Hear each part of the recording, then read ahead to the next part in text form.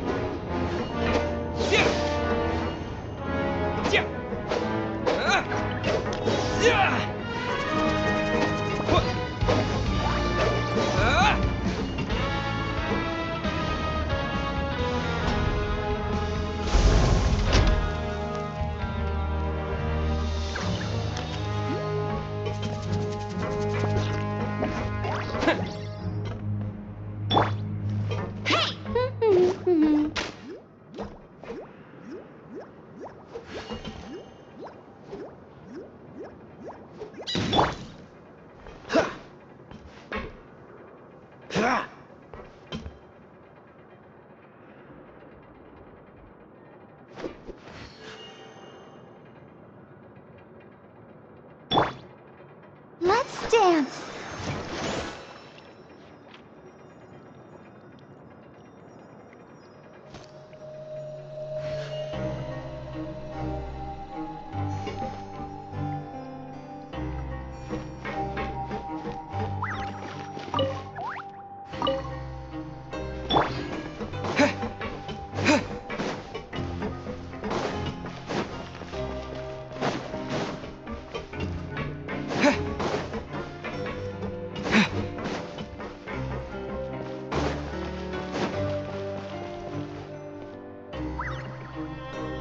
Oh, he wasn't kidding.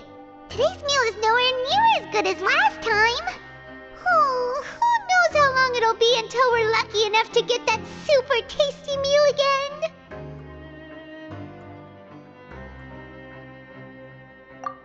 Forget about it then. We'll just deal with the regular food for the time being. Let's just get out of here as soon as possible. But life here doesn't seem all that bad. Other than the foreman being kinda mean and the work being pretty tiring. You think so, mate? If I had a coupon for every fish who said that. Seems you fishies still haven't learned your lessons from your life up on the surface. If you take things at face value, then by the time you reach a dead end, you won't even know how you ended up on that road in the first place. I like your attitude. I can, let you in on a little something. Everyone's been telling you to just follow the rules and not cause any trouble for yourself. Am I right? But what they don't tell you is that the rules aren't exactly what they pretend to be. The rules for being a prisoner. The truth is, this place has a lot of hidden rules. Huh? Hidden rules? What do you mean? Not everyone knows about those rules, but whether you know them or not, once you break one, you might encounter something even worse than death. Really? Oh, now you're really scaring poor Paimon. Don't joke around like that! Of course. And I'd say that just disappearing would be one of the better outcomes. Oh, you mean that if there really are hidden rules, then Child's disappearance might have something to do with that? In that case, would you tell us some hidden rules? We definitely want to avoid breaking them. Come on, mate. This is valuable information. The difference between life and death. Do you really think you can just ask and I would tell you? Paimon understands, but we don't have many credit coupons yet. Yeah, I know. Not like I'm going anywhere. Just come talk to me after you've saved enough. Moreover, you're new fish, freshly caught, and completely out of your element. What'd be the point in even telling you anything before you've gotten a handle on your new lives? Come and find me once you've been here longer. I'm usually around the Rag and Bone shop. Just call me Vidoc. Bye-bye now.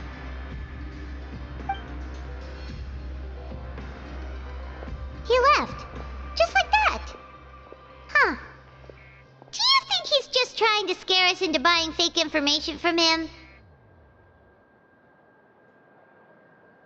Yeah. It might be a good place to start in our investigation. Hidden rules, huh? But, like he said, we don't have any coupons and we're still not familiar with this place. Oh, there's nothing we can do about it now. We were so busy talking, we almost forgot to eat. Even if it's not the best, it's probably better while it's warm. Come on, dig in before it gets cold.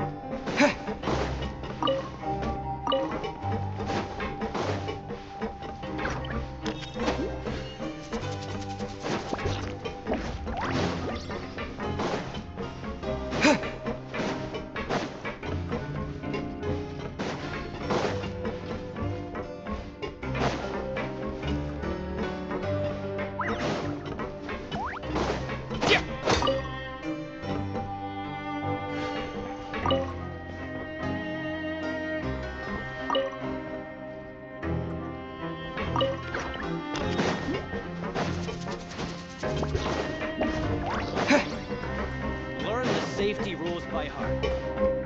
Wait, what?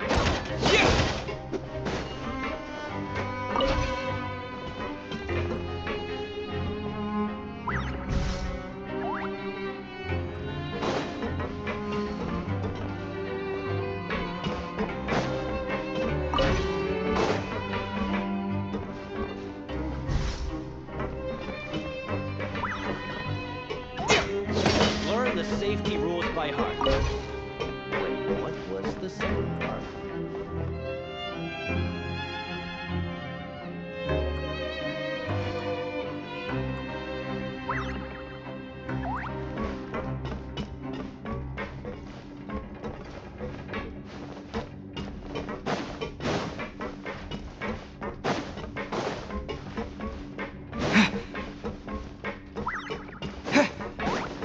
Learn the safety rules by heart.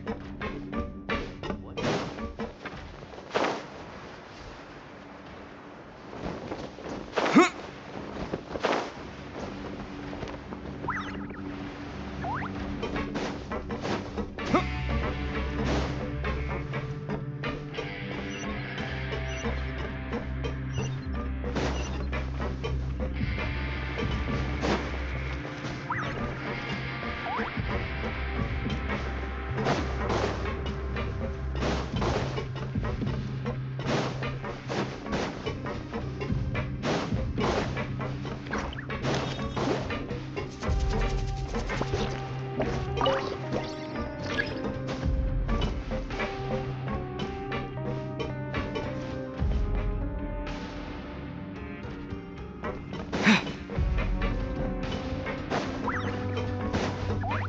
Well, the work just never seems to end.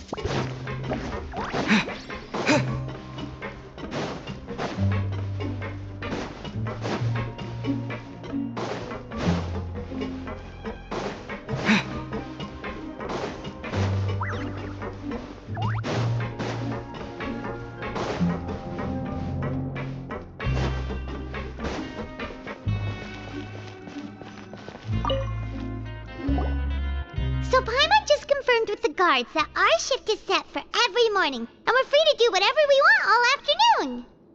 But it seems like most of the other inmates choose to continue working through the afternoon to earn more credit coupons. Oh, and they also said that you can use coupons to skip work in the morning and free up your time. They weren't kidding. Credit coupons really can be used to do anything here. Paimon's so tired. And we'll need to wake up and go to work in the morning. Without any credit coupons, it's not like we can really do anything else. Nighty-night, Traveler. Paimon hopes we can keep making progress on our investigation tomorrow.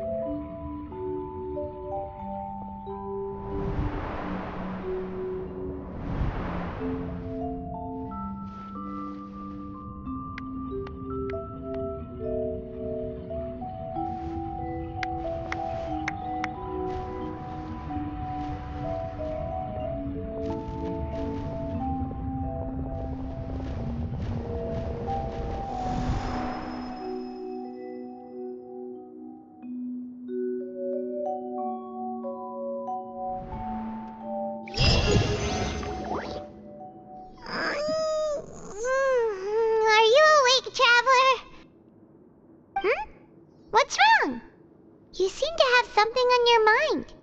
Did you dream about something last night? Is that even possible? Unless it wasn't an ordinary dream? Oh, child's vision! So you had it with you this whole time? Maybe the vision connected child's consciousness to yours.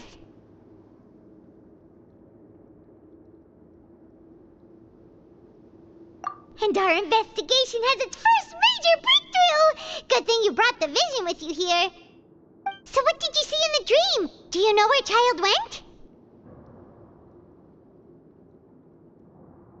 Huh. Okay. Well, hopefully it'll be a bit more helpful in the future. What's more important now is that it's the start of another new day as prisoners. Let's do our best to earn more credit coupons. What's the plan for today? Let's go! It's time to start working. If that guard Fielding catches us skulking about, he's sure to give us an earful.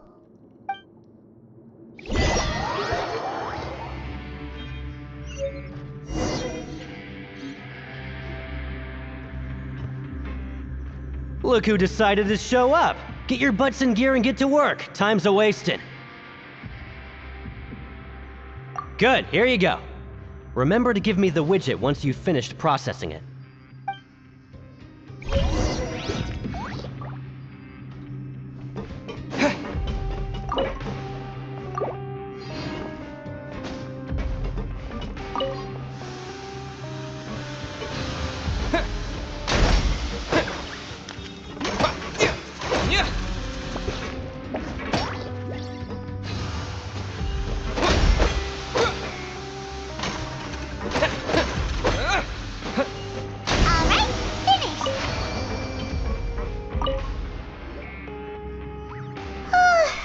I'm on speed. But after so many shifts, it seems we're really getting the hang of it now. Hey there, fellow shift mates. I saw you finished your work, so I thought I'd come over and say hi. Oh, hey there! We've seen you before. Your assigned workspace is really close, isn't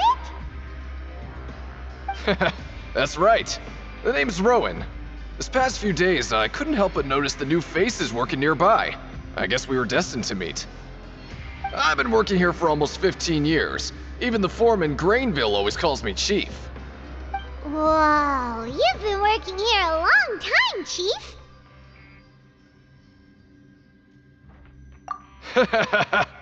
If there's anything you'd like to know, just ask me. I know the work here in the production zone better than the back of my hand. All right, Chief. We'll be sure to come to you first.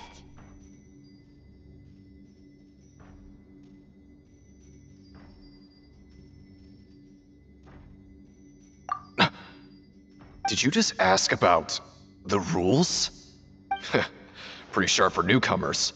You've already heard about the rules, huh? Who'd you hear it from?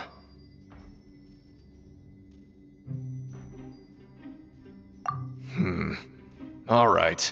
Seeing as I'm the one who came over here, you're already calling me Chief. I guess I can tell you a little. Truth is, you two keep working like this, you might be putting yourselves in danger.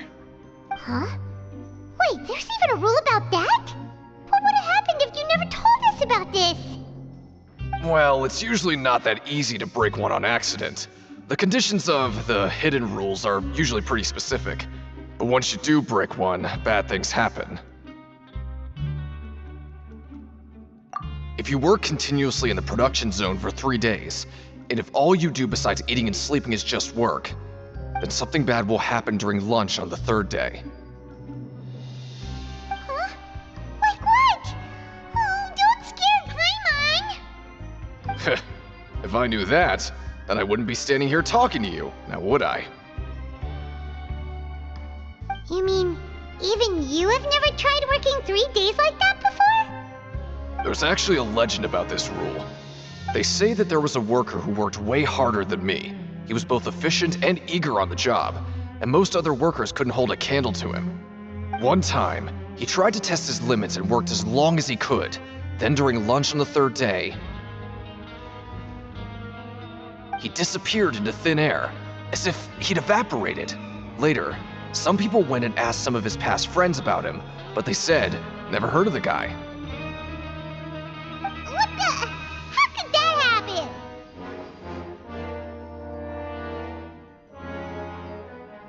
Unfortunately, we were assigned different production zones. I never saw for myself what he looked like. Wait, are you thinking that it was...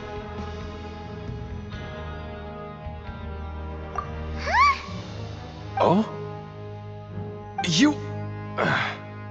Listen, kid. This ain't the kind of thing you should be curious about.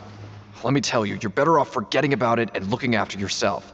Now I kind of regret ever telling you. Yeah, I agree with Chief here. Do you really want to try?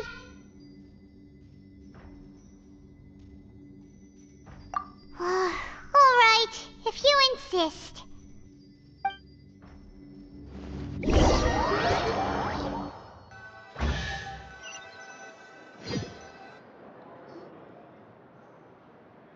Oh, just a regular meal set. Guess Paimon shouldn't get her hopes up. What would you like to do this afternoon?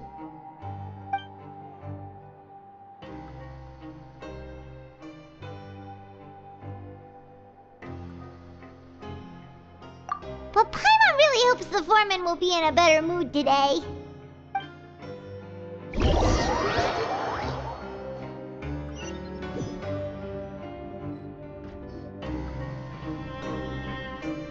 Look who decided to show up! Get your butts in gear and get to work. Time's a-wasting. Good, here you go. Remember to give me the widget once you've finished processing it.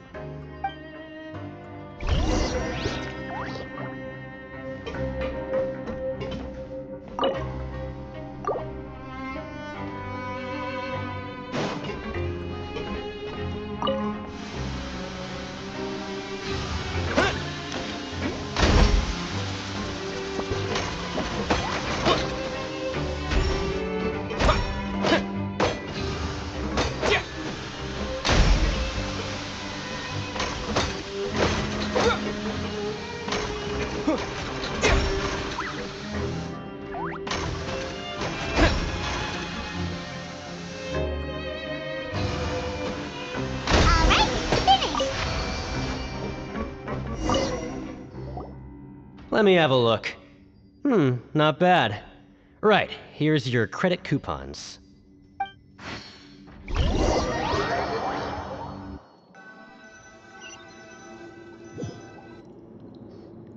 Aw, looks like we won't get a chance to sleep in as long as we're here. Let's get to bed early.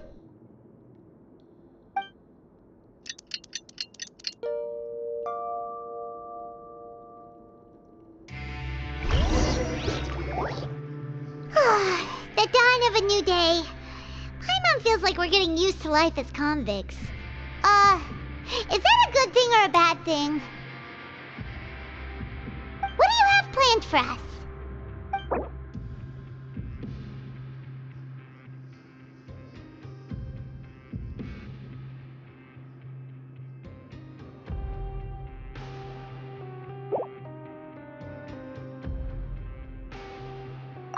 Right, we just need to keep at it.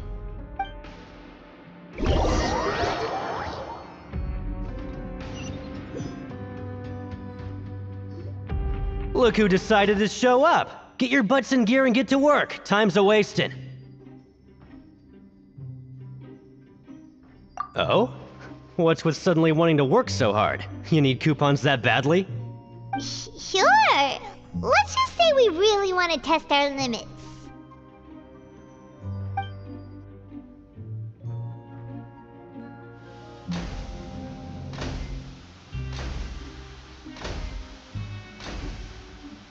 Nice! We did well today. Let's keep it up!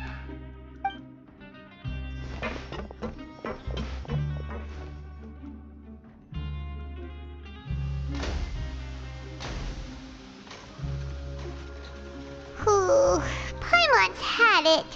Who knew that processing these widgets would be so tiring?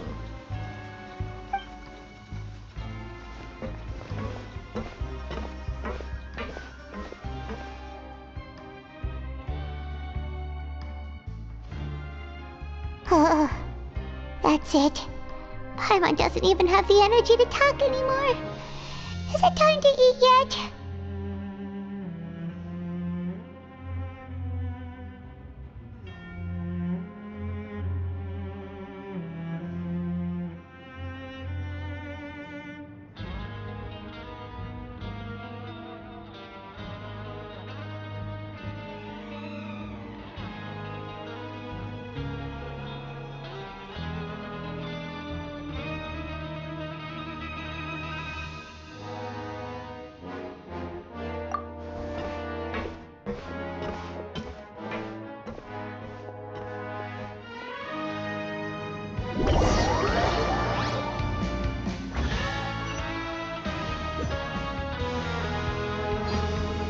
Oh, Paimon's exhausted.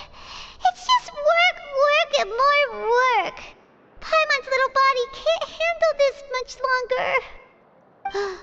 Wait a sec. Now that Paimon thinks about it, haven't we been working non-stop for 3 days now? And now it's lunchtime.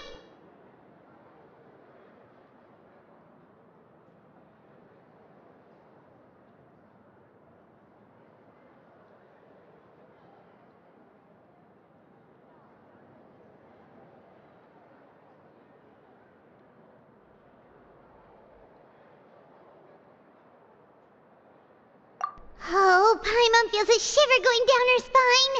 What's going to happen? But it doesn't seem like anything's changed at all. And we made it to the coupon cafeteria safely.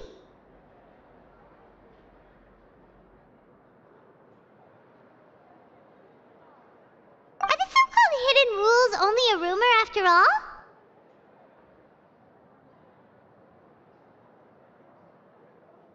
Well, there's no use to just guessing all day. Paimon's stomach has been grumbling the whole time. Let's just eat already. Paimon wonders what we'll get today. Maybe we'll get the super lucky meal. Wait, what? What in the world is this? What's with Paimon's food? And yours is the same. Is this stuff meat? But it looks and feels so bizarre. What kind of chef would make food like this?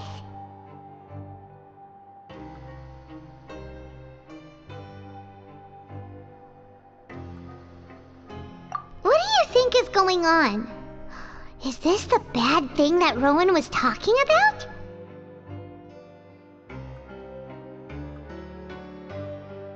No, stop right there. Paimon gets what you mean, just don't say it. Hey, isn't that Wolsey over there? He must have made the food, right? So let's just ask him about the food and be done with it. Hey, Wolsey, have a moment? What is it? I'm about to go report the numbers for today's free meal, so you'd better make it quick. It's about the meat in our meals. Look, does it seem normal to you? The meat? Oh, that. Looks perfectly fine to me. Totally normal. You better hurry up and chow down. How could this be fun? Hey, don't leave! You barely even looked at it! Hey! Ugh, what should we do now? Wolsey wouldn't even give us the time of day. Is he trying to hide something? Yeah, looks like we have no other choice. Paimon was positively famished a minute ago, but now she's lost her appetite.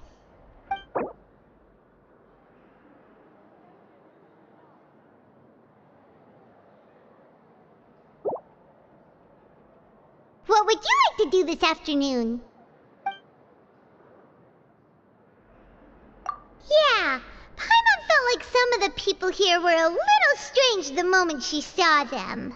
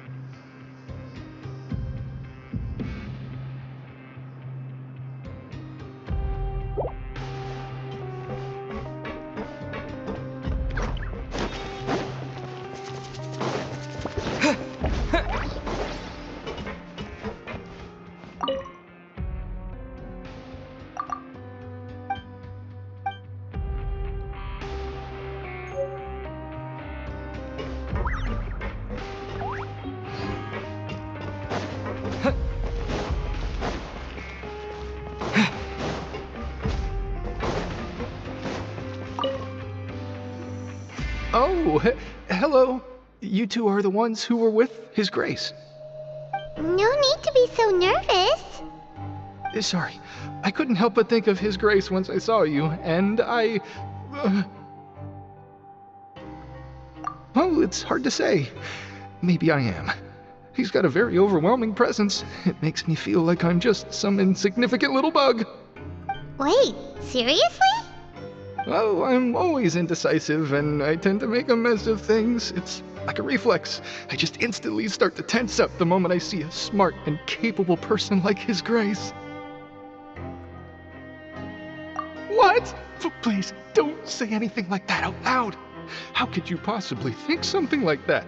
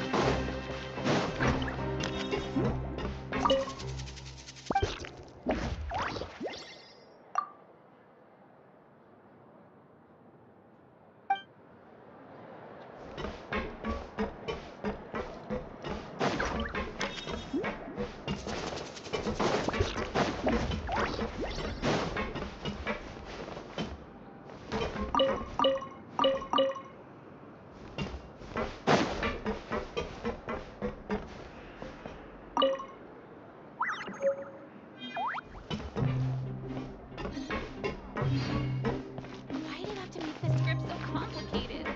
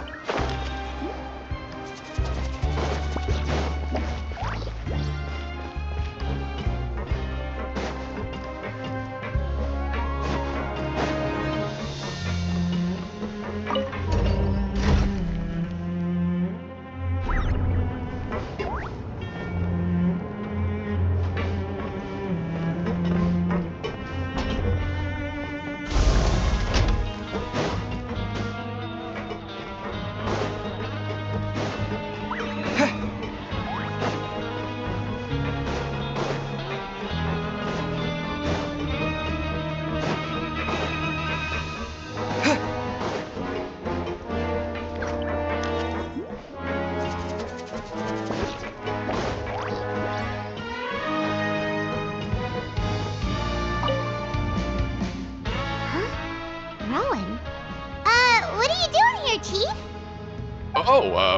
I was injured a bit just now. Nothing major, I think I just pulled something. Little mishaps like this are unavoidable at work, you know? Huh. Paimon wouldn't have thought someone as experienced as the Chief would still get hurt on the job. I just knew you would say that. This is pretty embarrassing. Where's Siegeween when you need her anyway? The one time I need to make a quick trip to the infirmary. Oh, you mean she wasn't in the infirmary? Yeah. The rumors say that there's never anybody in the infirmary in the half hour before lunch, and nobody knows where Siegeween gets off to.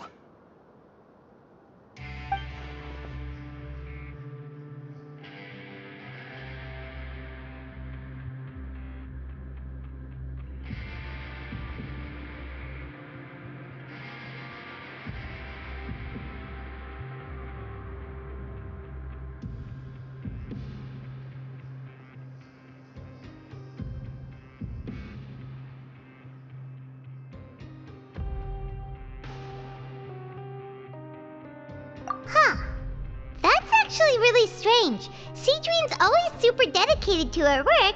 Where else would she possibly go? Forget it. I can take care of a small sprain like this on my own anyway. No need to trouble her.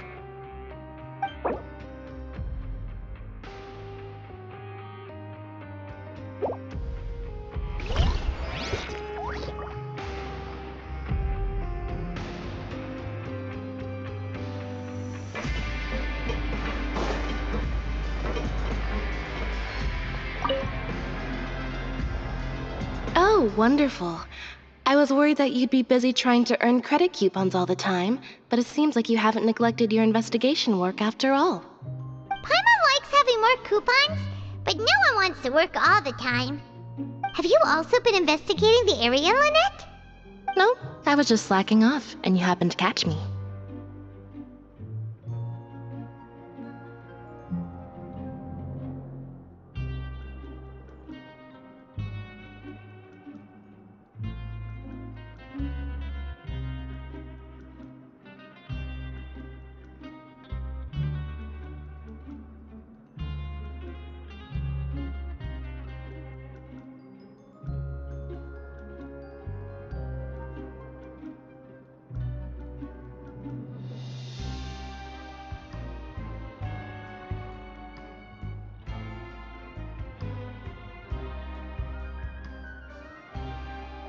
My brother is still obsessed with anything remotely related to the Forbidden Zone.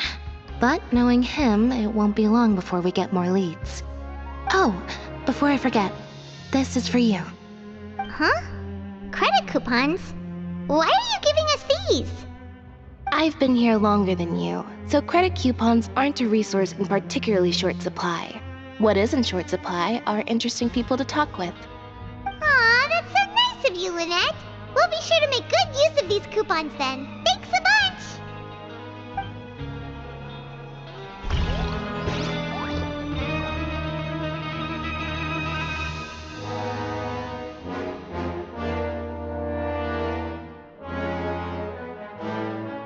Help each other.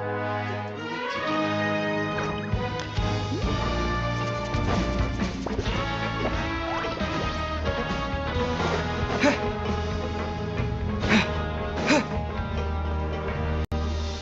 Hey, look! There's something here! Looks like a research notebook. That suspicious guy peeking into the infirmary just now. Is he a fan of Cedrine? He must have dropped this. Let Paimon read it real quick! The Melusine perceive the world very differently from humans. There are significant deviations. As a result, their sense of aesthetics and beauty is also very different from that of humans. This must be taken into consideration when giving gifts. Ooh, this all sounds pretty serious. He sure did his homework. And as for the notebook, let's take it.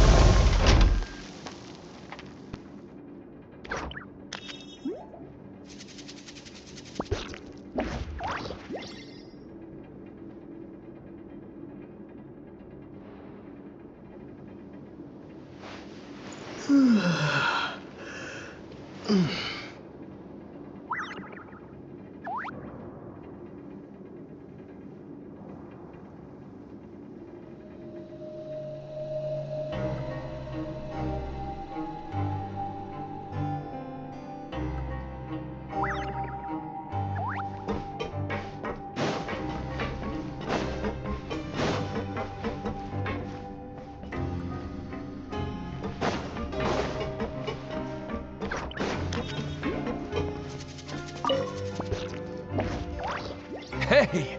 It's the Traveler and Paimon!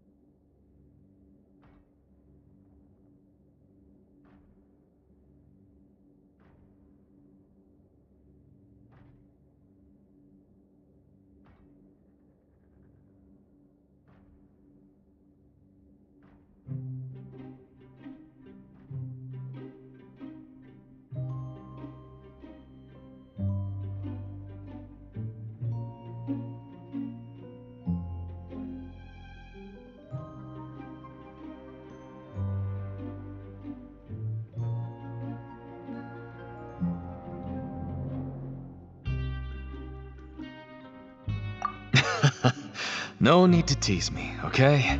I won't trip on the same step twice. Listen, I feel ashamed about last time. Thank you for praising me in front of His Grace. Here are the extra credit coupons he gave me. I'd like you to have them. Huh? No, we couldn't take them. They're your reward after all. But when I was welcoming you, I didn't do anything but give you the stink eye. Come on, I insist. These coupons are nothing compared to getting the attention of His Grace. I won't take no for an answer.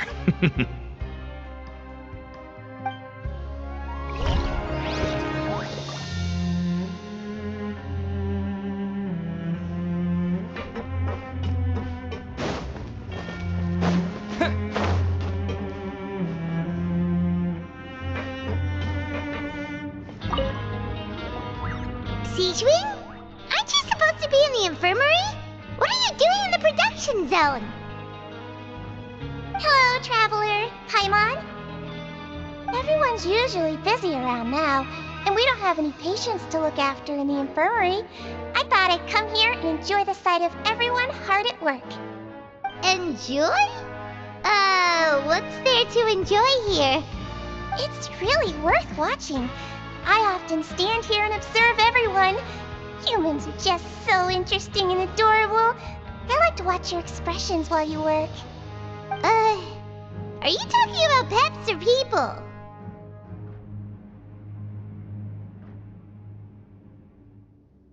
Oh, I can see why you think that, but you shouldn't jump to conclusions. See, we Melazines are a different species, and we see the world very differently from humans. It's very easy for me to observe everyone's condition. All it takes is one look, and I can tell which workers are exhausted. Wait, Melazines can see that? Huh. That does sound useful for being a nurse. Yes, running around tending to everyone's health is very fulfilling, but I'd much prefer it if you're all happy and free from exhaustion and pain in the first place. Take care of your body and make sure you eat well. Always rest when you're tired from work and don't push yourself too hard. We'll definitely take care of ourselves. Thanks for the reminder.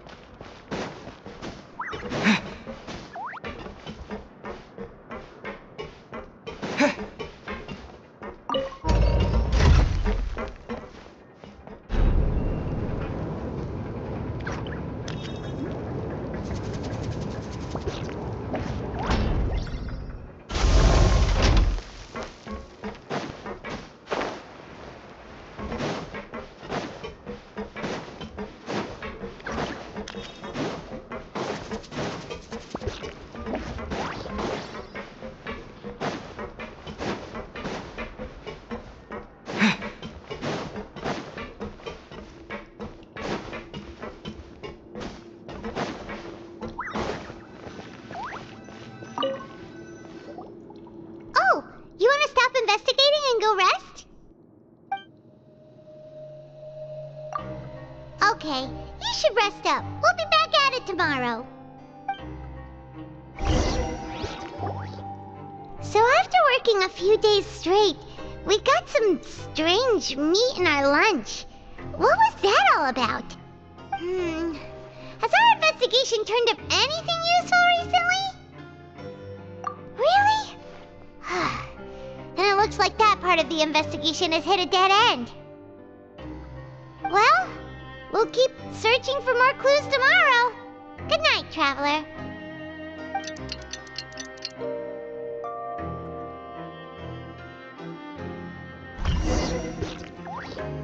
Oh, Paimon doesn't want to get up. Paimon still feels completely exhausted from yesterday. What do you have planned for us.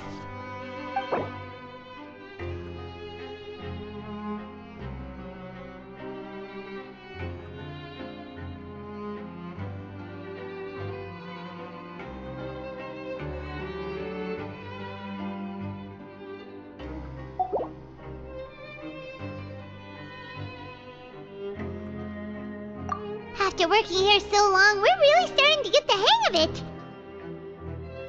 But doing the same thing all the time can get old pretty quickly. How are you holding up?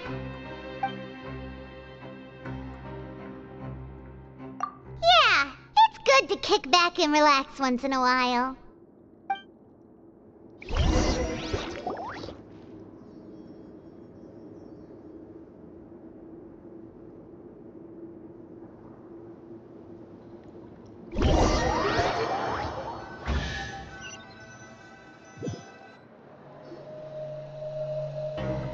Oh, just a regular meal set.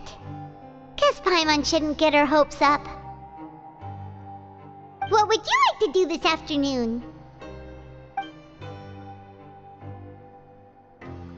Sure! If we're not going to work, then let's kill some time at the Pancration Ring.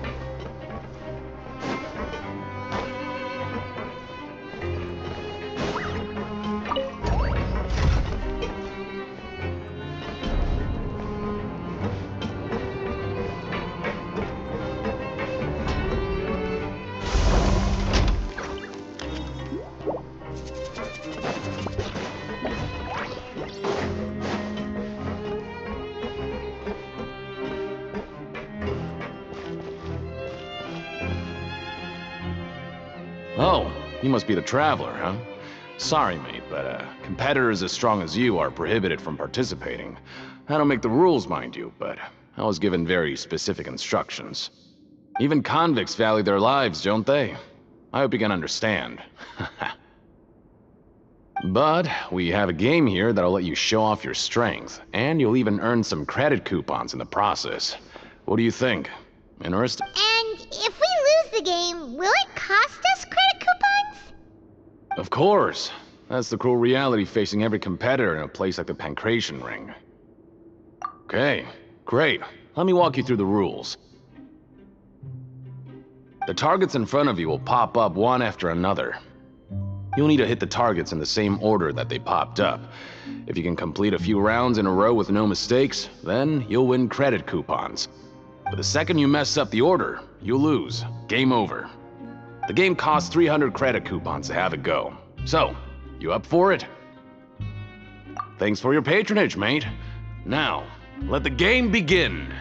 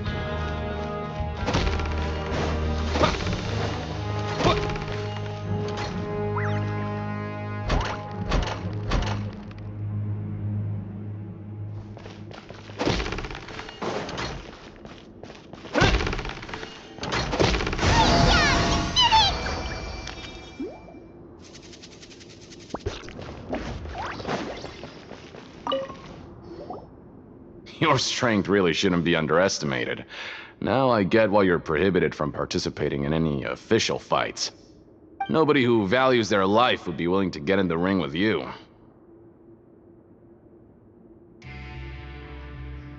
However, you two haven't tried betting on the outcome of a Pancration match yet, have you? Just go talk to Rusimov. Buy a ticket for whichever fighter you think will win. There's a big payout if the fighter you support comes out on top. But we don't know anything about the fighters. How can we possibly know who to support? That's normal. Just watch a few matches and get a feel for the fighters. It won't be long before you can pick winners in your sleep. He's got a point.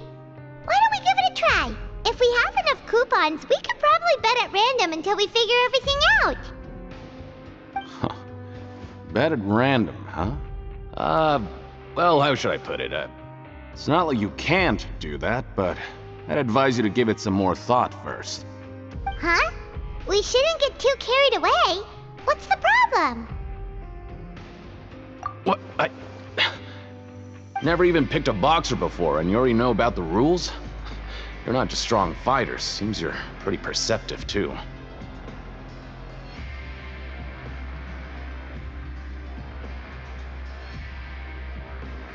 Might as well tell you about it, since you already know that much.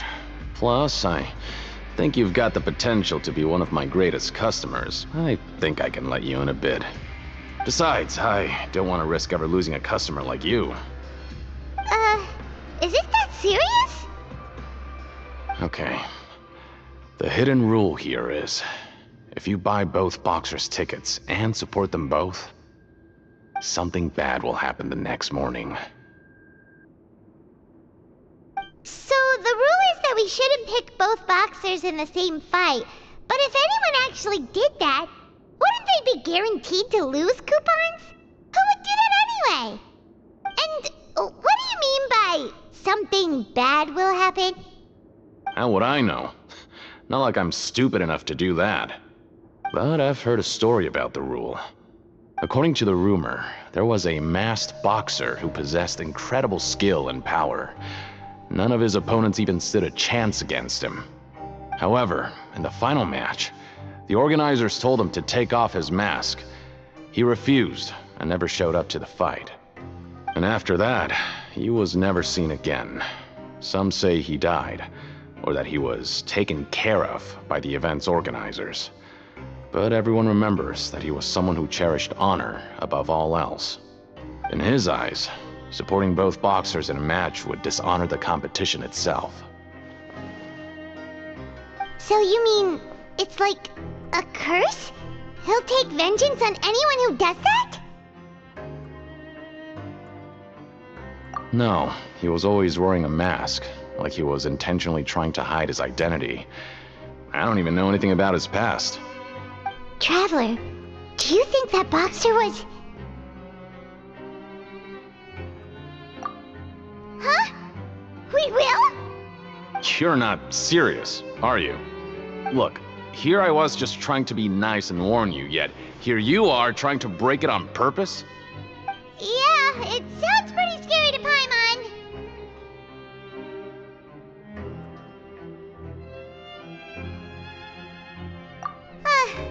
Seems you've made up your mind. Just be sure to protect Paimon, okay? Betting on both fighters will set you back about 3,000 credit coupons. If you have enough, then go ahead and give it a try. Just don't come running back to me if something happens.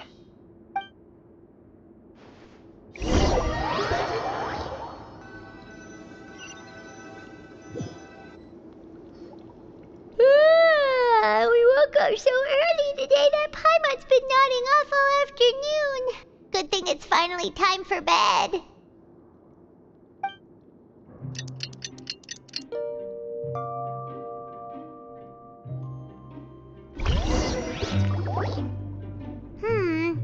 Maybe we can make some progress in our investigation today. What do you have planned for us?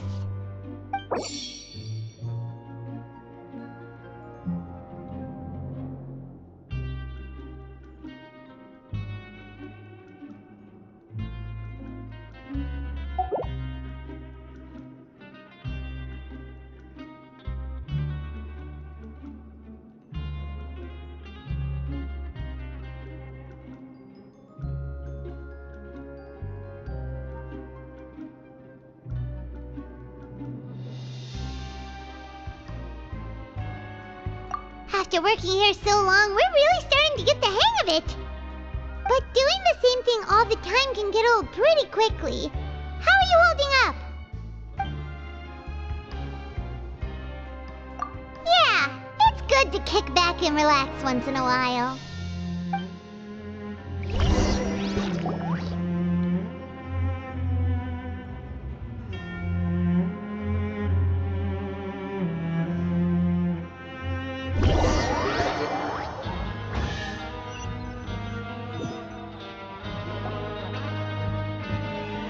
Oh, just a regular meal set. Guess Paimon shouldn't get her hopes up. What would you like to do this afternoon?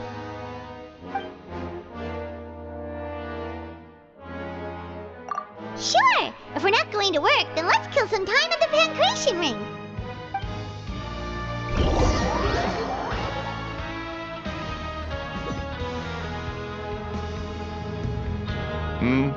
Are you two here to buy tickets?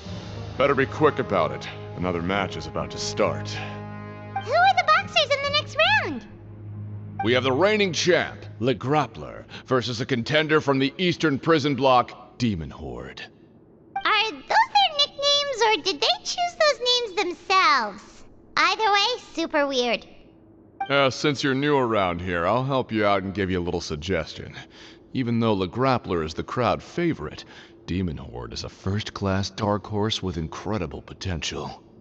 Anyway, for this match, I recommend that you pick... Huh? For both fighters? I can tell you're new to this, but I didn't think you were completely clueless. Maybe you don't quite understand the rules, no? Let me try to explain again for you more clearly. You see... Oh, no need. We're aware that we're going to lose coupons. Alright then, if you're absolutely sure. Remember, no refunds once you buy the tickets. Yeah, we got it! Just shut up and take our coupons!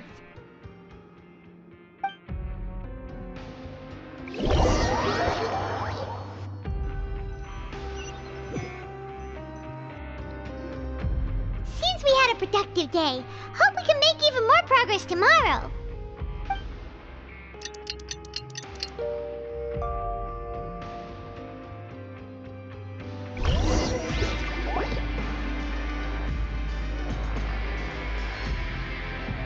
Hey, Traveler, Paimon. Package here for you. The next time you buy something, go pick it up yourself. I'm not a delivery man, you know. Huh? A package? For us? Did you buy something, Traveler? Paimon's not quite awake yet, so why don't you go take a look? All right! Yesterday we broke the hidden rule and bought tickets for both boxers. Oh, maybe this package is the bad thing that Colin said would happen. Paimon suddenly feels wide awake. Wait, maybe let Paimon go hide somewhere first. Just call Paimon after you opened it. Hey, wait! Paimon's still here! Don't open it! Ah!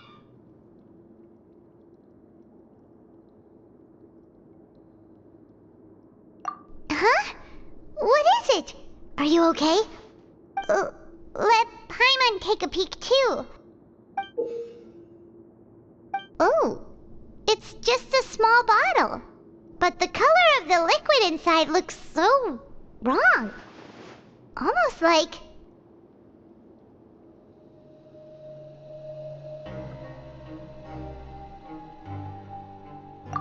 Alright, that's enough of that. No need to say it out loud. Paimon already knows what you're trying to say. Ugh! No way! Get that stuff away from Paimon! Paimon thinks we shouldn't open the bottle until we figured out what's going on. Just trust Paimon on this one, okay?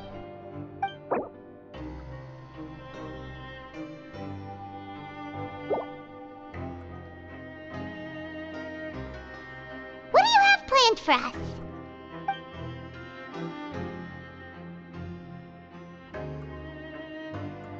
The it feels nice to slack off a little, less work means less coupons.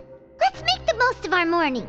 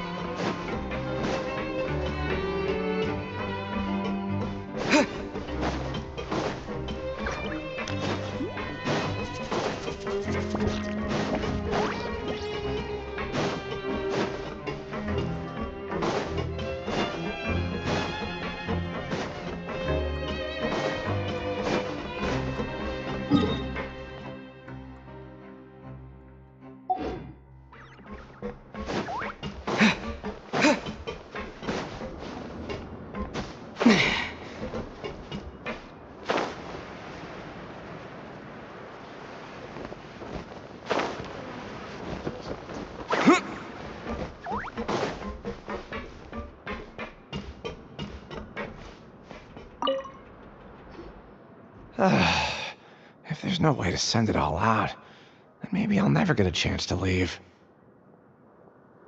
Who are you? We've never seen you before, and you don't look like a fellow convict. I'm not! Of course I'm not. Please, don't mistake me for a criminal. I'm a good, law-abiding citizen. Then what are you doing here? You sure seem anxious about something. I'm a promoter for Fontico, and I'm usually responsible for promoting our drink products. I thought I could complete my task here quickly and return to headquarters, but I've been here way longer than I anticipated. Oh, a promoter from Fontico? So what kind of problem did you run into?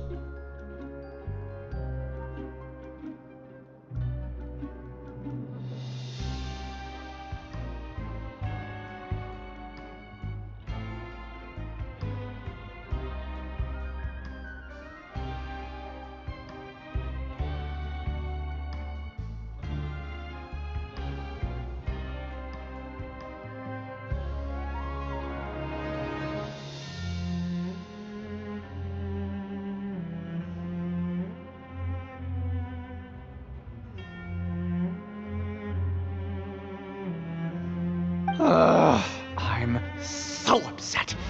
It's all because of that Duke.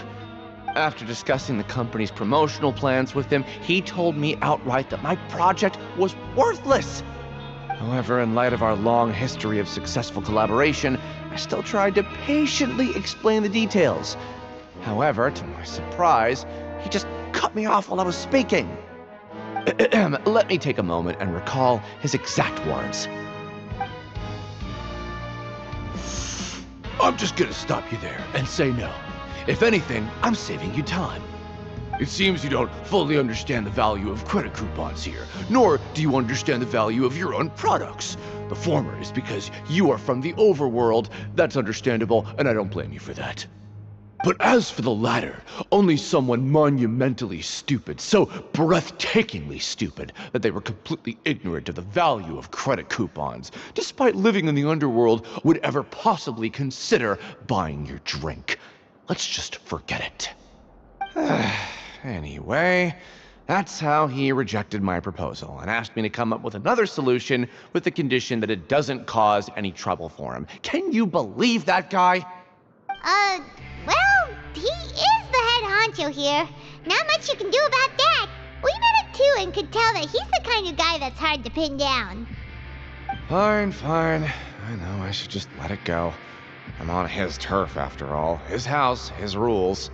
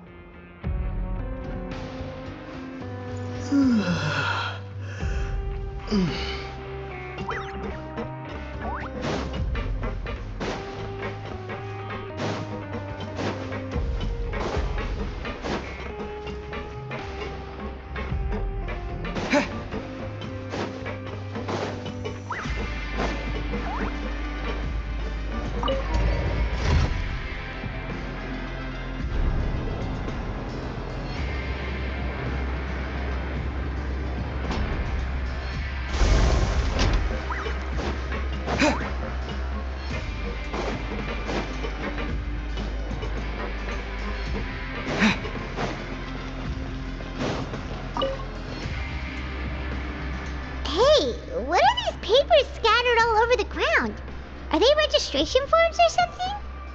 Maybe not. Every page has the Fontaco symbol on it. Maybe it's some flyers from the company. Okay. But if someone catches us, they could accuse us of trying to steal the company's secrets, couldn't they? Oh, you're right. Guess there's nothing to worry about then. Let Paimon have a look here. Without assistance from the Fontaine Research Institute, development of the new product has been slow, and some researchers on the project have voiced concerns. We have no choice but to let the new product undergo the first phase of promotional trials without a designated name or packaging. We will adjust the direction of future development according to feedback. We have decided to only conduct closed, small-scale trials for the time being. Sure doesn't seem like anything unusual. The company is just trying to develop some new products besides Fanta. But it sounds like things aren't going well at all. Let's put these papers back where we found them and make it look like nobody went through them. Okay, good.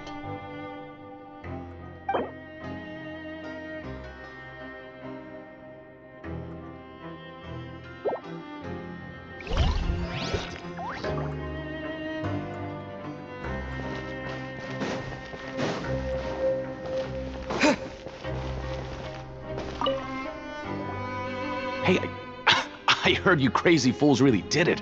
You bought tickets to support both fighters, didn't ya? Well, did anything happen? Well, the next day we received a mysterious package, but we still haven't made any sense of the contents.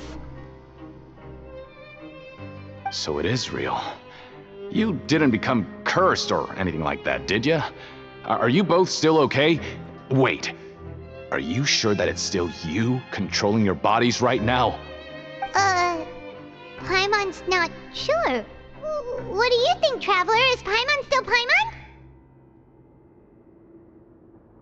Oh, okay. Well, that's good. Yeah, you two don't seem to have changed at all. But I wouldn't let your guard down just yet. Still, I didn't expect you would actually do it. You'd actually throw away coupons like that just to satisfy your curiosity? Even if we bought tickets like everybody else, it's not like we could hope to earn any coupons. When it comes to things like this, it's always the organizer who makes the real profits. Hey, just what are you trying to imply? The Pancration Ring is an honest business, and we really don't make much from selling tickets. We make so little that even the current tournaments can only be held thanks to funding from the producer of Fanta. Oh, so it's the company that manufactures Fanta sponsoring the events? Paimon thought all of this was thanks to the Duke's support. Let's just say it's a mutually beneficial arrangement. They reached out to us first, hoping to promote Fanta products in the Fortress of Meropide.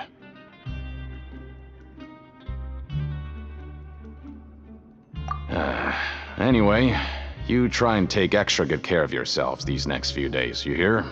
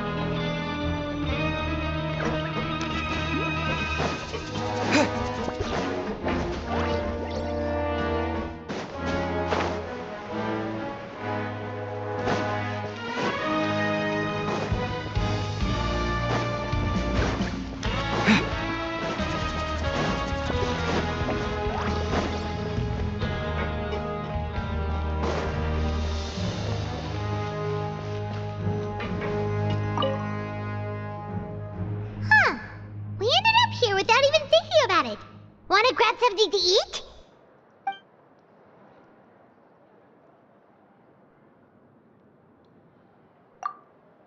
Alright, but remember that we bought this time with coupons, so let's make better use of it next time.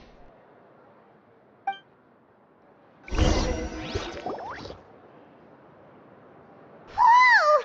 Isn't this the super lucky meal? Looks like hard work really does get rewarded. Paimon's gonna take her time and savor every bite.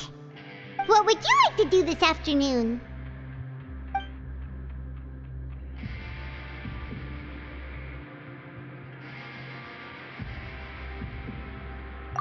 After working here so long, we're really starting to get the hang of it. But doing the same thing all the time can get old pretty quickly. How are you holding up?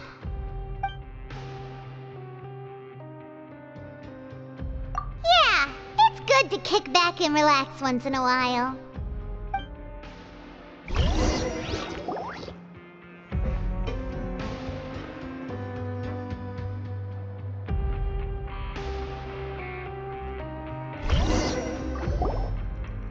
A mysterious box? A bottle of crimson liquid? Paimon still doesn't know what to make of it. Do you have any ideas, Traveler? Really? Then it looks like that part of the investigation led us nowhere. Well, maybe we'll have better luck tomorrow. Good night, Traveler.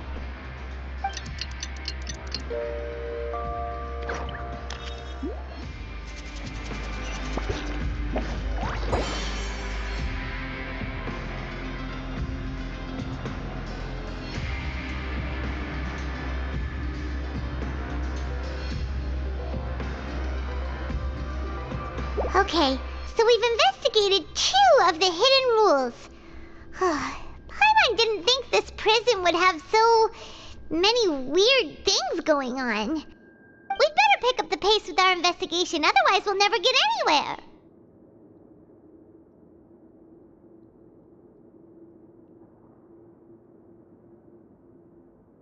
Yeah, let's skip work for now and put our time to good use.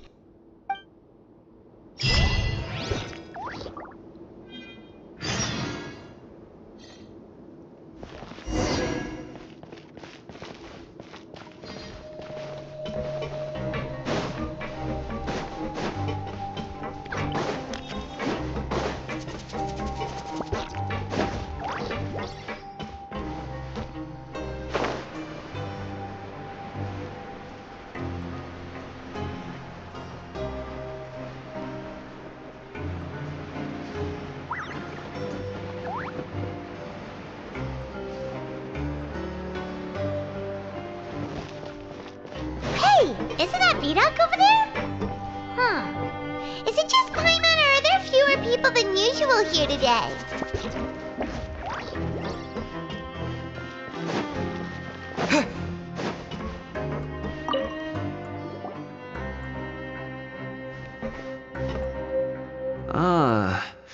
Seeing you at this time must mean you've already saved up a lot of credit coupons. Or at least enough to skip work. Seems you're getting into the swing of things around here.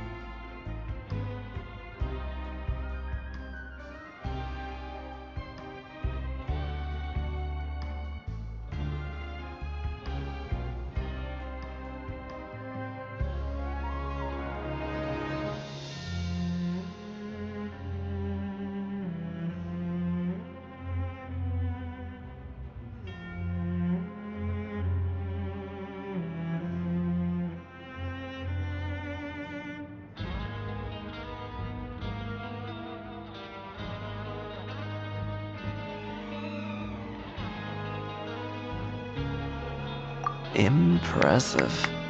Very impressive. So, now can you tell us about the hidden rules you know? If that's what you want to know, I guess you couldn't have come at a better time. Huh? What do you mean it's a good time? Leonid and those other pesky broke urchins have all gone to work in the production zone. I wouldn't want them listening in without paying up. We get it! Just tell us already! So, you know those pipes that make strange sounds? Don't ever, ever go near them at night. Even if you manage to avoid the guards, you might find something even more terrible there. Something even more terrible? Like what? A group of cannibals. Cannibals? In the Fortress of Meripede? Every month, they meet a few times in the dead of night. Rumor has it they might be connected to the people that have disappeared here. But what's even scarier is that they have a special proclivity. Since they have no way to dispose of the leftover remains, they have ways to transform them into other forms and keep them in the fortress forever. Paimon might already know what you mean by other forms. So that's what's going on here. Oh, Paimon's stomach doesn't feel so good.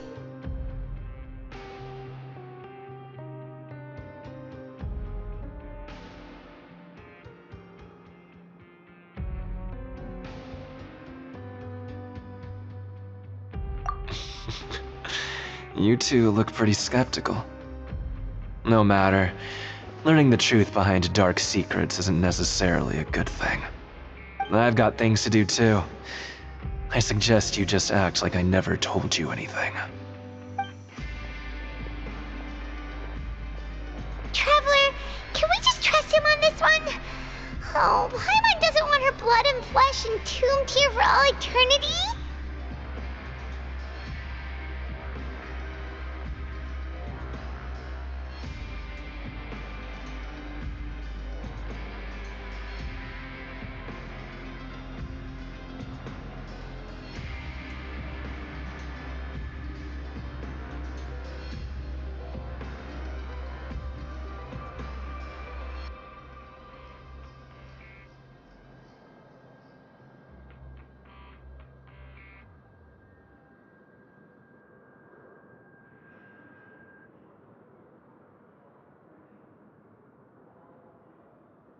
Oh, so that's how you see the situation. Huh. You know, Paimon does feel a little better about it now.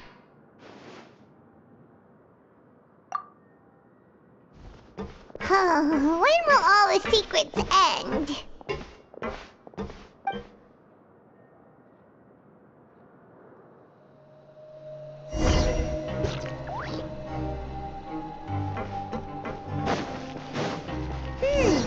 Vidok isn't here. But the guys who went to work in the morning are back. Let's go ask them! Just stay away from me. What? What are you saying? You shouldn't go around saying stuff like that.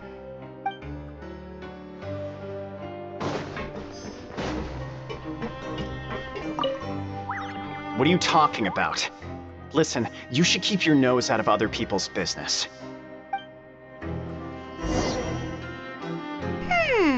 Their attitude sure is suspicious. Like they're trying to avoid us. But if they're being so obvious about acting weirdly, do you think they might just be trying to lure us in? Oh, this is all getting way too creepy for Paimon. So you mean we still need to investigate some more? Okay, if you say so.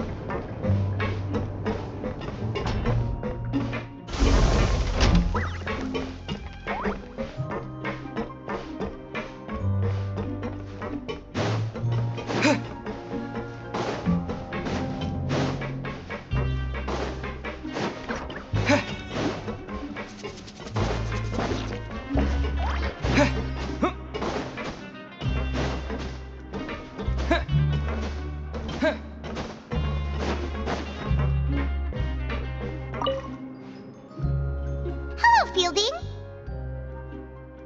What do you want? Criminals like you ought to be working right now. Catch my drift. We just want to ask you a simple question. Have you ever discovered anything odd during your nighttime patrols? Why are you asking about something like that? Whatever happens at night isn't your concern. All you need to worry about is getting enough sleep. Well... right! We've heard it happens a few times every month. Paimon has sensitive ears, so it makes it hard to sleep. Really? I see. But it's not like I'm on duty every night.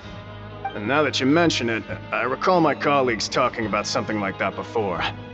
They say that strange things tend to happen at night on pipe cleaning days. Lots of us don't willingly take those shifts. So, what happens at night on pipe cleaning days? And they just conduct regular cleaning of the fortress's drainage facilities. There are 3 pipe cleaning days per month, and it just so happens that today is one of the scheduled days. You can try to confirm the sounds tonight if you want, and if they're real, then I can report the issue to my superiors for you. Oh, okay. Then we'll keep both ears out tonight. If that's all, then I'll be leaving now. I advise you not to try anything funny, though. Even if I'm not on duty tonight, someone will still be watching you. Don't worry, we don't want any time added to our sentences. Oh, he left. So what do you think about the pipe cleaning days he mentioned?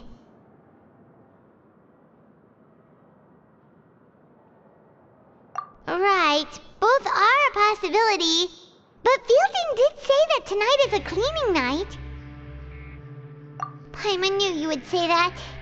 Alright, sounds like we'll be up all night tonight then. Paimon just hopes the guards don't catch us.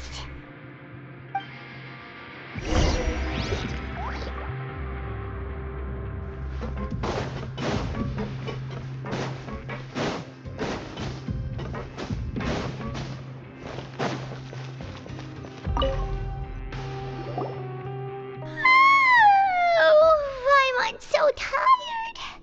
But we can't sleep yet. They'll be cleaning the pipes tonight, so it's the perfect chance for us to investigate.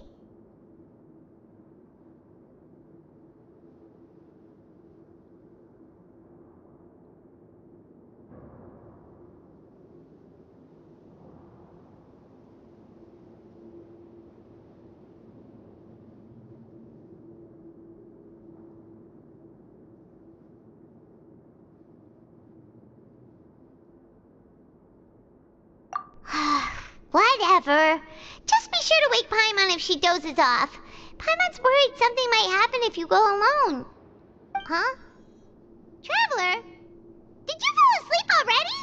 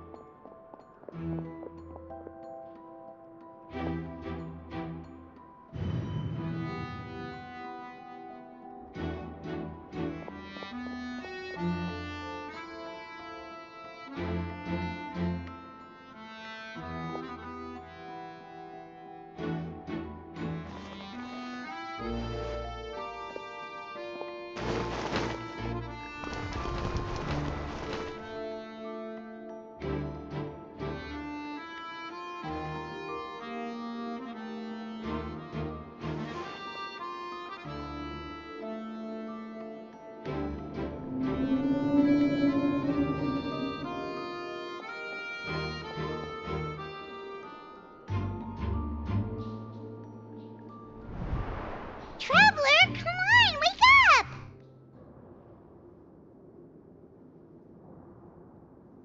Oh, it looks like you were just peacefully sleeping to Paimon. Well, what did you see this time?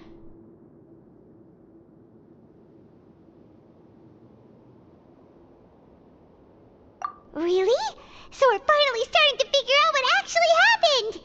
But what about the cannibals? How do you explain them? Okay, well, it's about time for us to get moving. Just be careful to avoid the patrolling guards.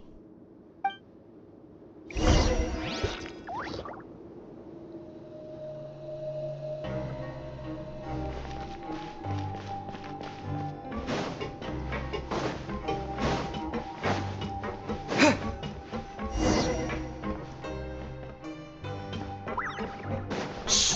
Careful! We'll get in trouble if the guards catch us.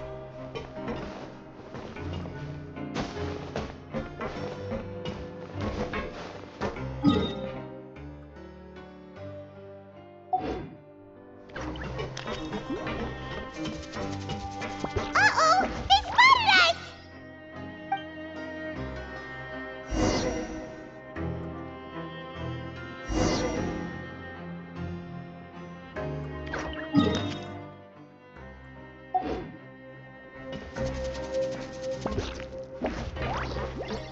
Shh! Careful!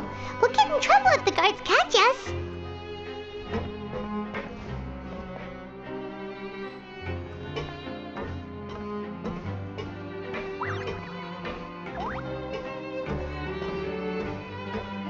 Hey, not this way. We need to get to that pipe, remember?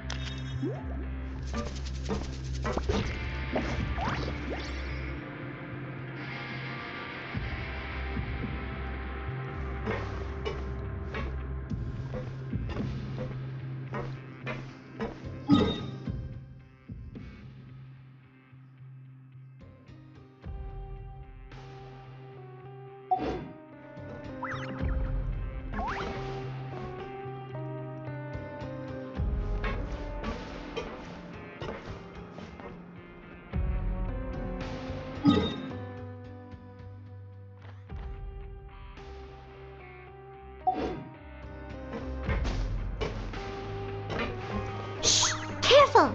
We'll get in trouble if the guards catch us.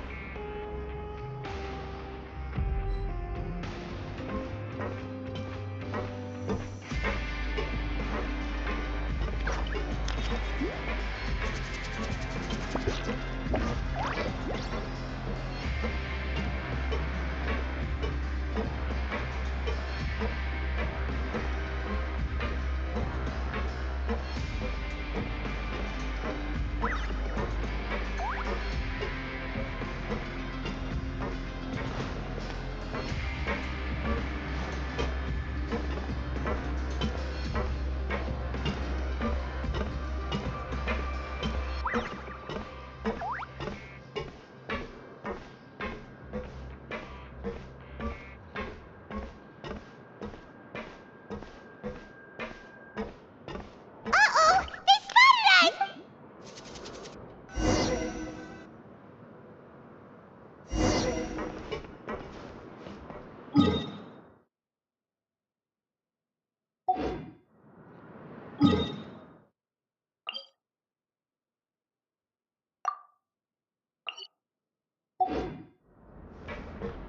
Shh! Careful! We'll get in trouble if the guards catch us. Hey, not this way. We need to get to that pipe, remember?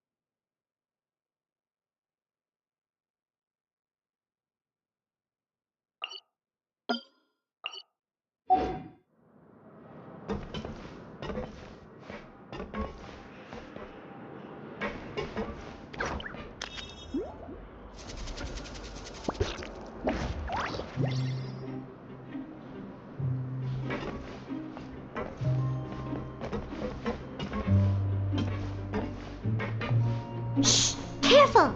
We'll get in trouble if the guards catch us.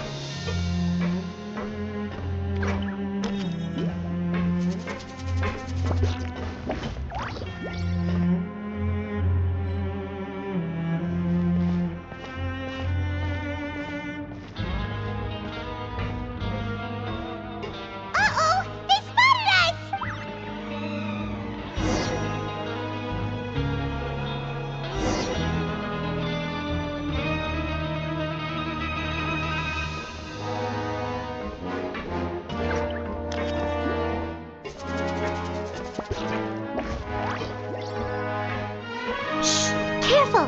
We'll get in trouble if the guards catch us! Hey, not this way! We need to get to that pipe, remember?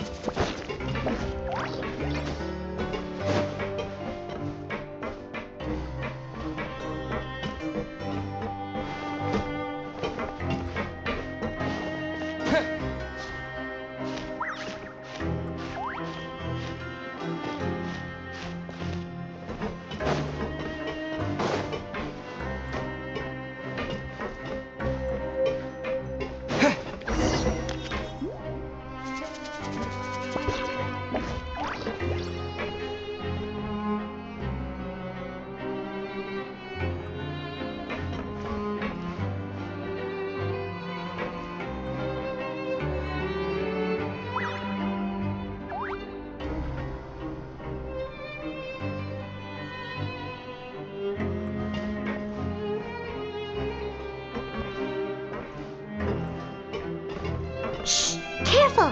We'll get in trouble if the guards catch us!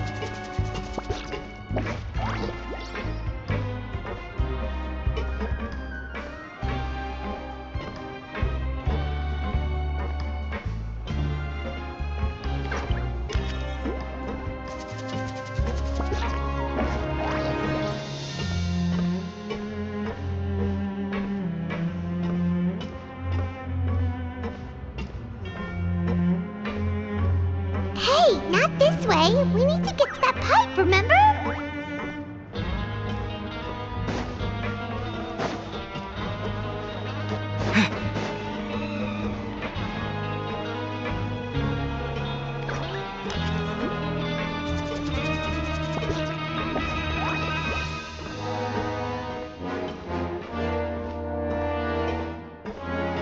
Uh-oh! They spotted us!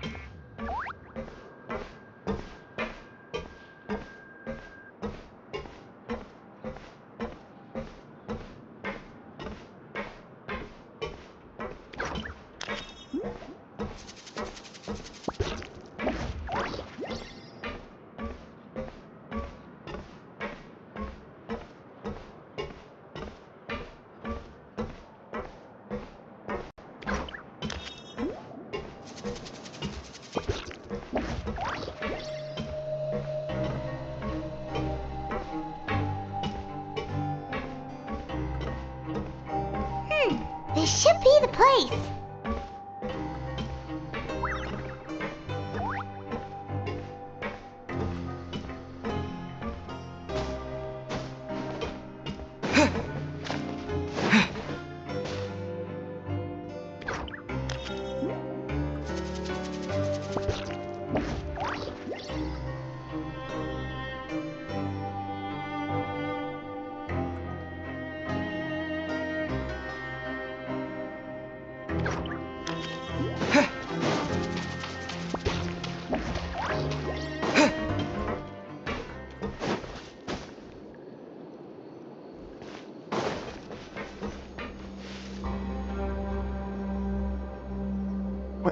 I know you. You were the ones we saw. Huh. You've got guts showing up here. You know who we are, right? You'd better leave now. Ain't nobody coming here to save you. What'd you say?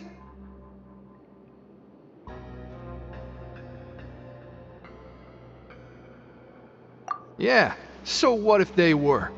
If you push us, we can make those rumors a reality at any time. Hey, what's the point of all those rumors anyway? What exactly are you trying to do? I don't have to tell you anything. If you turn around, go back to the dormitories, and act like you never saw anything, then I'll pretend that you never showed up here. Yeah, scram. Nothing worth seeing here. Huh? What did you say? Isn't that exactly what Boss said when he left? Hey, do you know our boss? Whoa. We had no idea our boss was such a big deal. He always kept his identity a secret. So, did he have you come here to find us? Oh, so your child's crew here? Seems like he had no problem fitting in. We're the only ones who heard him say those words when he left that night. So unless he somehow told you those exact same words after that... All right. I guess that's proof enough for me. I believe you. Wow, those dreams of yours sure come in handy. We gave him the business for a while, and would always give him a hard time when he first came to the fortress of Maripede. But here in the fortress, the strong will always earn respect. He was working the longest hours and racking up wins in the Pancration Ring. You could always see how amazing he was, even when he was teaching us a lesson. So eventually, we all decided to follow him. But one day, he suddenly told us that he had to find a way to escape this place, no matter the cost. He said it was because he heard that call again. And as his crew, if the boss wants something, then it's our job to get it done. So, we got to work, and used the hidden rules that were here to make up and spread the rumor about the cannibal rule. We just wanted to give him a better chance of escaping on a night after the pipes had been cleaned. Oh, thanks to your rumor, nobody would want to come anywhere near here, prisoner or guard. Wow, it sure is easy to exploit people's fear of the unknown. But has a child already escaped? Why are you all still coming here after pipe cleaning day? Because as far as we know, the pipe he went into isn't actually an exit. It should be a dead end. It leads to an abandoned factory area, and even if there were a way to escape from there into the sea, we're still way too deep. No one could ever reach the surface alive. But Boss still insisted on going in. It's like he was obsessed about it. So we told him that we'd pretend as if he never existed while he was gone. And that if he wanted to come back, he should wait for nighttime on a pipe cleaning day. That way, we could meet him here and help cover the whole thing up.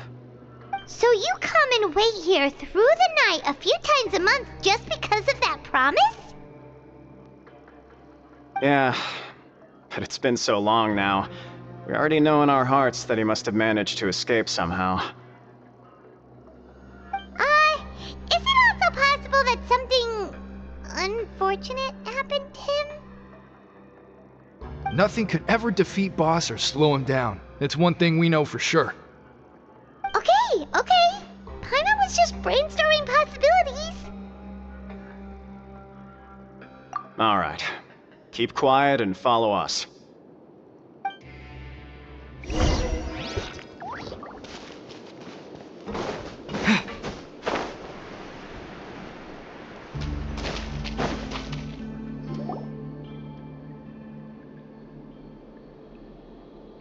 The way up from here has been sealed off. It's impossible to get through. Boss left by going down from here. It wasn't full of water at the time. Later, we came back hoping to have a look. That's when we found out it had been completely flooded. It's impossible to navigate unless you're an extremely skilled diver. Do you think Child got trapped by the water? Not likely. We all know that Boss was an incredible swimmer. Really? Then have him come investigate, pronto. Just be sure to tell us if you get any news about Boss. It's getting late. We should leave before the guards come this way. Yeah, we learned a lot about what happened to Child here. Let's get going!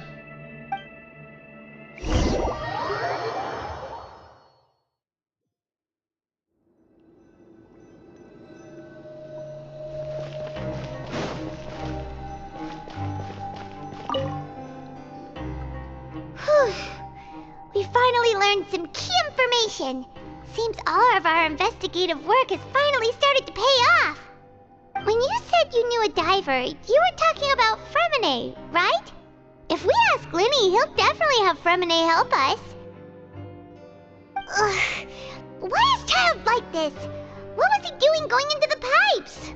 Not making our jobs easier, that's for sure. Fortunately, though, it seems like it's only a matter of time now before we find out what really happened. Now that we can finally relax, I'm starting to feel super sleepy. Let's try to get some rest while we still can. Nighty-night, traveler!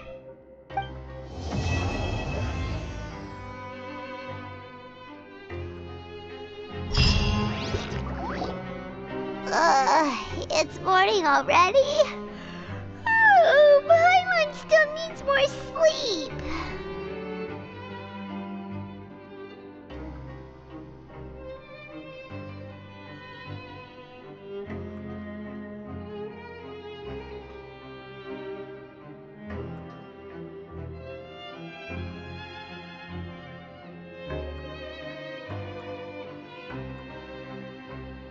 Huh? Wait, look over there! Isn't that... It's one of Linny's cards! Let Paimon see what's written on it! Maybe you haven't heard, but today is the monthly free day. Everyone has the day off today, which makes it the perfect time to do some investigating. It's been a while since we last talked. Have you been making any progress lately? Let's meet at our usual spot in the factory area before lunchtime. I have new information. Ooh, today's our lucky day. We have the day off. From the sound of it, Lenny's been making progress with his investigation. Wonder what he's discovered. We still have some time before we meet up. Let's talk with the people here for a bit more before we go.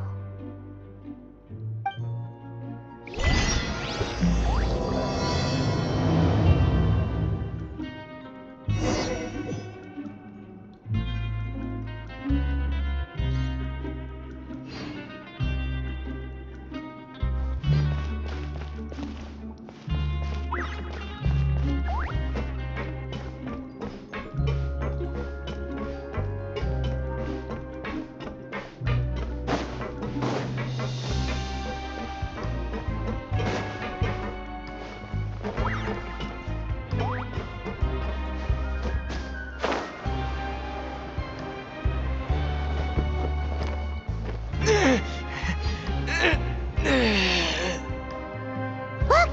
There are some people talking over there! Let's listen in on the conversation.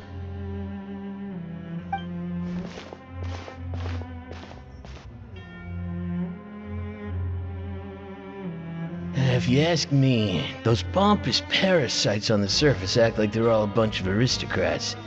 Do any of them give half a hoot about a bunch of dogs like us? Hey, speak for yourself, mate. I'm no dog. Oh, you think you're special or something? If you're here, then you're just a convict like the rest of us. I've heard that even if you're released after serving your sentence, going back to life on the surface ain't any better. Once a criminal, always a criminal. We're marked for life. I don't buy that. Hey, how cool would it be if the whole world was destroyed by a giant flood and everyone had to start over from nothing? What kind of filthy bilgewater are you spewing? I have family up there. You best shut your sewer hole with talk like that. Listen, things ain't so great on the surface, but who says that you have to leave? I've heard that you can still stay here and work even after you've served your sentence. Not bad if you ask me. Who wants to live in the ruddy overworld anyway? And what makes you think they want to hire someone like you? It's one of the great mysteries of the universe, how someone as useless as you is so confident. Whoa. Sounds like they're really unhappy about the overworld. Speaking of which, Paimon never heard anyone use the words overworld or underworld when we were living up there. Is it only something the inmates down here say? That's true. Grab yourself a welfare meal. Grab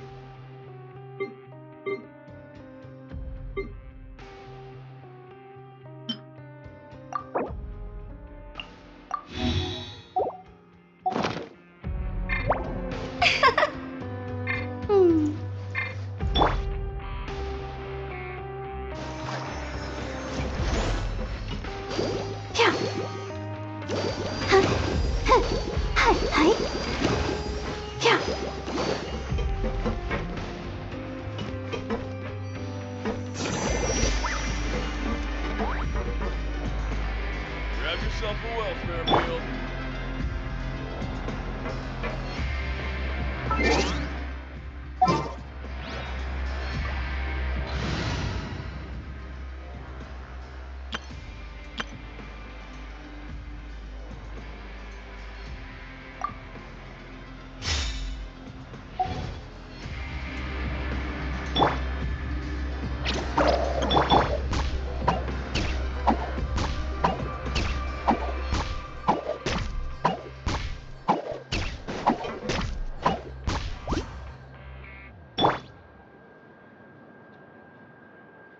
You wait here.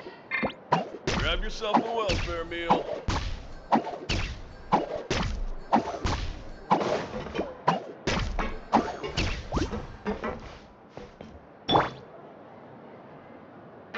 Stay put.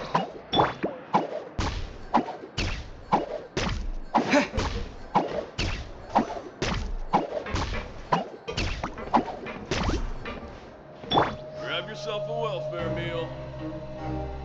Don't be scared.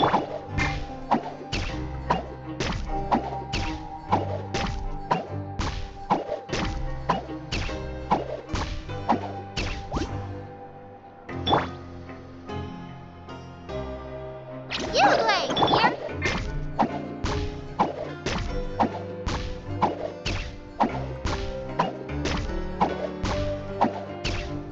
Grab yourself a welfare meal.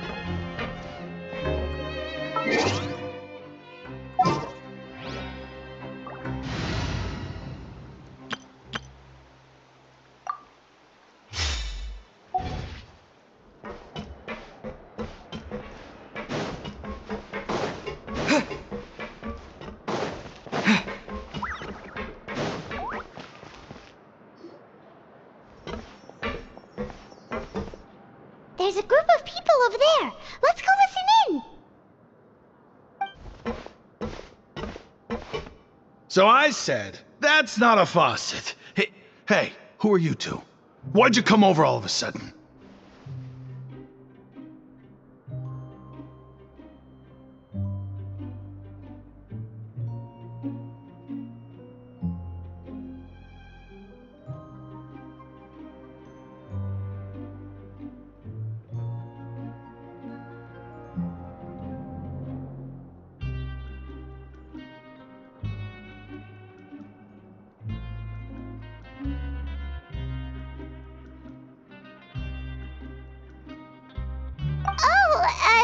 Sorry for eavesdropping. Sounds like you were talking about something private. What's the matter? They're just looking to join in on our fun, that's all.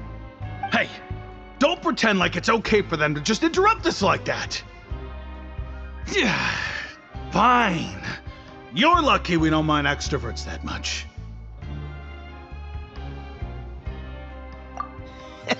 You hear that, Quisto? We're nice! Your expressions tell me you're looking to hear some juicy info, am I right? But before that, it just so happens that I know you two. Really? Are we that famous?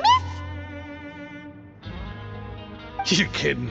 How often does anyone get a personal tour led by His Grace himself? Practically everyone was talking about it. Word has it that you also caused quite the kerfuffle. A little mistake, huh? I like the way you put it. You see, people with a good attitude can join our group anytime, unlike some of the others here. Your group? I'm Quisto, and this is Lavaroon. People usually call us the Bombshell Bros, but don't worry, we're not playing with bombs or anything. It's just that our information is always so explosive, and we blow minds on the regular. So, you two really like to gossip? Whew, you sure know how to embellish.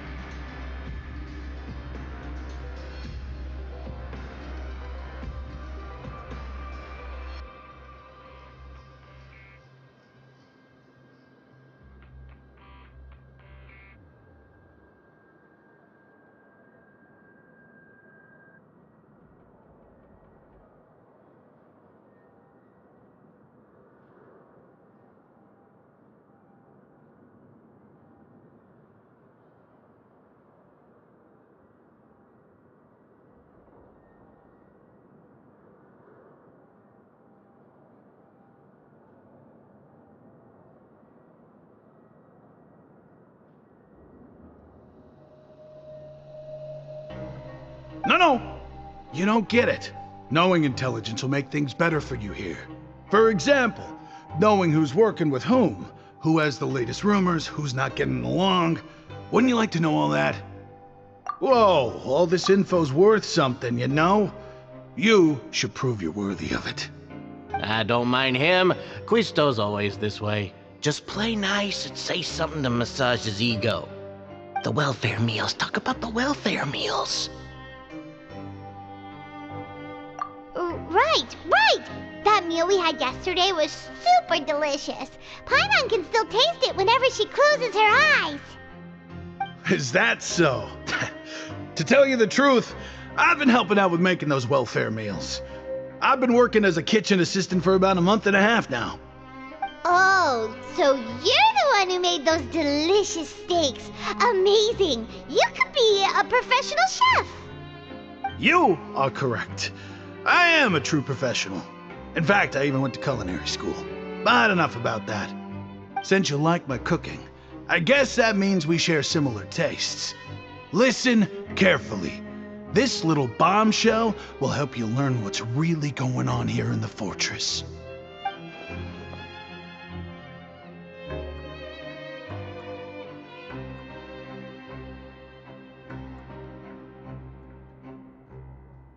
Listen, kids.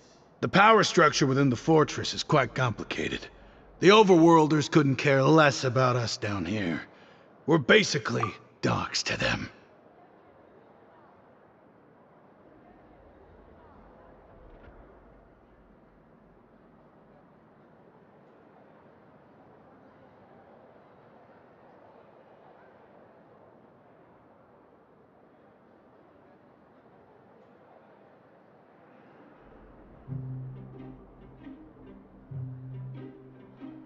You've already met the one person here you should never cross, the Duke, Risley.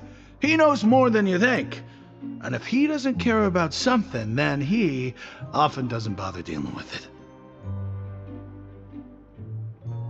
Those who have the Duke's attention get all kinds of special perks, even better treatment in the infirmary. I know who you mean. It's that Jurier character, right? I don't think there's anything useful about him at all. Why does he visit the infirmary practically every day? Is it normal for anyone to be going in and out of there so often? If you ask me, he's just faking it to get out of work. But did you know that Jurier was a talented researcher from the Fontaine Research Institute before he came here? There's no denying that. I don't care if he was a researcher that could turn dirt into Mora. Once you're in the fortress of Meripede, you're just another inmate like everybody else.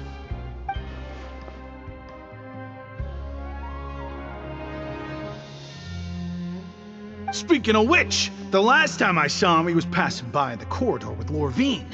I also heard they started arguing in the library and got into a fight, right? Guess that's just how terrible of a guy he is. You mean he hit a woman? Wow, I never imagined he was that bad. But that Lorvine's also quite the odd one, you know? She's always gabbing away, got into a fight with a man, and she also got sent to the infirmary. Come to think of it, I always see her going to the sick bay every couple of days, too. Huh. Wait a second. You don't think? Do you think could it be that they're secretly meeting there to go on dates? But it's really hard to imagine. After all, I do remember seeing Lorvine beat Jurier to a pulp that one time.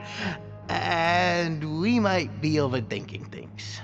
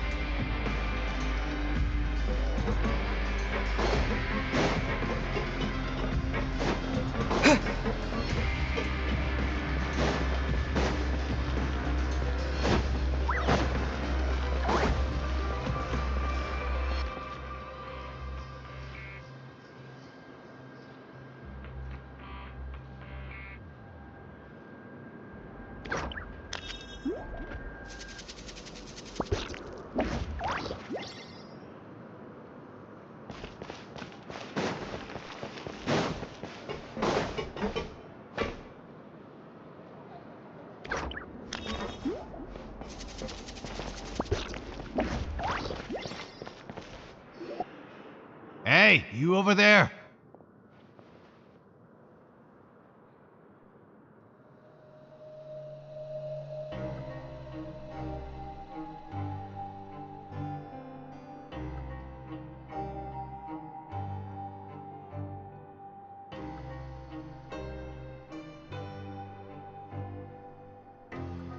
Yeah, you! Say, do you like playing card games? You know, like Genius Invocation TCG? You TCG players are like mint in the wild, literally sprouting up everywhere. Hey, come on now. What's wrong with finding fellow Invocation aficionados? Anyway, care to join me for a game?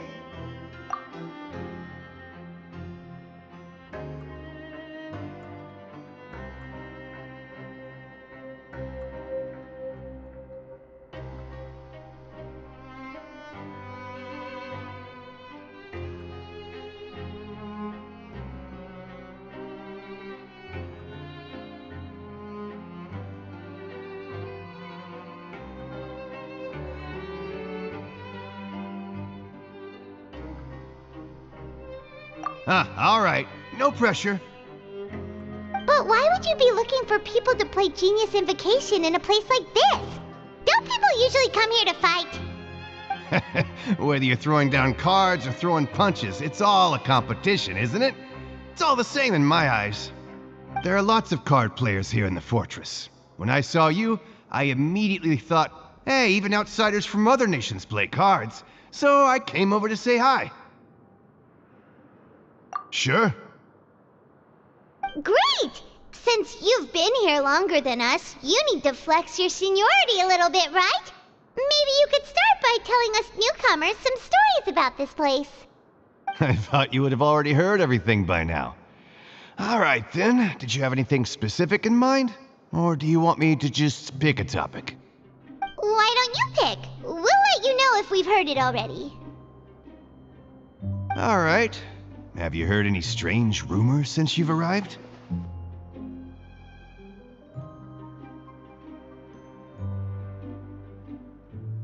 Then, did you know that there are some people who are always gossiping over in the corner?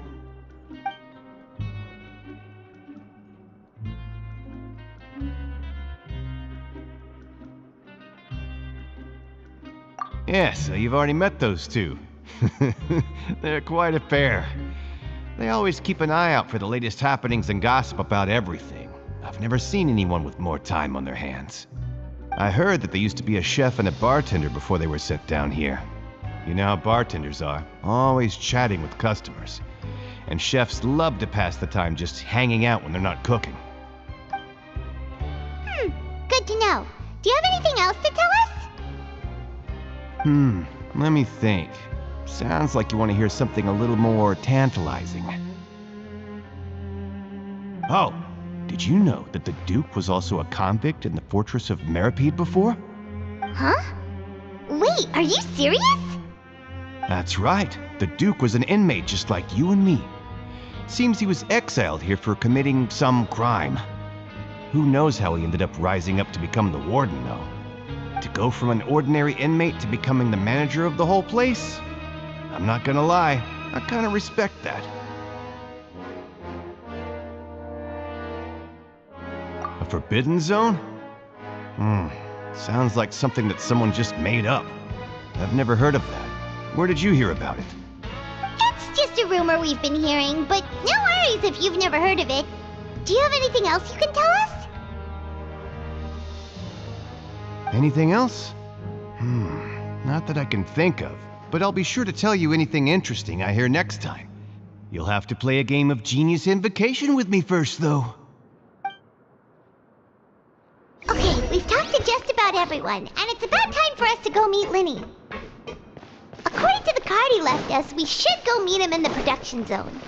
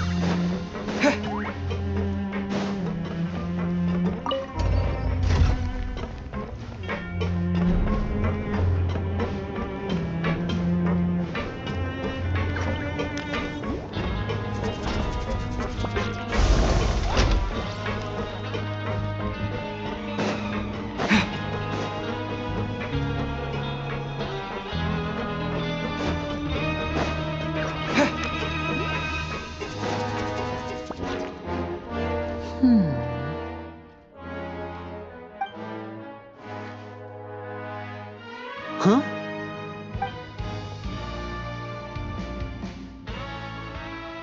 That look in your eyes. You found something? Hey, this is no time to be modest. Just tell him we found a boatload of information. Oh, as expected of the legendary duo, you have my full and undivided attention. Huh. I'd have never guessed that myself. The rumors swirling about this place are unreliable after all, and Master Child probably went missing because he found a way out. He is a harbinger after all. I suppose he's much more resourceful than I initially gave him credit for. Unfortunately, this isn't enough for our final report to Father. We need to find out Master Child's exact whereabouts.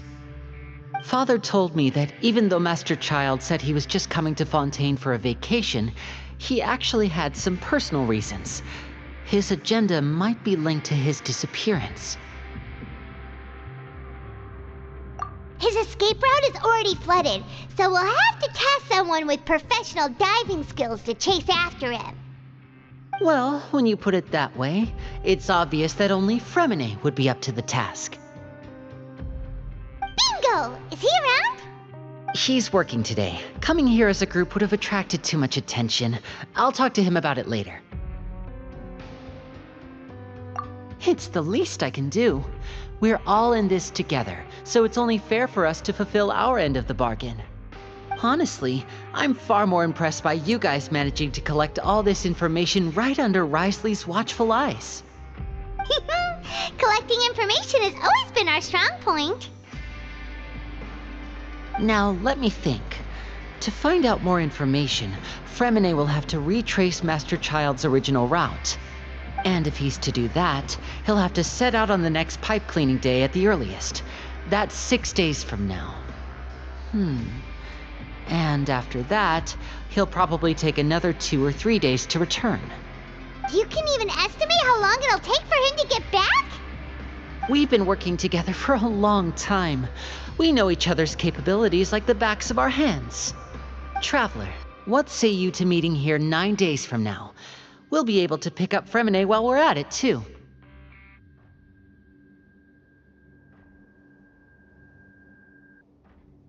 Oh, and there's just one last thing we'd like your help with. Though we can just sit back and wait for Fremine's report on Master Child's whereabouts, we still need to make more progress on the investigation of the Forbidden Zone. Fremine's no master of disguise. Lynette's still working on getting intel from the other areas, and I'll need to spend some time helping Fremine prepare for his diving mission.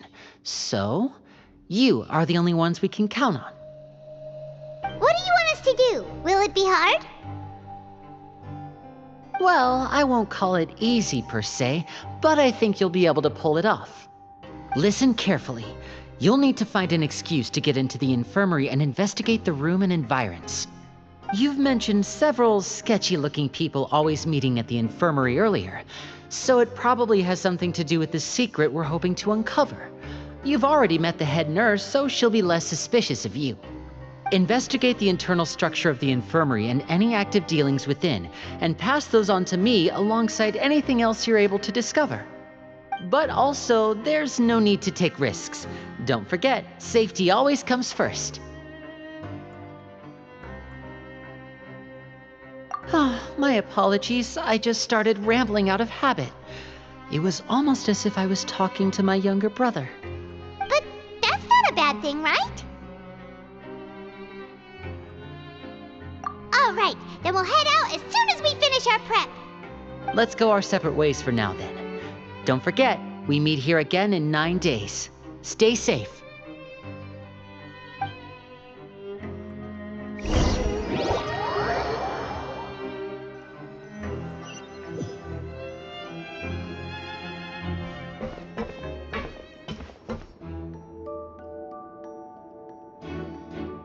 Hey, stay here for now. Paimon will take a peek. There seem to be several people inside.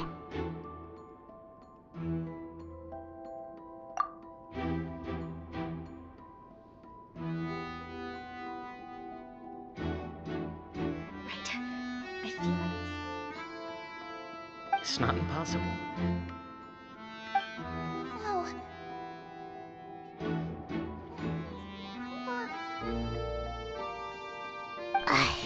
It's a bit hard to understand them from here, so why don't we just try to talk to them in person? Let's go as soon as you're ready.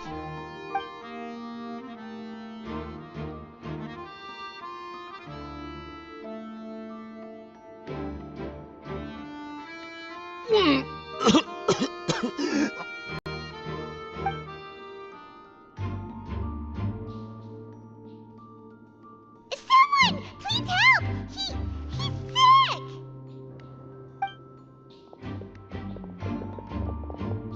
Whoa, are you okay? Oh my!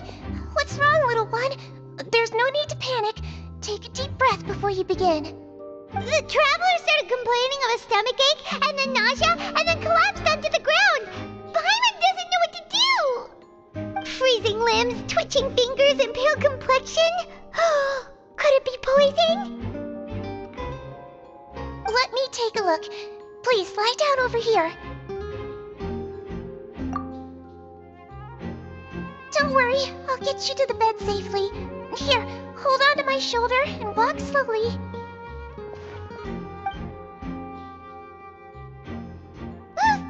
You can do it, traveler! Don't apologize. You're sick after all. Now, please relax. I'm just going to do a preliminary checkup on you.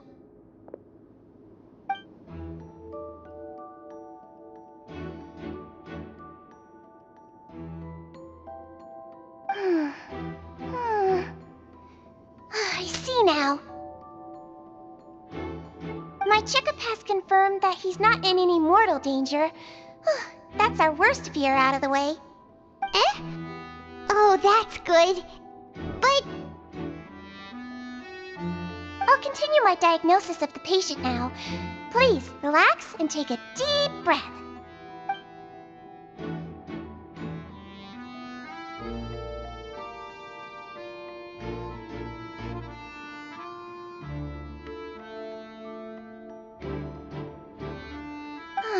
Don't sense serious damage to your organs either. Does it hurt when I press here?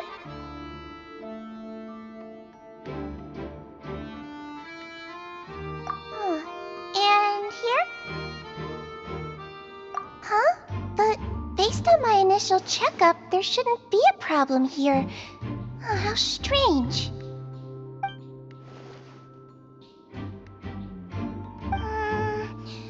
What about here? Does this hurt? Oh, I understand. So that's what it is. I think you just ate something that disagreed with you. That's all. Nothing too serious. Outside of a pretty bad stomachache when it decides to act up. So that's what it is. Thank goodness it's not anything more serious. And there have been other inmates complaining about the food recently. I'll inform our head chef, Mr. Woolsey, of this problem as soon as possible. Congratulations! The health risk is incredibly low, so you should recover within a couple days. Why don't you take a rest here while I go get some medicine for you? Miss Levine, I'll have to trouble you to help me look after this new patient while I'm gone. Very well. And she hopped away just like that.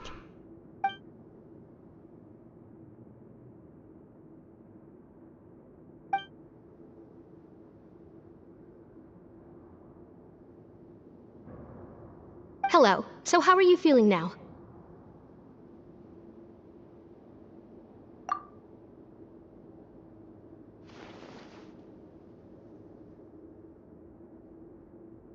His stomach ache's really bad. He was stumbling about the whole way here, so Paimon's really worried. If Miss Sijuin says it's not a serious problem, then there's no need to worry. She's the best medic we've got down here. But it also looks like she's the only medic you've got down here. Well, that's true. What do you mean, that's true? That's really misrepresenting the situation. Of course I can't speak for the whole fortress, but it's not like everyone imprisoned here is useless, you know? Though they may have committed crimes and gotten locked up here as a result, they still know a thing or two about medicine, and they help Miss Sijuin take care of the sick and injured. Yeah, you're right. But did you have to lecture me about it in front of another patient? Aren't you a patient too? Where did all your energy come from? That's correct. Sorry, I got a bit ahead of myself. Are you two also sick? We've been sick a while. I come back every once in a while for checkups, and to pick up the medicines Miss Sijuin prescribes for us. That's just the nature of chronic illnesses. As for her... you could say she fancies herself as Miss Sijuin's capable helper because she learned a bit of medical knowledge ages ago. Please watch your mouth, Mr. Jurier. Don't forget that you are the primary reason I have frequent heart palpitations. Hey, don't start arguing now! Please, keep it civil at least.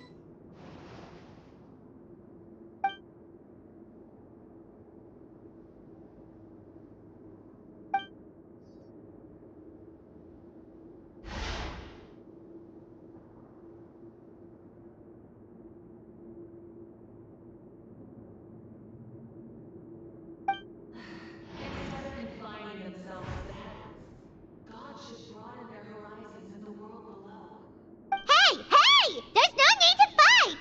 Everyone will be released someday, so there's no need to argue over silly things like this!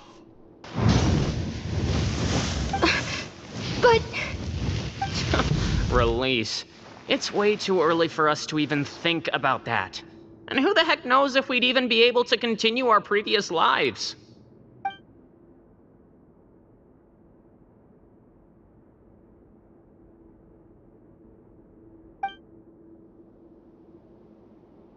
please allow me to end this boring and useless conversation. Oh, and Mr. Jurier, I don't want to see your face here again anytime soon. And same to you, Miss Lorvine. Anyway, that was more than enough rest for me, so I'm going to get out of this excessively noisy place. See you later, everyone. He just slowly walked off like that? That's just what he's like. I'm sorry you had to see all of that. I'm Lorvine, and that's... Well, his name is Jurier, but I hope you'll never have cause to remember his name. You really can't stand him, huh? I mean, can you blame me? Who would like someone who's as arrogant and obsessed with weird research topics as he is? But there's no need to keep dwelling on him. I'll accompany you two for a while. Miss Zishwin should be back soon, and I'm sure you'll feel better as soon as you've had some of her medicine. No, it's nothing. I'm back! Did you rest like you promised? Thank you for getting our medicine, Miss Zishwin. Did you all cooperate with your bed rest? I trust that nobody got up to walk around. Good. Here, this should be 2 days' worth of medicine for you. Take 1 pill now, and then continue your bed rest.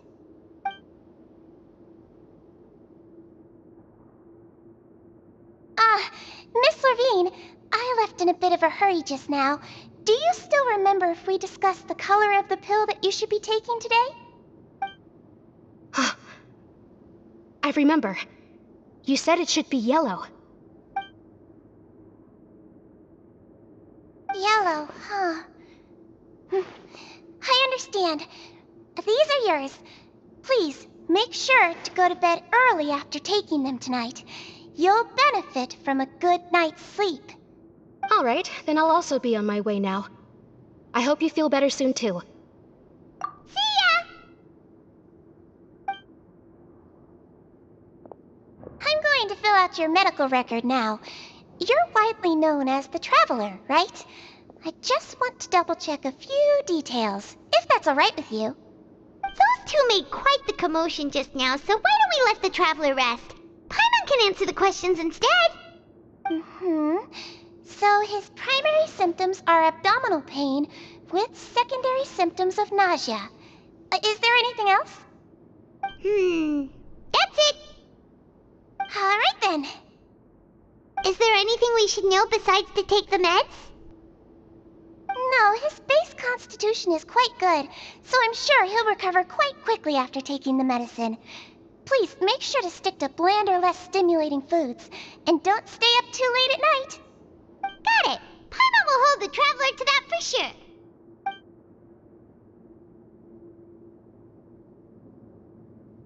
Oh, you're going to take a nap already? Okay then, you get some rest.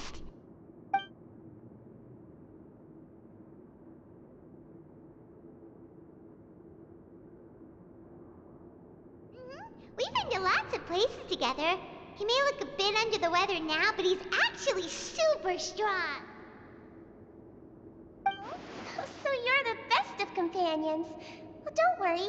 He'll recover soon.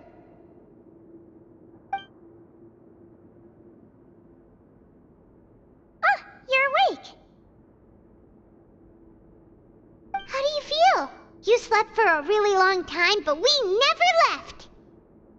Well, now you can go back without a worry in the world. Remember to take the meds regularly, and don't forget bland foods. Thank you, Miss Zishwin.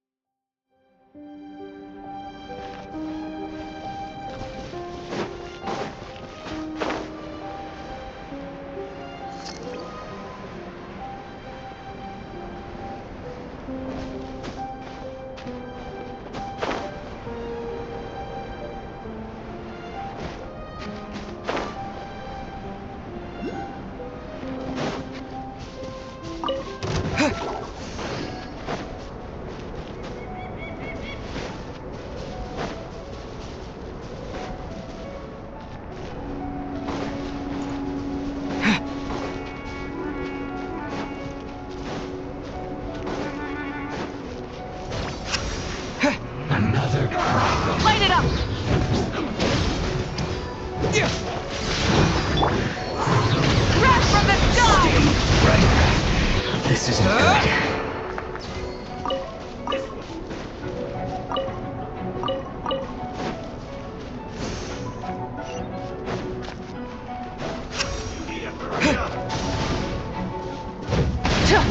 Roasted frog! Fulfill our pact! Pyroclastic surge!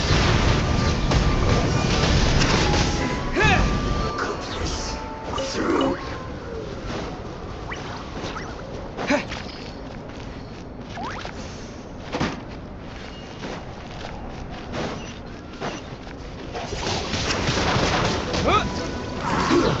Shouldn't get careless. Show no mercy!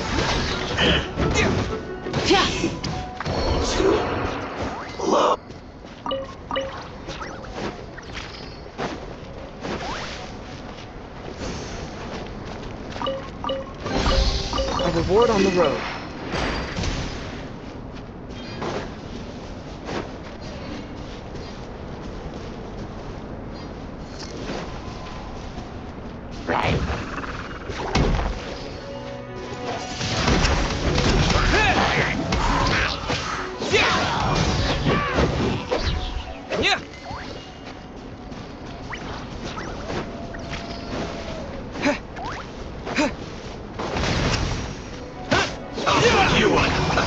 Let's move. Yes. Through. My duty at hand.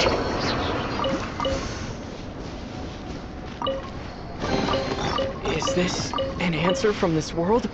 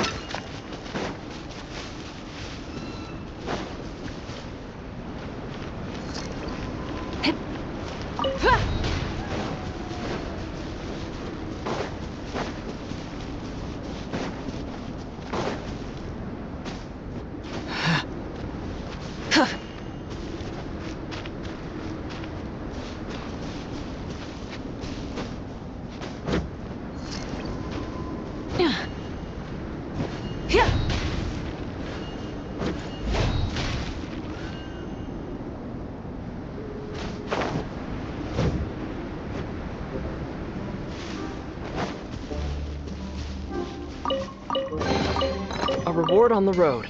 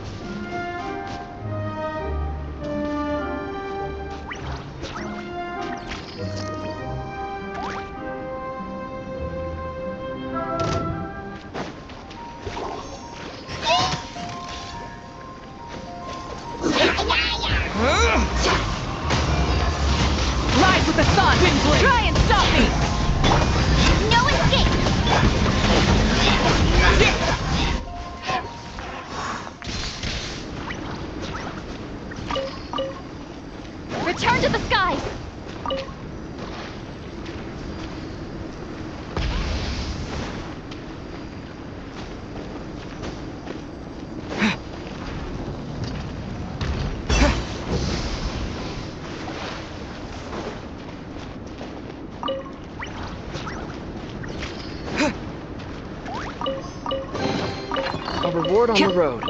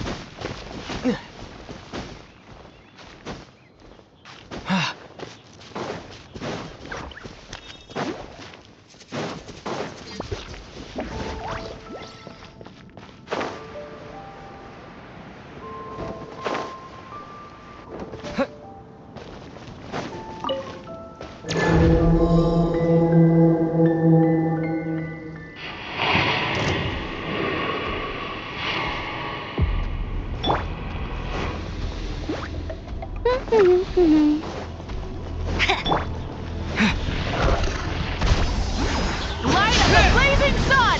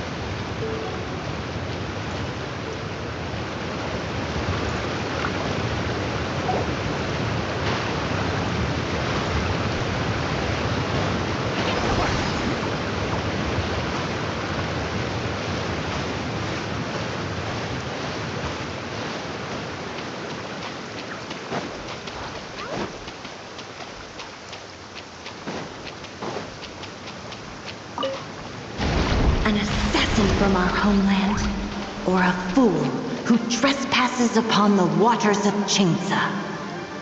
Coveting the shapes of the living, pure water can take on many forms. In this way, shall water deliver your punishment. The power of water is its ability to take any shape.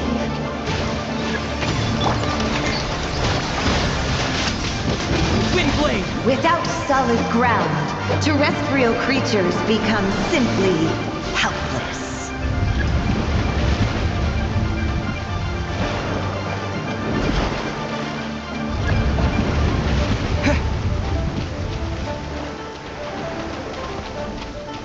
The power of water is its ability to take any shape.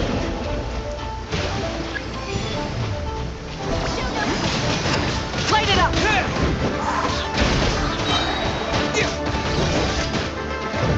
With the wind!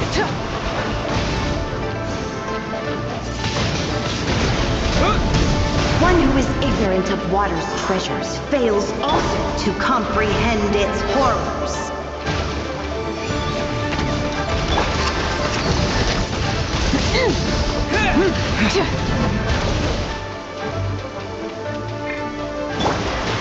Hey! Let's see what happens when you lose your foothold.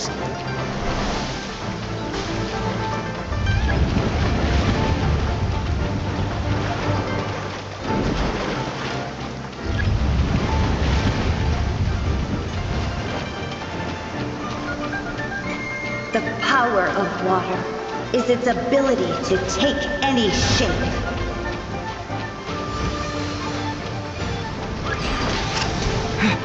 Burn it down! Windblade! We seek but a small haven of tranquil waters.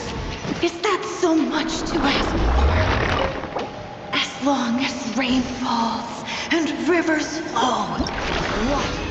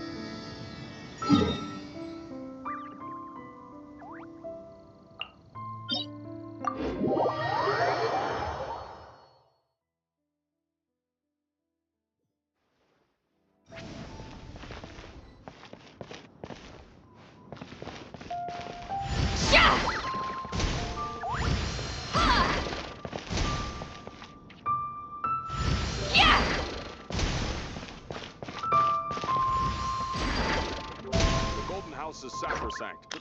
None may enter without good cause.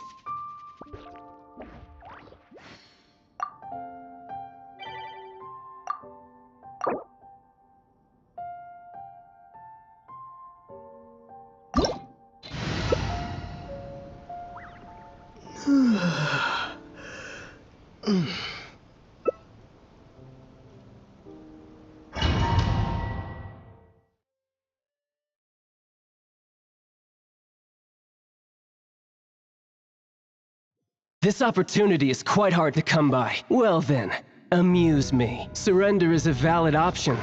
I promise I'll be gentle. I'm passable. Let it rain. Yeah. Teamwork is Cowering already? You've made some progress. Not bad. You've got a trick or two. Let's light it up! Adventure time! Go, fairy butt! That's gonna hurt in the morning! No one escapes my sight!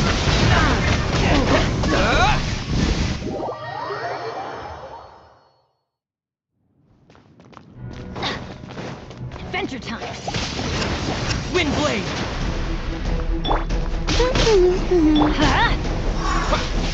Everybody stick! Burn it down!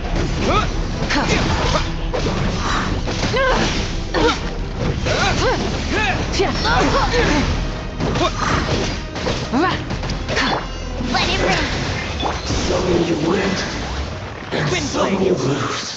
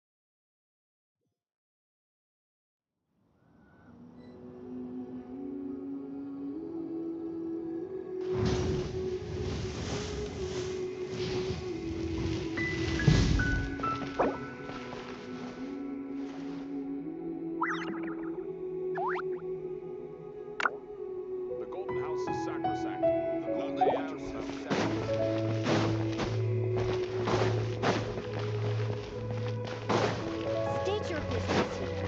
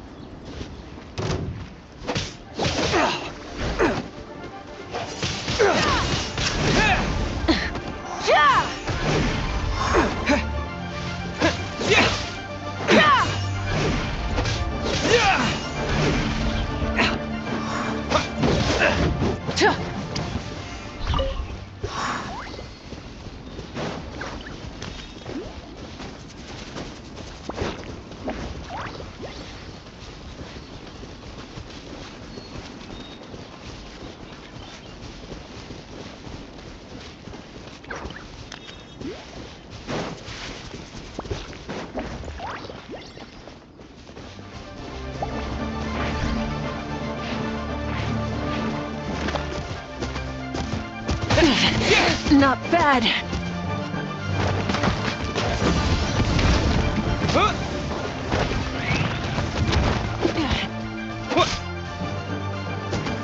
Rise with the sun! Get to work!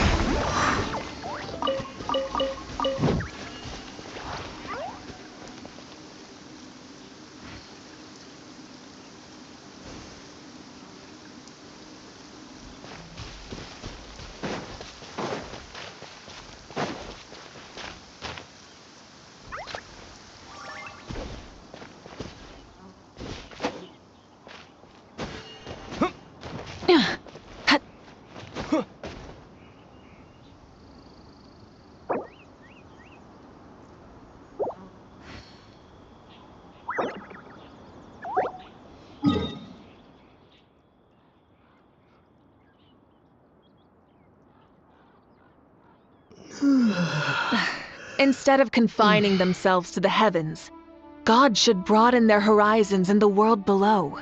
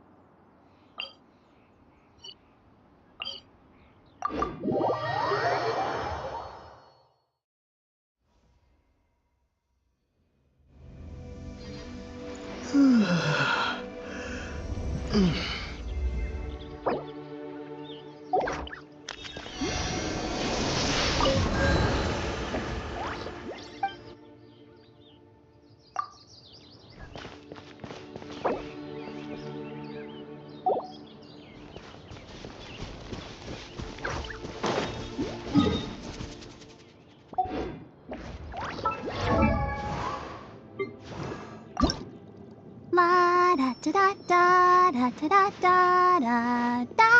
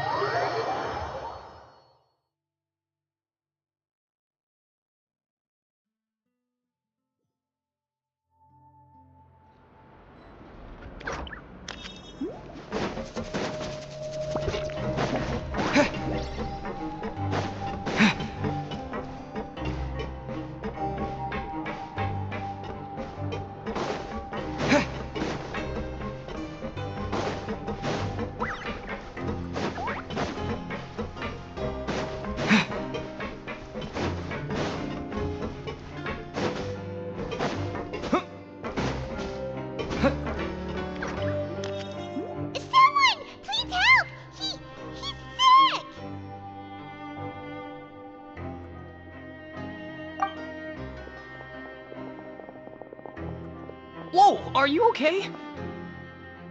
Oh my! What's wrong, little one? There's no need to panic. Take a deep breath before you begin. The traveler started complaining of a stomachache, and then nausea, and then collapsed onto the ground. Paimon doesn't know what to do. Freezing limbs, twitching fingers, and pale complexion. Could it be poison? Let me take a look. Please, lie down over here.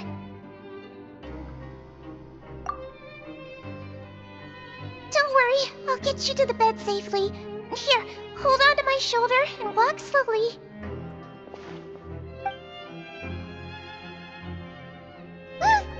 You can do it, traveler.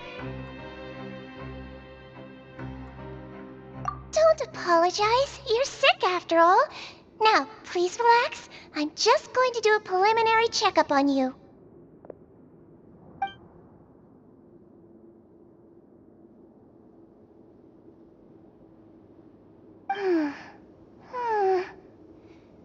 I see now. My checkup has confirmed that he's not in any mortal danger. That's our worst fear out of the way. Eh? Oh, that's good. But... I'll continue my diagnosis of the patient now.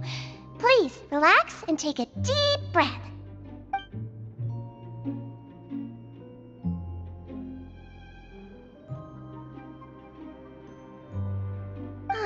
Don't sense serious damage to your organs either. Does it hurt when I press here? And here? Huh? But based on my initial checkup, there shouldn't be a problem here. How strange.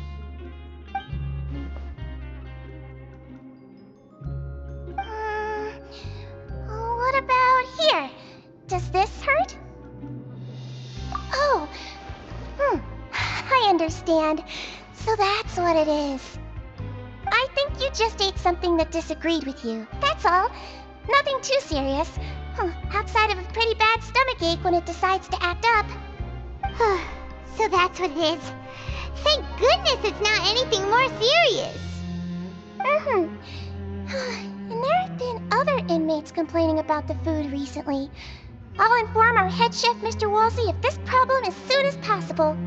Congratulations! The health risk is incredibly low, so you should recover within a couple days. Why don't you take a rest here while I go get some medicine for you? Miss Lorvine, I'll have to trouble you to help me look after this new patient while I'm gone. Very well. And she hopped away just like that.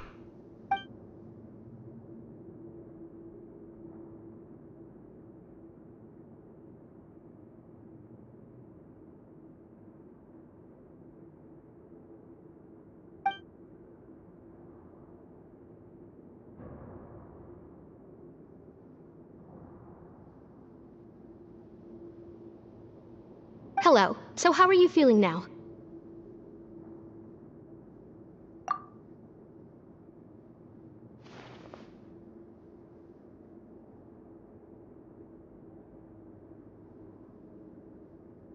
His stomachache's really bad.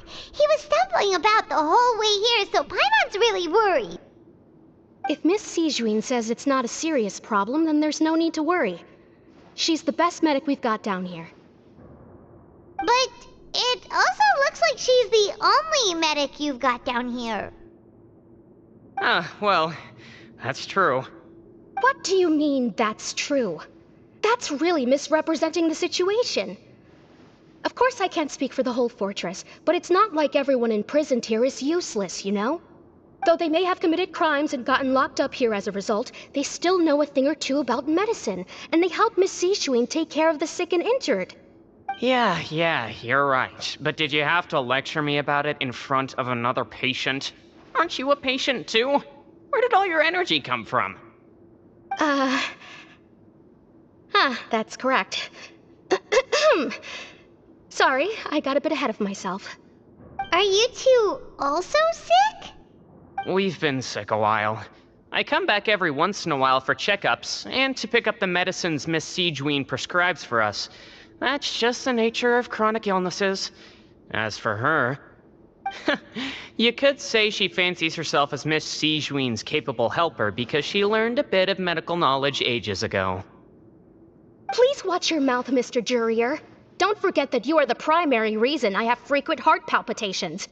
Hey, don't start arguing now, please. Keep it civil at least.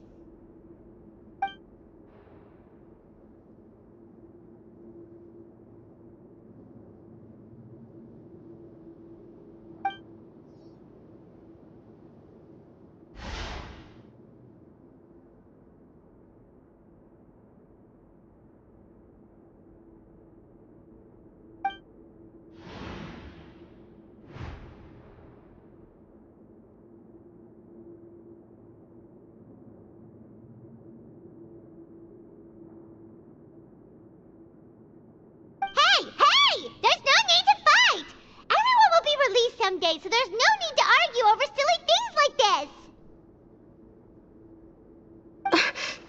this. But... Release. It's way too early for us to even think about that. And who the heck knows if we'd even be able to continue our previous lives?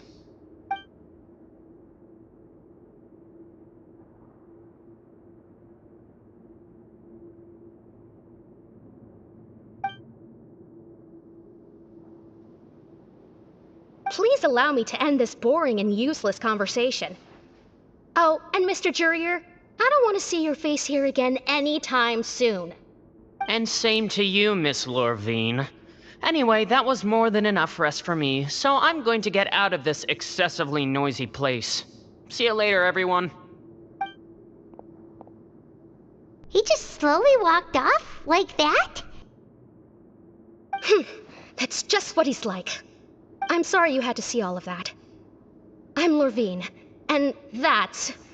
Well, his name is Jurier, but I hope you'll never have cause to remember his name. You really can't stand him, huh? I mean, can you blame me? Who would like someone who's as arrogant and obsessed with weird research topics as he is? But there's no need to keep dwelling on him. I'll accompany you two for a while. Miss Sijuin should be back soon, and I'm sure you'll feel better as soon as you've had some of her medicine.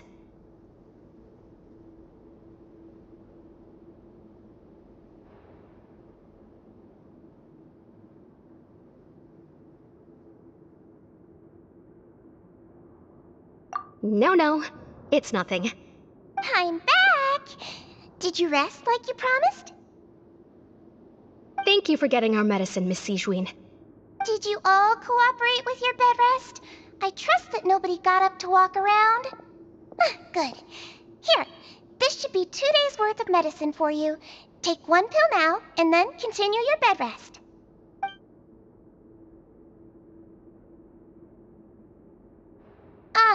Miss Lorvine, I left in a bit of a hurry just now. Do you still remember if we discussed the color of the pill that you should be taking today? I remember. You said it should be yellow.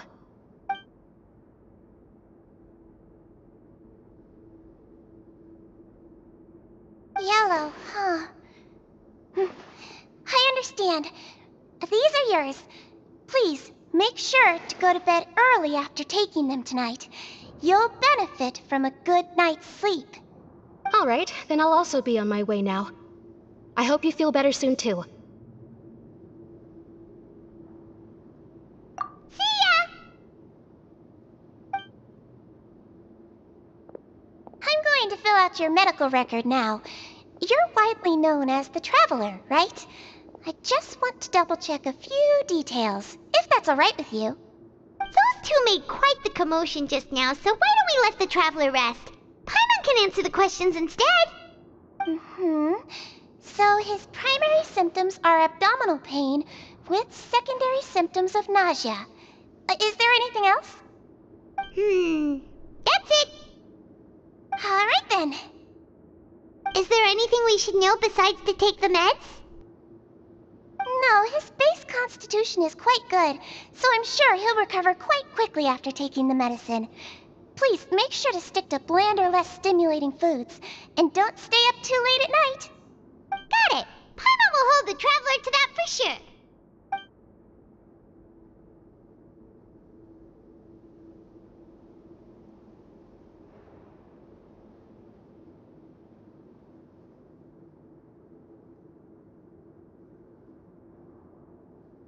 Oh, you're going to take a nap already? Okay then, you get some rest.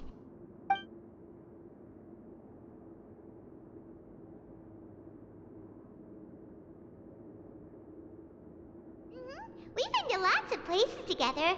He may look a bit under the weather now, but he's actually super strong.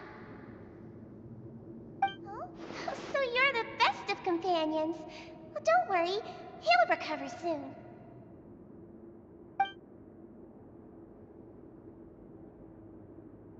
Ah, you're awake. How do you feel? You slept for a really long time, but we never left. Well, now you can go back without a worry in the world. Remember to take the meds regularly, and don't forget, bland foods. Thank you, Miss Sijuin.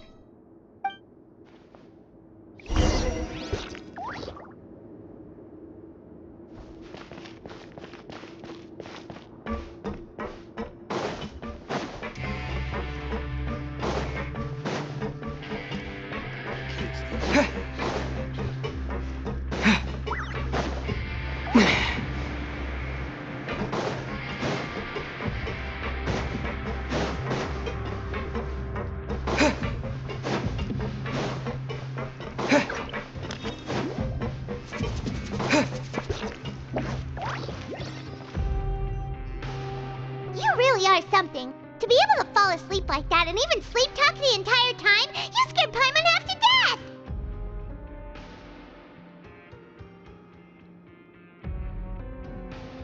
No, but you kept mumbling things along the lines of, Pyron, don't take my grilled fish, and put down the Adeptus Temptation now! Paimon talked with Sijuin the entire time you were asleep.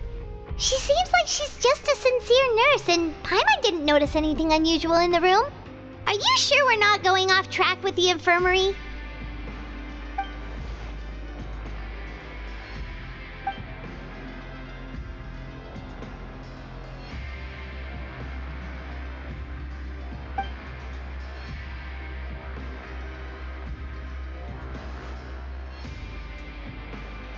Whoa!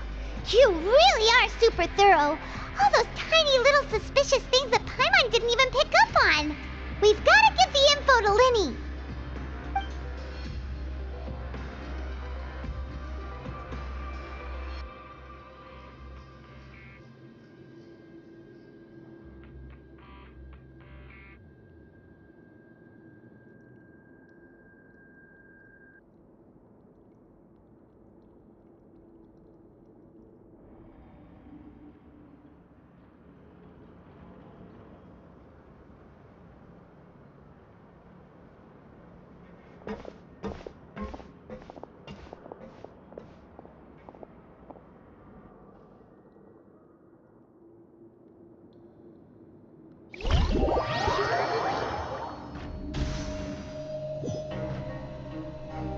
Today's the day! Let's go meet up with Linny!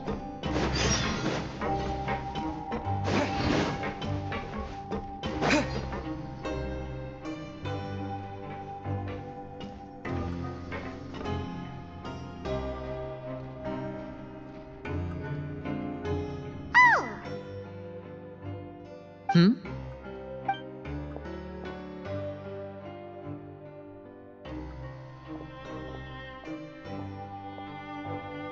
Did you two run into any trouble over the past few days? No, we just worked our shifts according to the schedule. Nothing weird happened. That's good. That means you didn't raise any suspicions when you infiltrated the infirmary. We've taken a look at the slip you've sent. Fremine successfully left the grounds via the pipes 2 days ago, and as of last night, Lynette has also infiltrated the infirmary after faking an illness. Wait, why is she getting involved as well? You already went above and beyond when you scoped out the infirmary. To put it more bluntly, Even if we were to view that as something you did in exchange for Fremene's help, you've already done more than enough. Infiltrating a guarded stronghold is a different kind of job from a one-off investigation. We want to avoid using the same faces over and over and reduce the amount of suspicion that will fall on any given person. Lynette also felt like you have already taken the first step for us, so she should be the one to finish the job. So that's what Lynette thinks. Oh, Paimon hopes everything's going well for her. Then, let's go check on Lynette before Fremene returns. If everything went well, then she should be wrapping up her investigation right about now. Is now really a good time to go over? According to my observations, Sigewinne always spends around half an hour away from the infirmary right before lunch. Lynette knows this as well, so this should be a good time to meet up with her. Also, I'm her brother, remember? It's only natural for an older brother to care about his younger sister's well-being. Okay, then let's head over right away!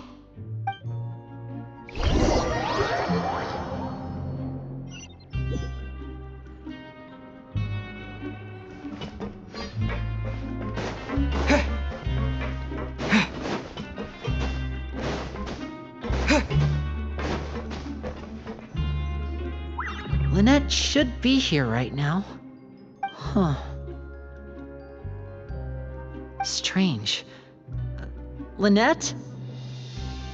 As expected, Sigewinne isn't here, but why isn't Lynette here? No, Lynette rarely deviates from the plan. We agreed that if she were to make changes on the fly, she'd find a way to let me know. Unless... Let's see if there are any clues around here. We can look while we wait for her. Who knows? Maybe she'll be back soon. Okay.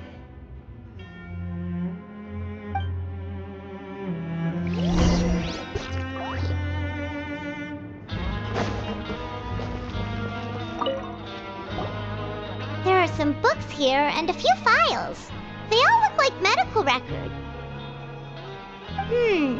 Advanced nursing, how to raise the spirit of your patients, a quick guide to the psychology of emotions, and the meaning of laughter.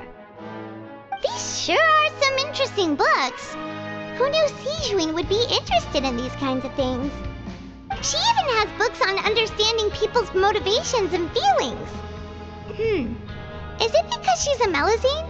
Or does she have a need to understand her patient's emotional state? Seems quite normal to me. These are skills that would come in handy for a nurse from time to time.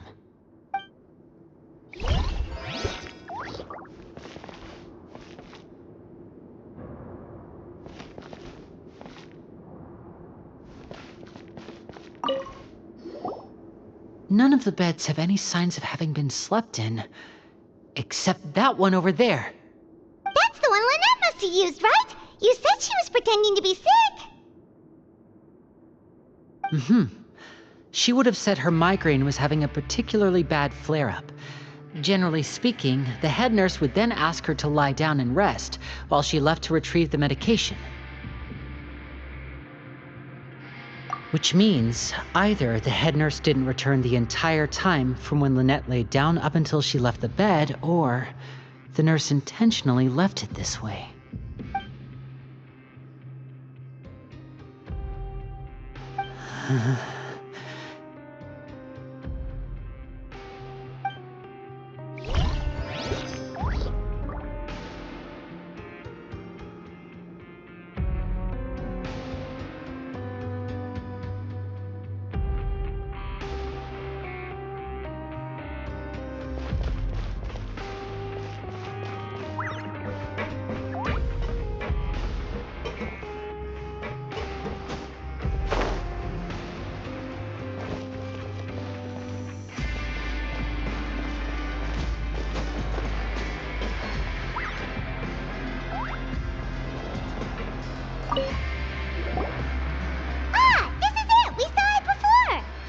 Wait, this thing? It doesn't look like it's been disguised that well.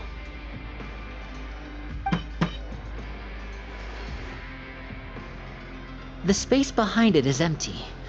From its size, I don't think it's an entrance that is meant to be taken apart. There's probably a mechanism around here somewhere. Could Lynette have tried to get inside? But if that's the case, she would have contacted me for sure. Let's look around here for some more clues. Don't panic, just take another look.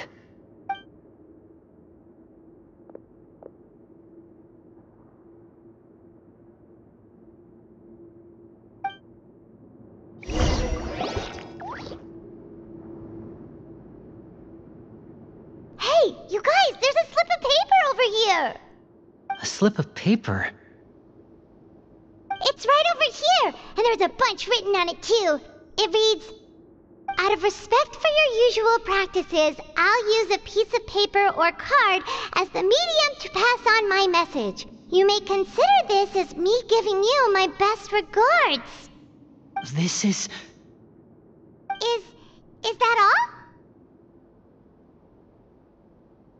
The back. This is... Show me! Now! That look on your face. Paimon's reading it now. Would you care to guess where Miss Lynette of the Fatui could be right now? No. Could she have... Is she already... Risley. Did he deliberately leave the infirmary unguarded to use it as bait? Wait, you mean he was aware of our goals from the very beginning? But why? We didn't run into any trouble last time, and he also never reached out to us since. Yes, that is a crucial question. Risley, he doesn't do anything without a clear goal or reason. So this means he had no concerns about your activities from the very beginning. You're not from the same camp as us. You were sent down here by Nervulet, so you have no conflict of interest with Risley. We're a completely different story, though. I'd like to know that, too. Why did he only go after her? Don't panic, just think everything over. I have to stay calm. This is not like what happened last time. The situation's different now. Wait, you're right. Wait, but that means... The fact that Fremine was able to leave the grounds, could Risley have let him go as well? But what does he gain by letting Fremine leave like that?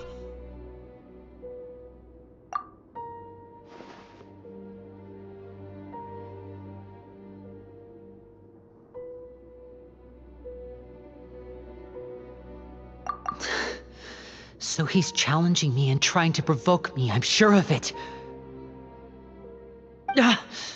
We never should have sent out Fremine. We had to go through all that trouble to find an opening to sneak him around the guards and into the pipe, and we even thought luck was on our side. If Risley let him leave on purpose, then he's probably in a terrible spot now as well. Lenny's getting more and more panicked. We have to calm him down.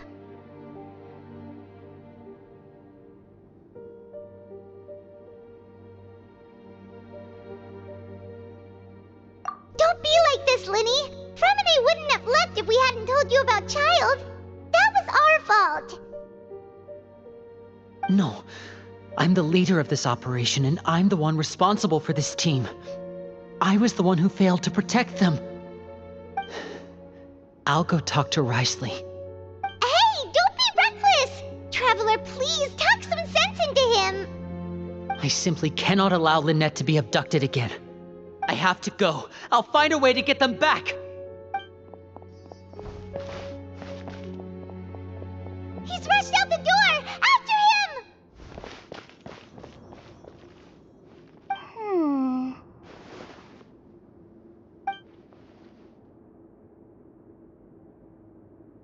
Right. I feel like we still have some room to make changes on these details.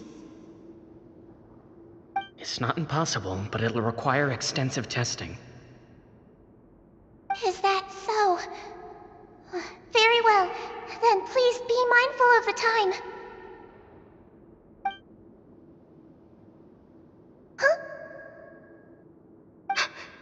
someone? Pack everything up. Whoever's outside is eavesdropping. They'll probably come in once we stop talking. Someone! Please help! He's sick!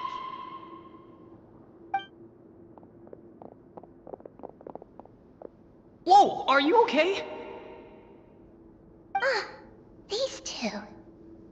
As expected, they've already found this place. Oh, they are quite sharp. What a delightful turn of events. I like smart people, but I also like playing dumb. I like the feeling of being trusted. Oh my! What's wrong, little one? There's no need to panic. Take a deep breath before you begin.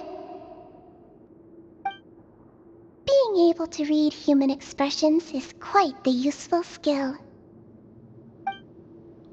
Wait! Wait! It's no use. We have to catch up to him.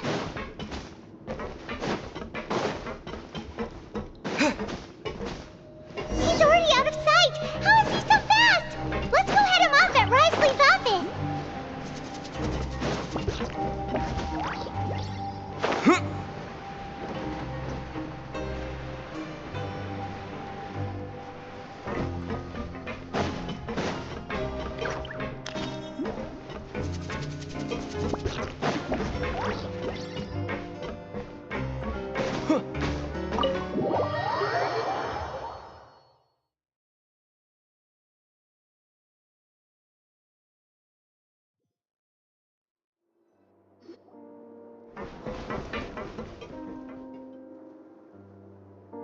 Come out and face me, Risley!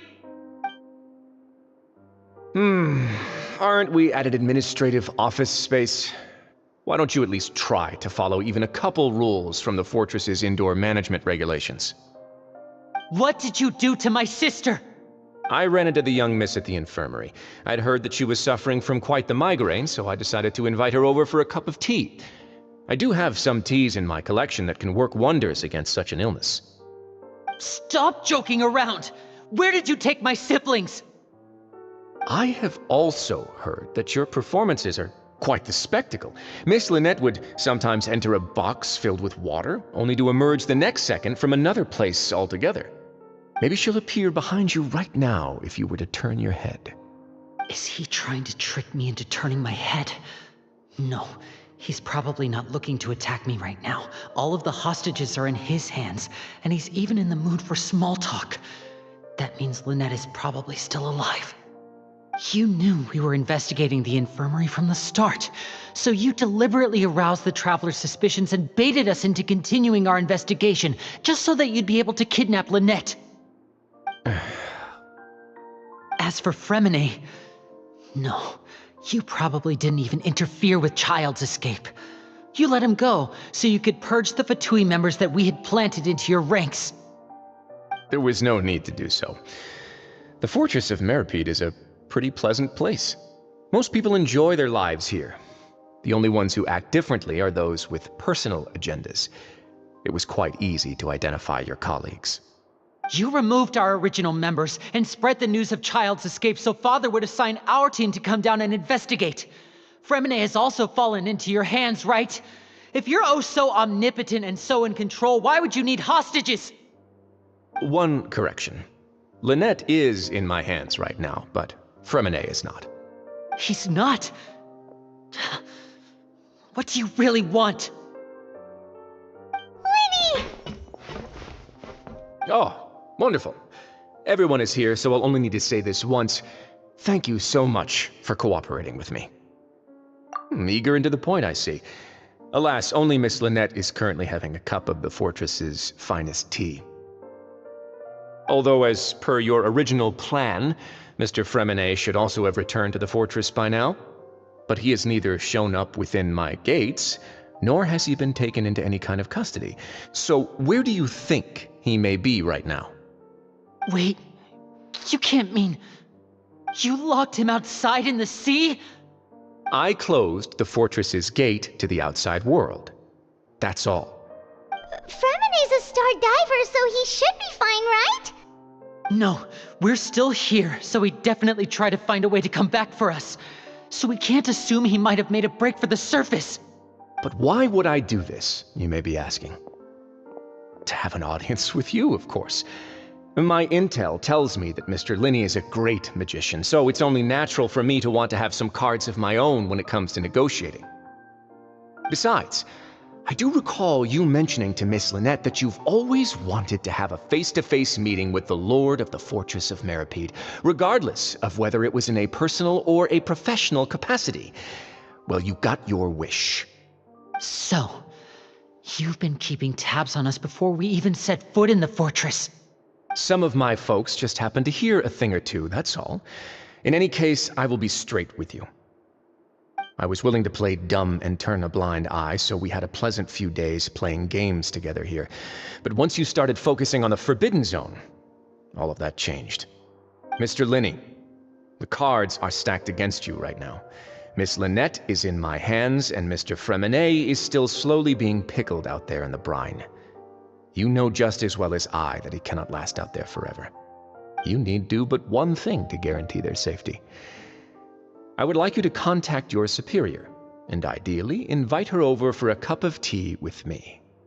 You want to see Father? But why should she bother giving you an audience? Well, if she cares for the well-being of her dearest children, she should have plenty of motivation to join me for a parents' evening. I've heard that the bonds between the members of the House of the Hearth are like the bonds of family. I don't see why she would refuse. Why did you think Father sent us to handle the Fortress of Meripede? This place is basically a no-man's land. It wouldn't be fitting for anyone as important as a harbinger like Father to come here in person. Oh, I see. So it's because she doesn't care for my place here. That's such a shame. After all, I've amassed quite the tea collection. I was looking forward to sharing it with her. Both Monsieur Neuvillette and Lady Farina have already received many samples as gifts. Was this the extent of your master plan to get to Father?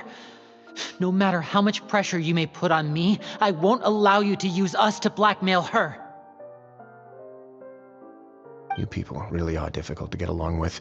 All I'm asking for is a face-to-face conversation. Does she truly have no interest in the fortress's secret? Mr. Linney, you have one last chance to invite your father here. If you refuse...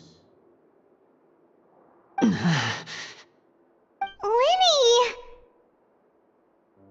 Instead of asking why I'm doing this, why don't you try to see things from my perspective for a second? From the very beginning, the Fatui has been actively infiltrating my fortress. I gave you a warning by cutting off the first few operatives I found, but that only caused you to double down. Had you given up on the fortress then and there, I'd have no reason to want to talk. Mr. Fremenet left the fortress on his own, and Miss Lynette tried to pry out my secrets right in front of me. No matter how you look at it, the responsibility for this falls on you. I shouldn't ask Father to do anything because of us. 6, 5... Wait, 2, 1. Time's up. It really is a shame, Mr. Linney. Risley! Negotiations have broken down.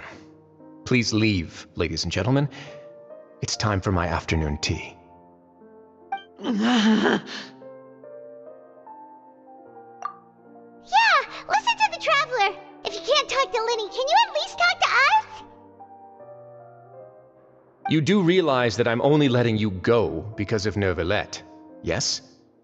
You're here helping him out, and I've already done my best to stay out of your way. But that doesn't mean you can just do whatever you want. The fortress may be small and remote, but it still has its own set of laws.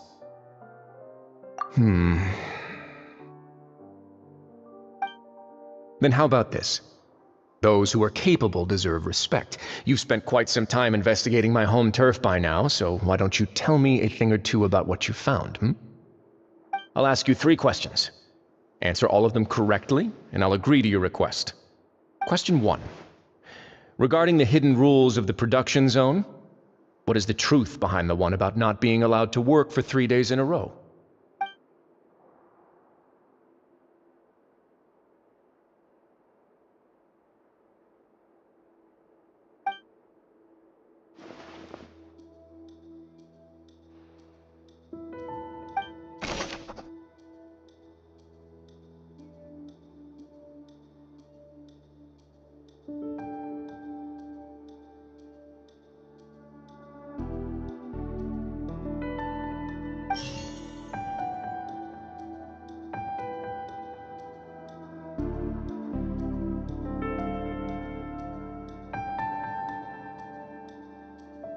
I've been told that the infirmary is always empty for the half hour just before lunch.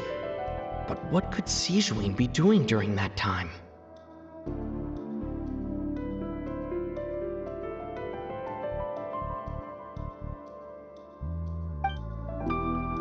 The Fanta promoter has been struggling because he doesn't recognize the real value of coupons.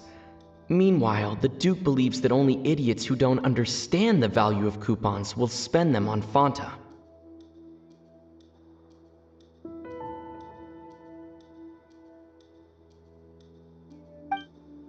According to Collins, the Pancration tournament only took place because the Fanta company sponsored it. The company must want a return on their investment as well. The research notes said that the Melazine race perceives the world very differently from humans. As a result, the Melazines have also developed a sense of aesthetics that appears rather strange and alien to humans. Fanta's internal report suggests that they're starting a new trial of an unnamed and unpackaged product.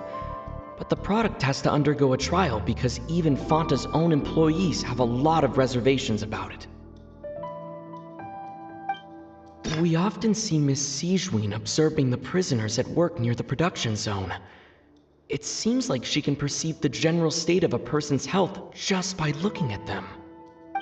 I've been told that the infirmary is always empty for the Fanta promoter has been struggling because he doesn't recognize the real value of coupons.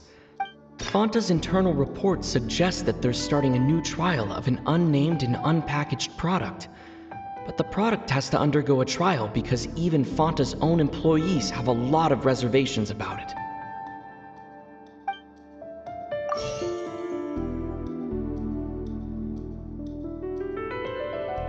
I've been told that the infirmary is always empty for the half hour just before lunch. But what could Sijuin be doing during that time?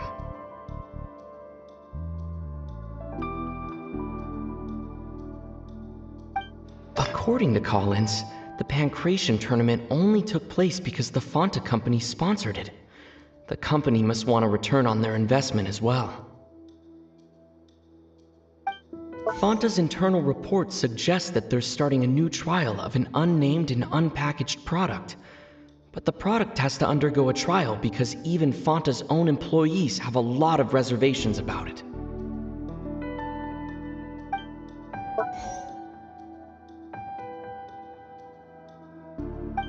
Fanta's internal report suggests that they're starting a new trial of... The Fanta promoter has been struggling because he doesn't recognize the real value. We often see Miss Sijuin observing the prisoners at work near the production zone. It seems like she can perceive... Fanta's internal report suggests... I've been told that the infirmary is always empty for the half hour just before lunch. But what could Sijuin be doing during that time?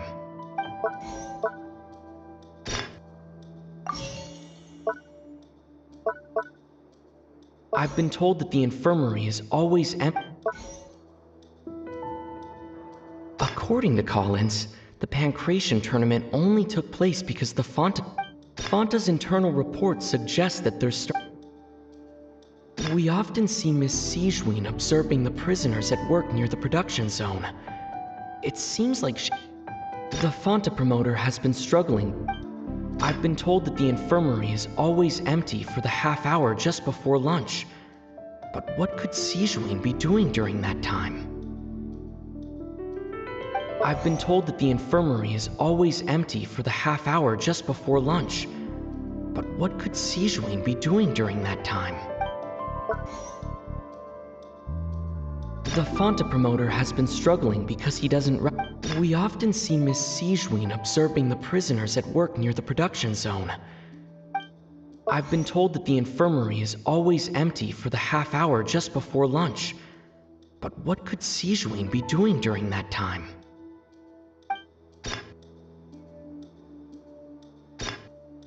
I've been told that the infirmary is always empty for the half hour just before lunch. But what could Sijuin be doing during that time?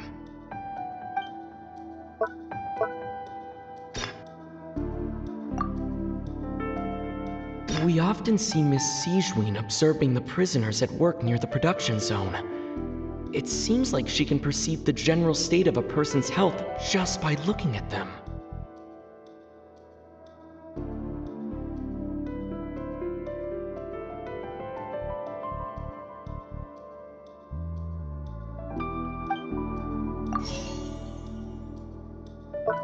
I've been told that the infirmary is always empty for the half hour just before lunch.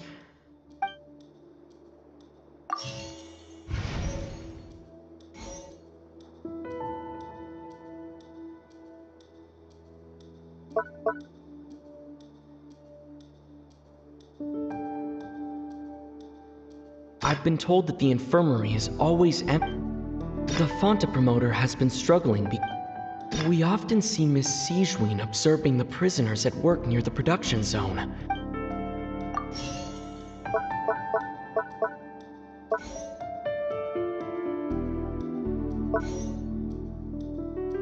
I've been told that the infirmary is always empty for the half hour. The Fonta promoter has been struggling because Fonta's internal report, the research notes said that the Melazine race perceives the world very differently from humans. As a result, the Melusines have also developed a sense of aesthetics that appears rather strange and alien to humans.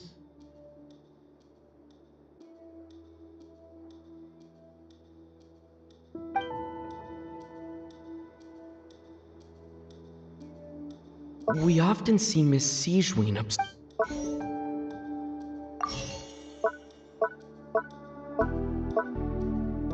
According to Collins, the Fonta promoter has been struggling because We often see Miss Sijween observing the prisoners at work near the production. Fonta's internal report According to Collins, the Pancration tournament only took place because the Fonta company sponsored it. The company must want a return on their investment as well.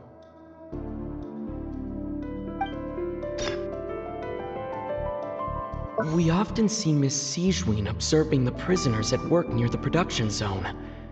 It seems like she can perceive the general state of a person's health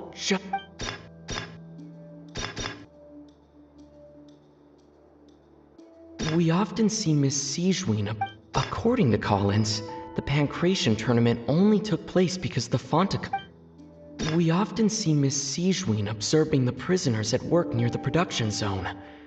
It seems like she can perceive the general state of a person's health just by looking at them.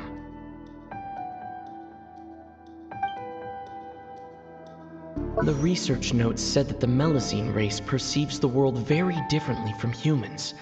As a result, the Melusines have also developed a sense of aesthetics that appears rather strange and alien to humans.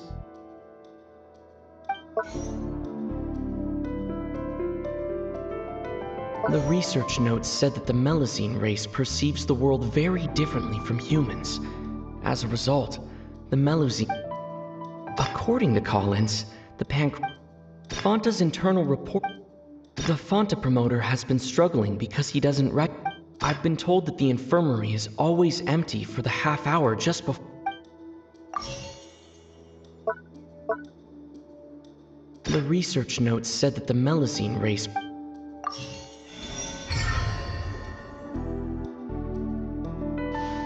So that's what's going on. Paimon understands it now. Who would have guessed? The hidden rule of the production zone. People are not supposed to work 3 days in a row, and if they do, they'll get strange meat in their welfare meal. At first we thought this strange meat must have something to do with the people who disappeared, but in reality, they were all prepared by Sijween, the head nurse. She often visits the production zone to observe the workers' health and makes a note of anyone who has worn themselves out after 3 full days of work. Out of her sense of duty as the head nurse, as well as her genuine concern for the workers' health, Sijween visits the cafeteria right before lunch and cooks an extra dish for those who can use the stamina boost.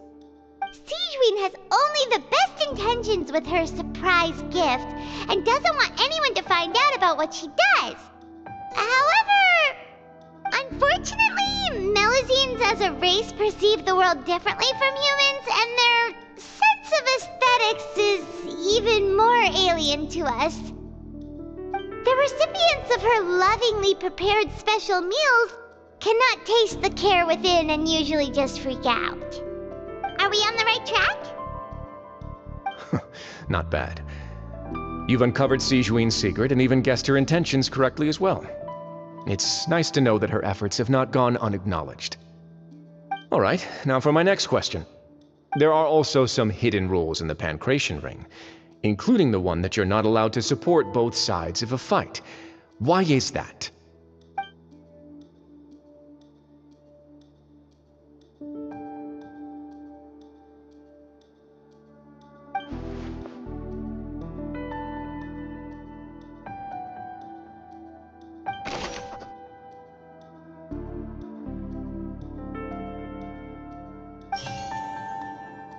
I've been told that the infirmary is always empty for the half hour just before. Fanta's internal reports suggest that they're starting a new trial of an unnamed and unpackaged product. But the product has to undergo a trial because even Fanta's own employees have a lot of reservations about it.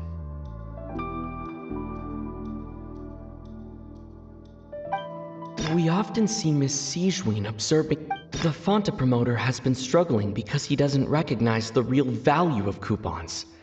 Meanwhile, the Duke believes that only idiots who don't According to Collins, the Pancration tournament only took place because the Fanta company sponsored it. The company must want a return on their investment as well.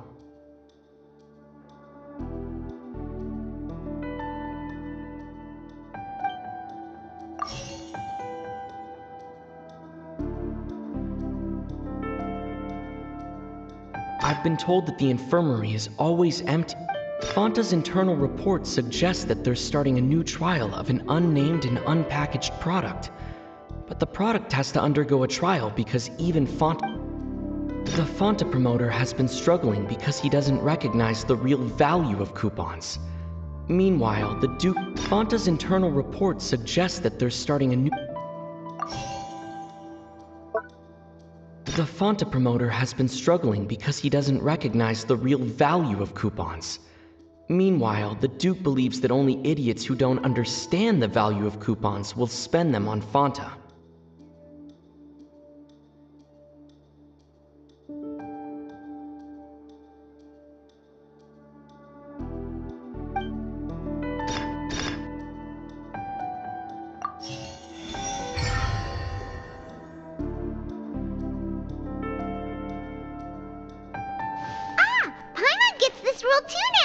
So there really was nothing to be afraid of. That hidden rule of the Pancration Ring is about how, people are not supposed to bet on both boxers at the same time. And if they do, they'll receive a package containing a strange, blood-colored liquid.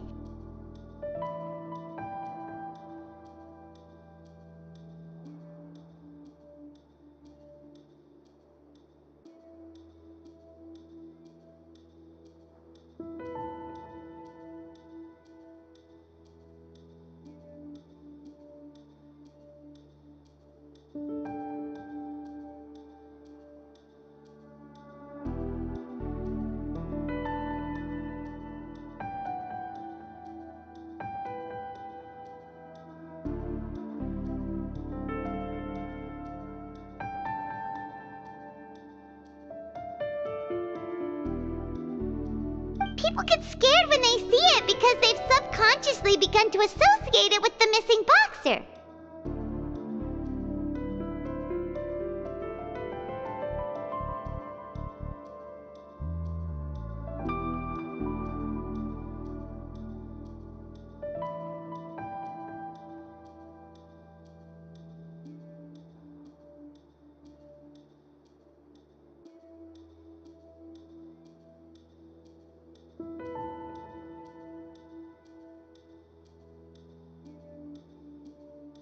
But really, it's just a bottle of the latest yet-to-be-named and packaged new Fanta trial product.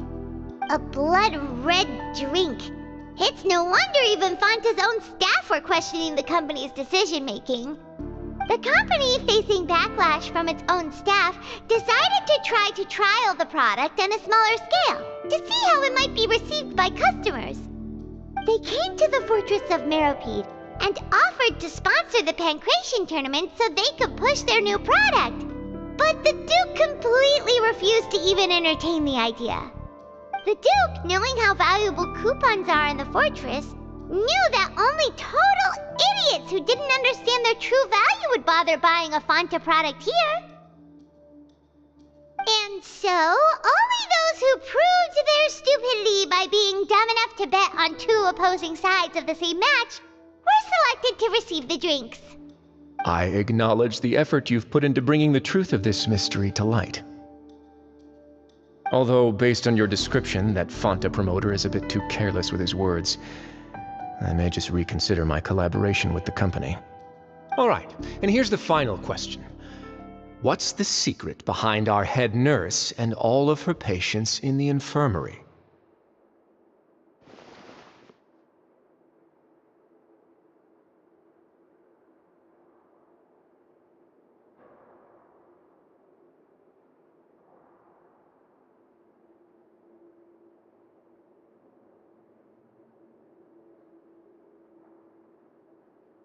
Stop your cruel and pointless games, Risley!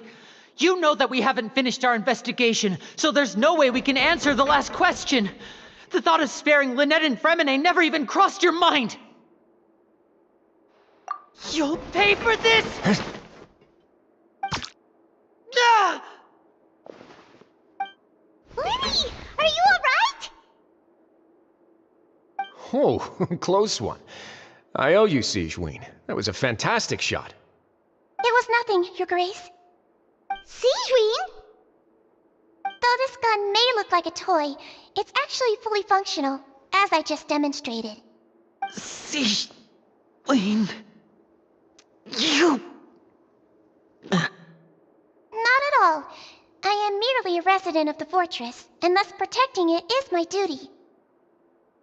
When Monsieur Nervulette asked me to come here, he told me that my job would be to take care of the well-being of everyone here. I am merely discharging my duties. But if you mean what you just said, then isn't Lynnie someone you should be looking after as well? Isn't he a resident here just like the rest of us?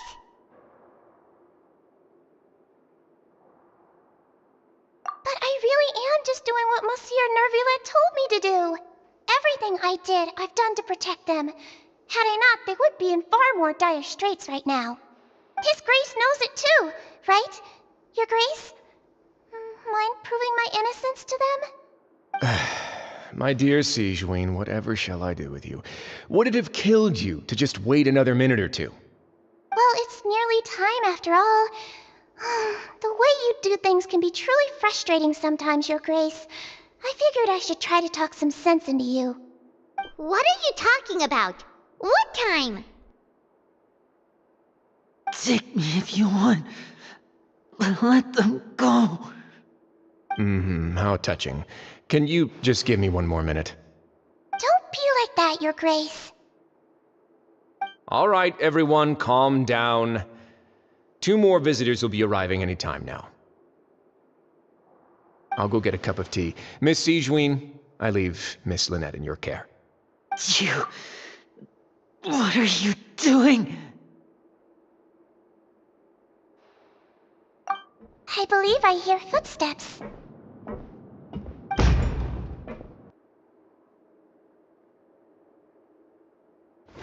Some space, please. Ah, Miss Clarande. My door. Fremine... Fremine... What's going on? What is Clarande doing here? Work.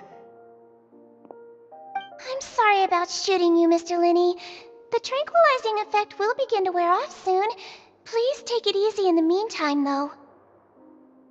What happened to Fremine? Wasn't he diving just outside of the fortress?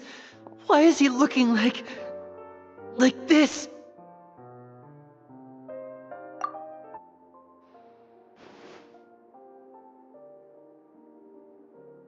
flushed face, an accelerated pulse. He must have consumed primordial seawater. What did you say? Please, make some space. I'll need to give Mr. Fremine a more thorough checkup. Your Grace, I'll leave the rest to you. I'll talk to Clorand while you get Fremine to where he needs to be. Everything else can wait.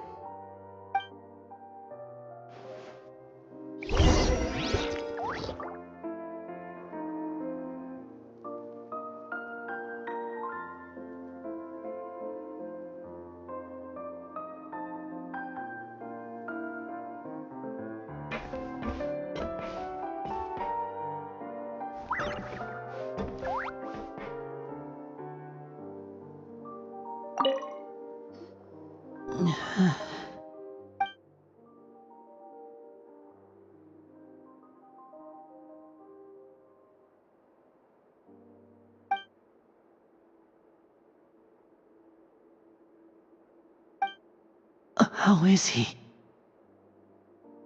These symptoms are probably caused by an acute ingestion of a large amount of primordial seawater. Still, his condition is not critical. Of course, it would be best if he stayed for further observation. Let's leave him here for now, and move him to the infirmary once he's recovered a bit more. Sorry. I am aware that the infirmary may not be your favorite place in the world at the moment.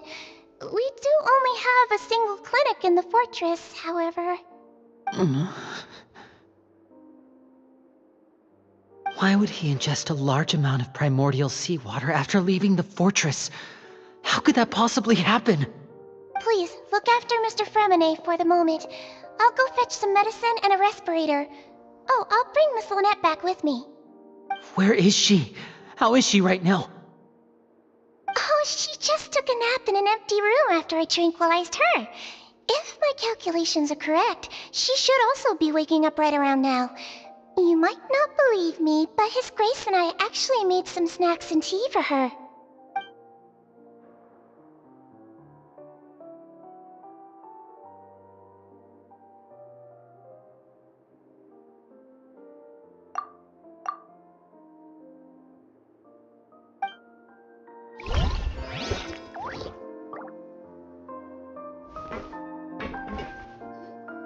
What's that look on your face? I thought I made good time on the way back.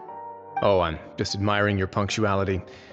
Had you arrived just a few minutes later, Sigewinne may have been forced to shoot Mr. Linny again.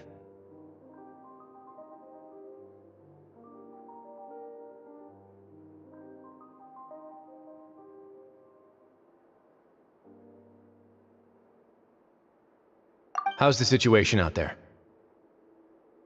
The water has changed. It's pretty much as expected. The concentration of primordial seawater has increased significantly. I was only out there a short time, so it wasn't too bad. But if one were to stay for any significant amount of time... well, you can see how that boy's doing. Where was he when you found him? The abandoned zone at the end of the pipes. A good distance into the water. Closer than I thought. He must have recognized it early on and tried desperately to swim back. Locking the door was necessary. I don't think we could have saved two. Well, I did try to convince him that I had my reasons. Never seems to work, though. It would probably work on Neuvillette. He has a knack for picking out who had good intentions, even when the outcomes were all terrible.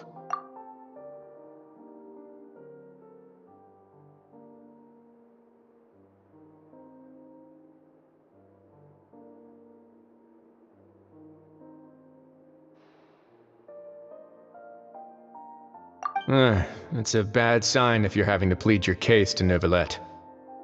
Want some tea? Not particularly. If you want to drink some that badly, just say so. Fine, I'd like to get some tea. Want me to get you a cup too, since I've already made it?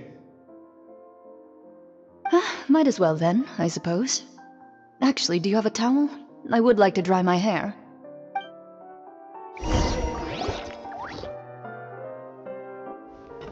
Linny, are you okay?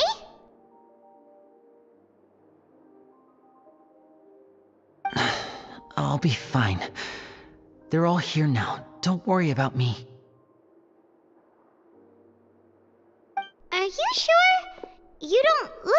right? My hands and feet are still a bit weak, but that's probably just the residual effects of the tranquilizer shot. I'm back, everyone. Lenny! Oh, Traveler, Paimon, you're here too. Freminet? Is he... He'll be fine. But for now, please help me lift him up.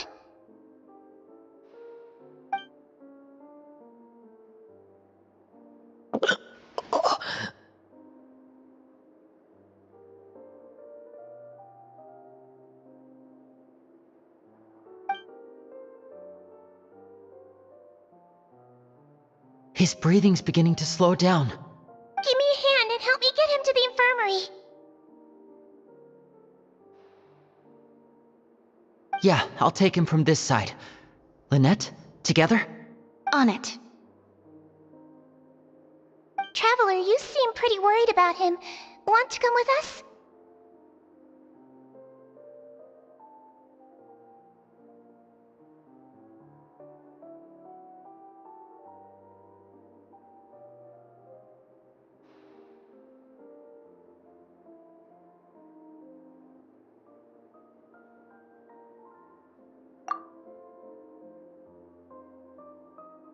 The Duke and Clarande are gone.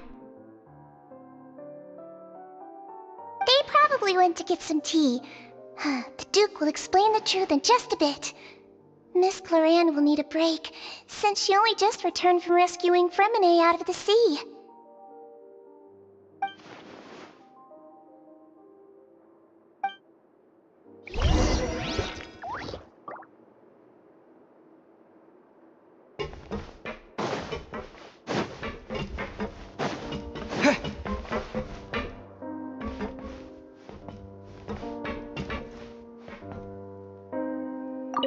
Could I tempt you with some sugar for your tea?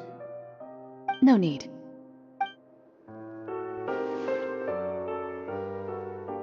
Could I tempt you with some sugar? No need.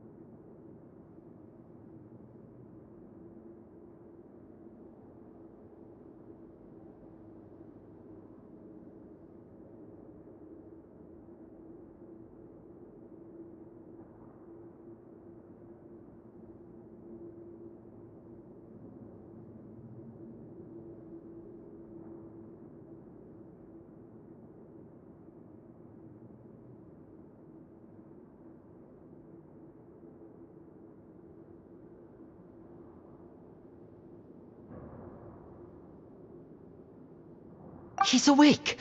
Fremine, how do you feel? Linny... Lynette... We're all here.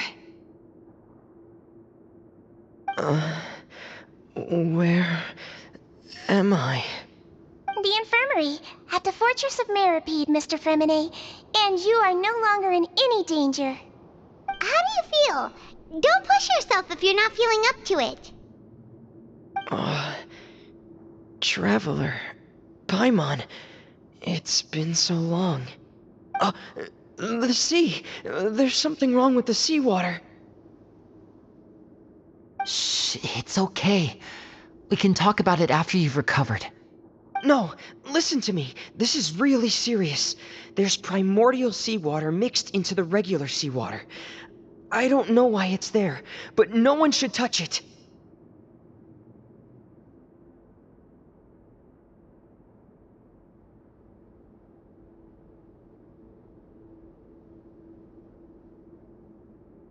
Pipes. Right, the pipes. It's all coming back to me now.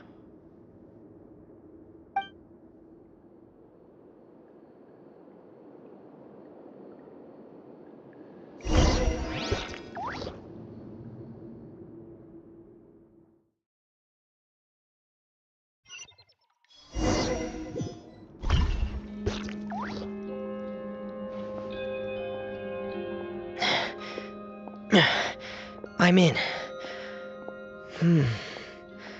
Seems like this pipe hasn't been used in a long time. It looks abandoned.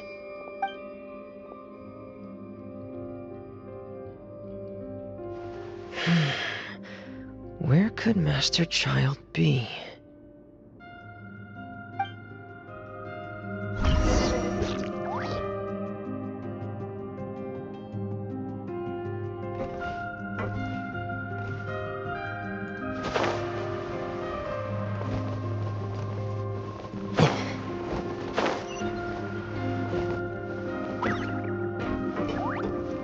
Frost is coming!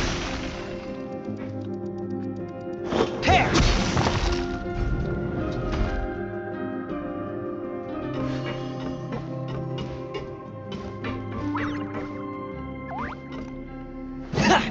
Huh. This mechanism looks like it's been tampered with. Could he have done it?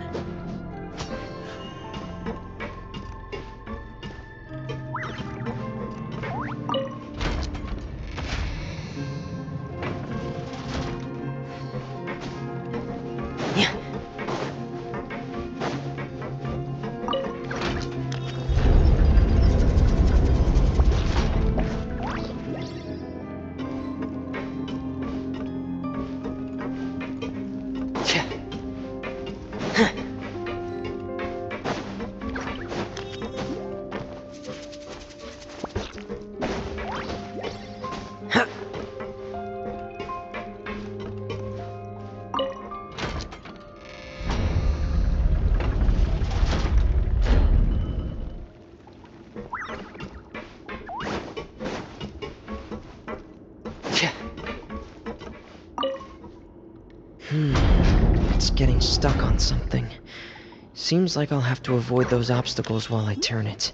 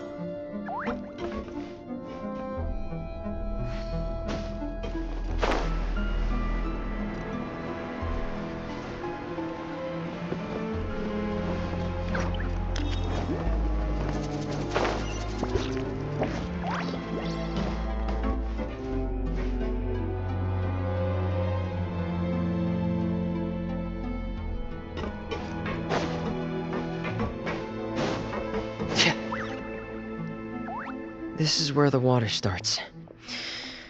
Okay. Master Child probably dived into the water. I'll go take a look as well.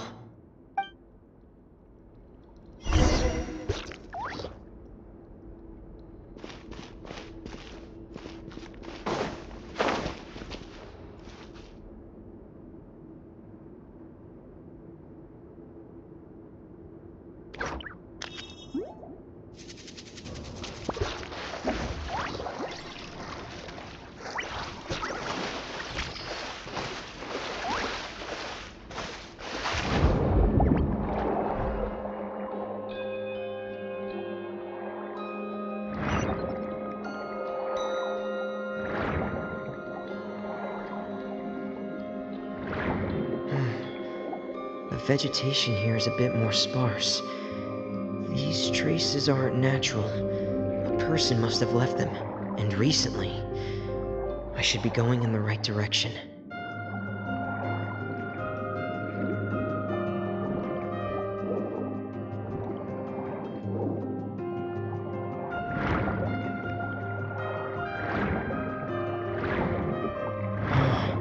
There are traces here too.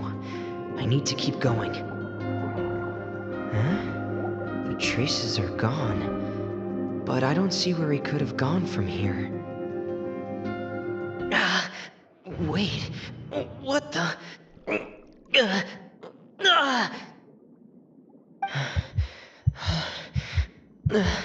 My heart is racing, and it's getting harder and harder to breathe. What's going on?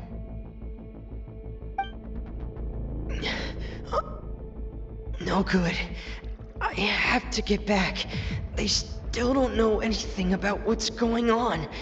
If I turn back right now, I should still be able to make it.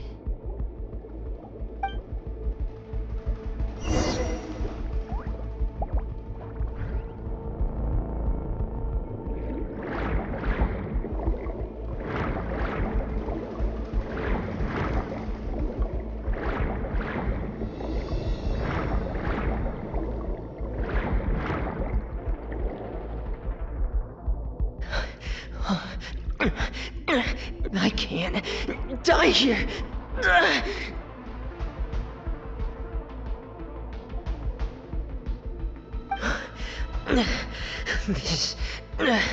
This is bad. I'm feeling worse and worse, and I'm still underwater.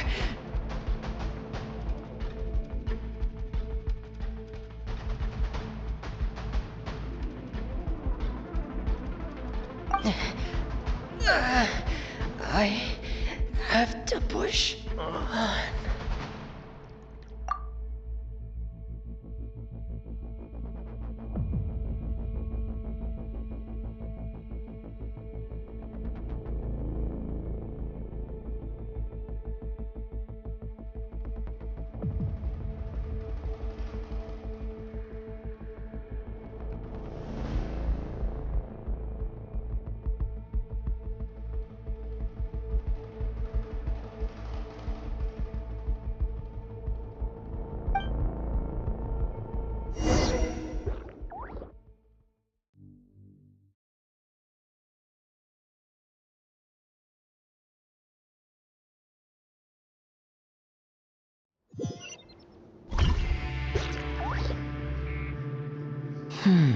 So, in other words, the trail you were following vanished, and you had no idea where Master Child could have gone, but there was also no obvious place for him to have disappeared to.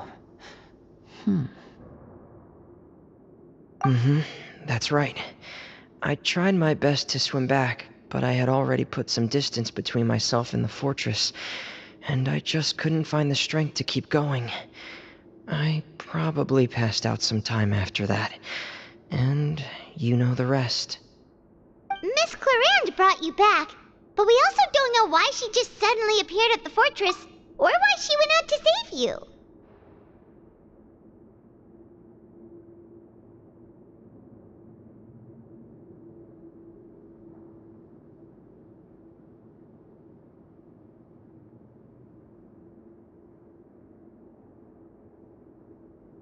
Miss Clorand, you say? I must go thank her in person. You're still too weak for Monet. You can go after you've had some more rest. Miss Lynette is right. I believe Miss Clorand will stay here as a guest for another few days, so there's no need to hurry. A guest? Then I can assume Risley was the one who invited her to come down here? You should ask His Grace about that. He'll be able to explain better than me. Yeah, it's about time he actually told us what's going on. Wanna come with us, Liddy? No, please go on without me. I don't want to leave just yet. Lenny. The logical part of my brain is aware that we're safe right now, but I still can't bring myself to leave. Both of you are just in danger. Understood. Then let's just sit together for a while. In that case, I'll leave the infirmary to you. The Traveler and I are going to head out for now. As long as you stay in here, I don't think you'll be disturbed. Thank you.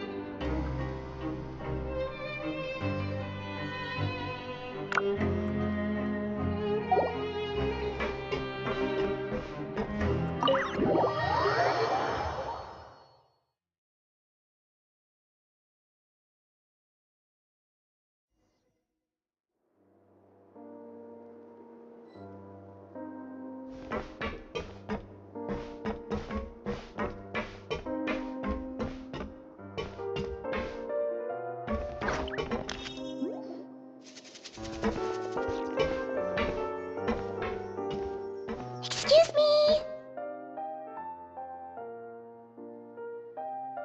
I take it Mr. Fremonet's condition has stabilized?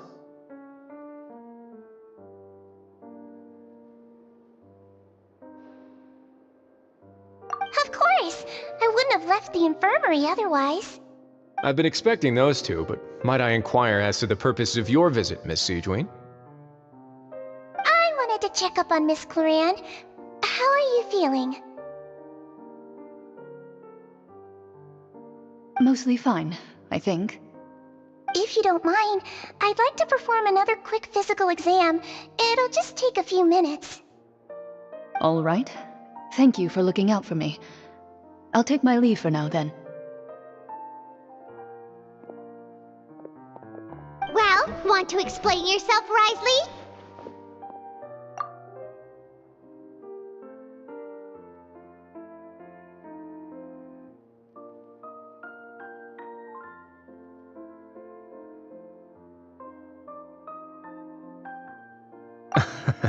Of course, but I'm not partial to the word choice of explain. How about enlighten?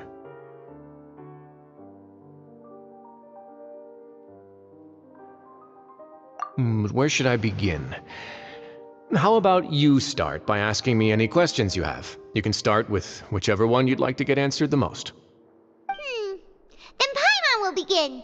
Did you know about Lenny's goals from the very beginning? No. I just knew they were Fatui operatives sent to the fortress by the Knave. As for their specific goals, I only figured those out as you made progress on your investigation. You managed to monitor and stay ahead of them even though you didn't know what they were trying to do? They came here with ulterior motives. I'm quite adept at discerning what that kind of behavior signals. Initially, I thought their goal was just to investigate Child's disappearance. Linny suggested that I had deliberately let him escape, but in truth, I didn't really do anything special to help or hinder him while he was here. Everything he did, from finding helpers to leaving this place, he did on his own. Of course, it's inevitable that the Knave would make a big deal out of her fellow Harbinger's unexplained disappearance. I'm also quite curious about where that Harbinger went, so I figured I might as well let the Fatui do their own investigative work. All I care about is the answer. So you were hoping Linny's group would just do your work for you! You make it sound like that's a bad thing. Unfortunately, things didn't go as planned. I assume that Fremine has told you already, the ratio of primordial seawater around the fortress of Meripede is on the rise. The Forbidden Zone has always been Linny's target, and you got roped into that investigation after running into him. I began to intervene out of concern for your safety, and also to prevent the fortress from becoming entangled in more irksome matters. Are the rumors true? That you're also a former criminal? Now, why would you put it like that? Isn't staying here all day and serving as the manager of the fortress a kind of sentence unto itself? Another form of prison? I just happen to have some support from the rest of the inmates. That's all. Oh, right! Paimon wanted to ask, who invited Cloran down here? Me, of course. I paid her good mora to come down to the fortress for some field work. As a champion duelist, Miss Cloran could be considered to be an independent party. I needed to find an exceptionally capable person to help me get through the impending crisis. And saving Fremine was part of that crisis? You can think of it like that, yes. Credit where credit is due, that boy is quite adept at diving. Had conditions not been as hostile as they were, he probably would have found the missing Harbinger already. That's not something you should be asking after. Neuvillette only asked you to investigate Child's whereabouts. All I need to prove to you is that the Forbidden Zone had nothing to do with the Harbinger's disappearance. That should be clear now that you've spoken to Fremine.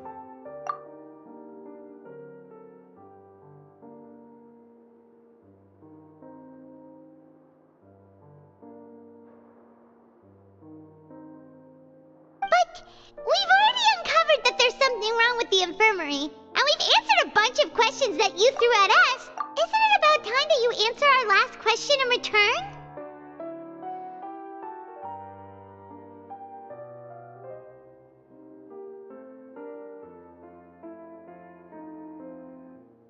You make a compelling case. Do you really want to know the answer that badly? Yeah, Paimon really wants to know! Even if the truth may not be pleasant? Follow me.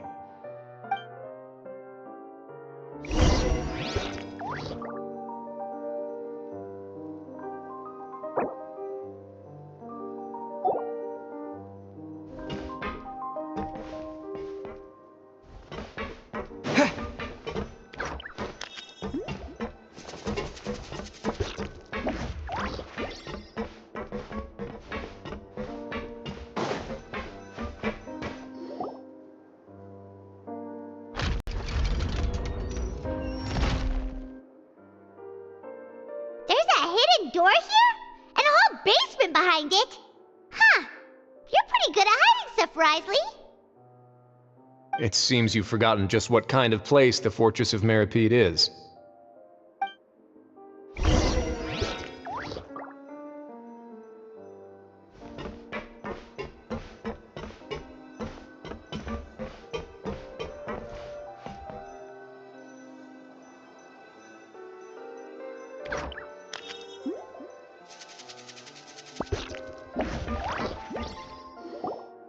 Stand on the central plate.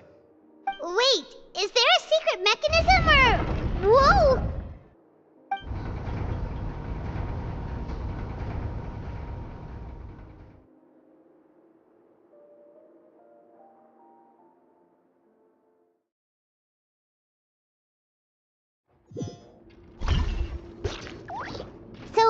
This is the Forbidden Zone? Honestly, for a place so well hidden, Paimon sure doesn't see anything special.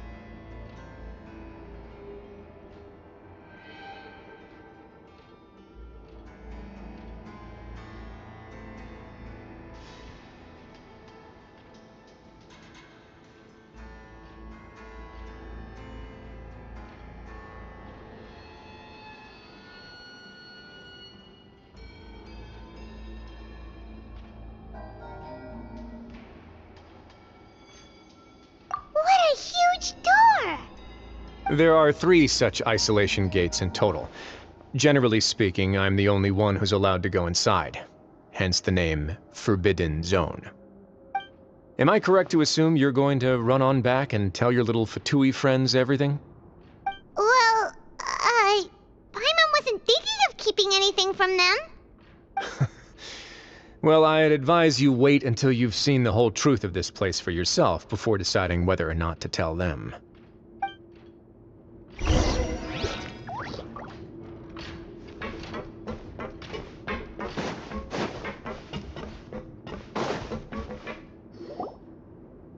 Huh.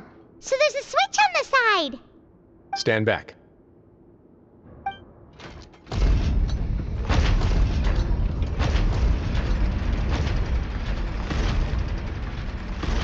Whoa!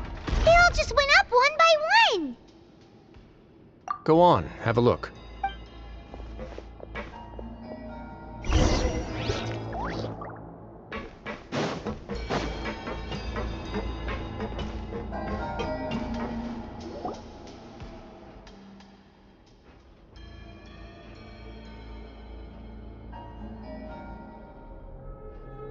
I've been interested in what lies beyond that gate ever since I assumed leadership of the Fortress of Meripede.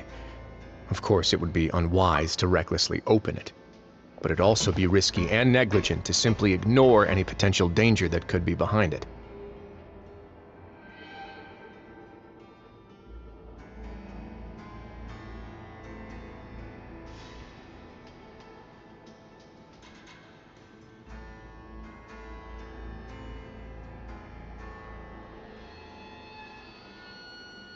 The readings on that dashboard have not budged since the day when I first laid eyes on this place. But over the past year, the needle has crept upwards from its original position, likely because some parameter it's been tracking has changed, if only infinitesimally. Normally I would have ignored it, but I happened to have some free time when I noticed it, so I investigated. Any guesses what the reading could be tracking?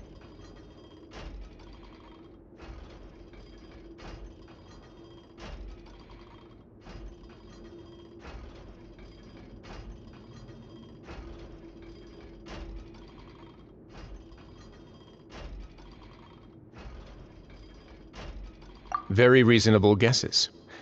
I've considered both of those as well. Unfortunately, our dashboard is tracking something less ordinary. The temperature should vary with weather and climate changes, so for something that rarely shifts, the water pressure is more likely. We ran a few tests to increase the pressure from the outside, but the readings didn't change at all. Later on, a few more possibilities occurred to me, such as a potential connection with the primordial sea. I began to make a few preparations based on that hypothesis. Over the past few days, the needle has moved again. With that, and the symptoms that Fremine displayed after leaving the fortress, I can now confidently conclude that the readings represent the concentration of primordial seawater in the seawater nearby. The concentration of primordial seawater? But we're already under the sea! And that is precisely the problem. We're at the bottom of the sea, and now we're surrounded by toxic seawater. Somehow, primordial seawater got mixed in, and the concentration is steadily rising. Yes, that's very likely. But forget about the two of us. Not even Neuvillette knows where the primordial sea could be, much less where we could find and plug a leak. Oh. Oh! Seems like you've figured it out. I believe the primordial sea lies directly beneath this sluice gate. For some reason, the primordial seawater levels have risen significantly, and it's now very close to us. The indicators are now red. Although the gate still stands, some primordial seawater has already leaked out and mixed into the sea around us. If this continues, soon it will no longer be able to hold back the primordial sea at all.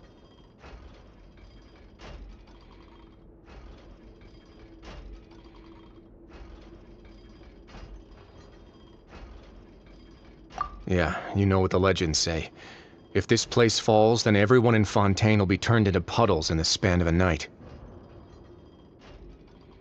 But that's just too weird! Why would the Fortress of Meripede be built right above a sluice gate for the primordial sea? Who built this place anyway? Your expression tells me you think this might be part of a vast, complicated conspiracy. To be honest, you might find the actual answer may be exceedingly boring.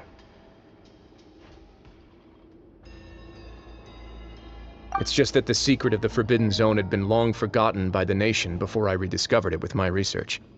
There's no single founder of the Fortress of Meripede in any traditional sense.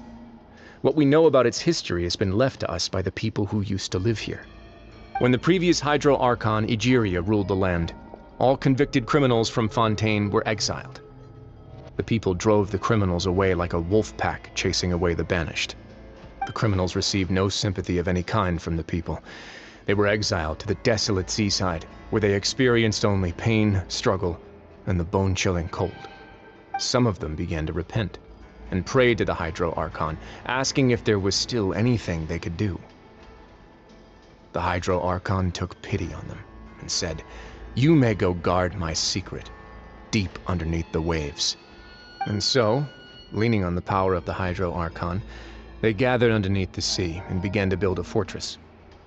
They became a community down there in the deeps, and over the years helped it to grow. As the number of exiles increased, more and more people joined the community. When the first group of exiles died, they left the yet unfinished fortress to their successors. The Hydro Archon continued to lend her support, allowing the fortress and what it stood for to continue growing ever larger. Before long, this dark underwater fortress became the sinner's only home. And with that, the people here stopped referring to the fortress as a prison. They saw themselves as repenting sinners who would regain their freedom once they had sufficiently redeemed themselves. But as time went on, people also realized that the fortress was a lonely place. Once they had gotten used to life here, they could no longer feel comfortable living in the overworld. Once they had finished serving their sentences, some people left and some others chose to stay. They'd find some idle position and let their withered souls fade away with the ancient secrets of the past.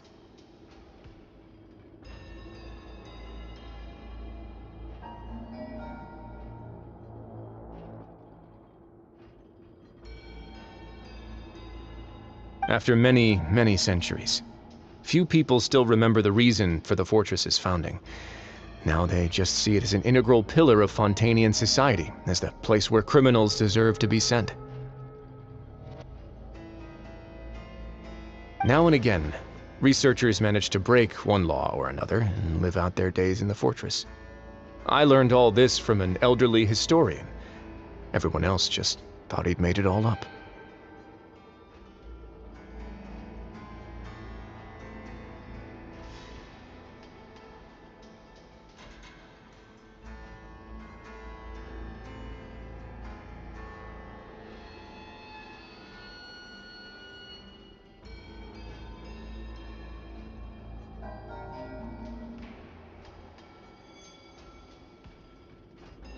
But now you know every part of that history is true. Indeed. It's just as the prophecy says. If this gate fails, then everyone will be dissolved into the sea. To be frank, not really. But sadly, that hasn't stopped this prophecy from proving all too accurate.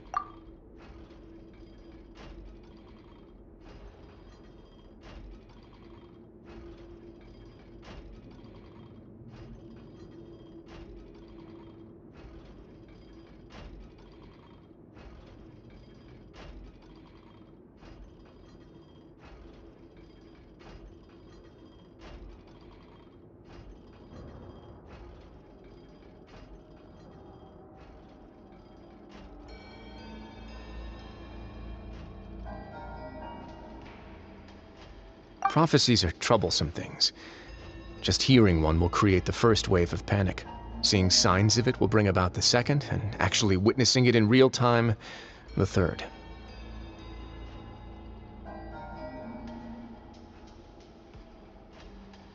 Let's go somewhere else. I want to show you something.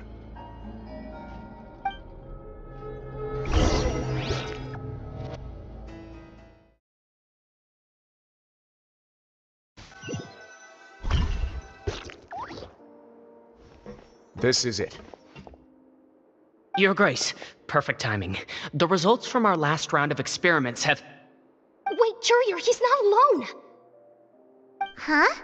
Lorvine and Jurier? No need to panic, you two. I've already told them about our plan. What? After you warned us not to tell a single soul about any of this? I'm skeptical as well. Are you sure they are trustworthy? The results speak for themselves, don't they? These two may already know more than you could ever imagine. All right then, if Your Grace insists. They seem harmless enough, so I'll trust them for now. Well, how about some reintroductions? This is Jurier, one of the highest-ranked researchers from the Fontaine Research Institute. He used to work under Edwin. I trust that you've heard of Edwin? He's the one who blew the whole institute sky high. Everyone knew he was a bit crooked in the head, but you're not local, so I guess it's possible for you not to have heard of him. Edwin's main areas of research were archaeum and gravimeters. As his assistant, Jurier is quite familiar with them as well. I hired him to be my technical consultant. You want to blow up the fortress of Meripede? Ah, what a lovely idea. I'm already imagining it in my head. Gotta admit, I'm tempted as well. Guys, focus! Focus! That taskmaster over there is Miss Lorvine, and is also one of my technical consultants. While Jurier used to be Edwin's assistant, she used to be Jurier's assistant. Ooh, are they together? See, everyone keeps asking this question. Are you too sure you're not a couple and just using your work as a convenient cover? Your Grace, I am not in a relationship with this man. If I dated her, I'd officially be madder than Edwin. Jeez, forget I said anything then. Follow me. Whoa, there's another door that goes right up.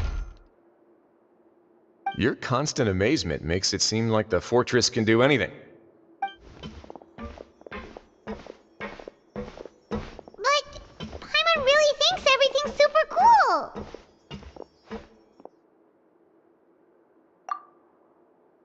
Well, let's spice it up a bit. And here you go.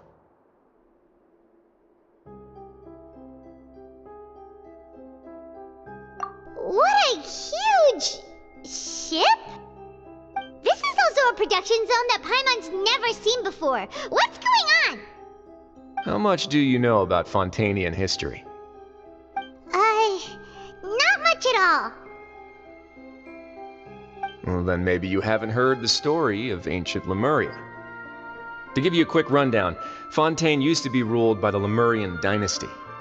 According to legend, the Lemurian king Remus came to this land after being inspired by divine revelation and found the seer Sibila, who had taken on the form of a golden bee. Taking the golden bee with him and riding on a huge ship, the Fortuna, he created his nation above the surging waves. He called his nation Lemuria, and used the Fortuna to incessantly search for new tribes and islands, calling on them to join his empire. There's a ship in this story too? Where there's water, there'll be ships. People believe that hope can always be found at the end of a voyage. Do you believe that too? To a point, I think.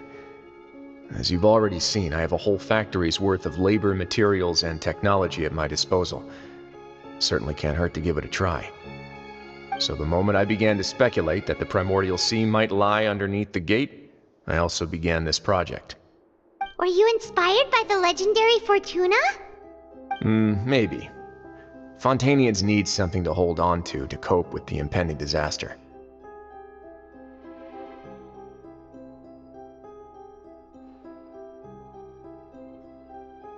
Were the workers to find out the truth behind this ship, riots would destroy the fortress faster than any catastrophe. As the fortress's administrator, I'd never make such a reckless call. Alright, that's enough talking for now. I'll need another 3 cups of tea to soothe my throat. Do you have any other questions? Seems like you're good. Come on, I'll take you back.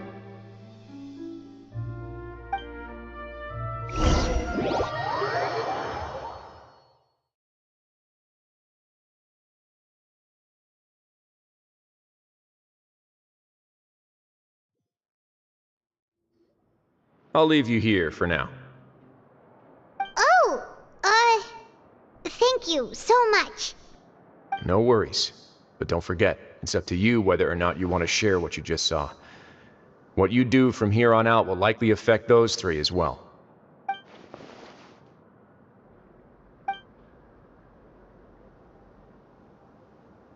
Yeah, we'll put a lot of thought into it for sure. Great. I look forward to what happens next.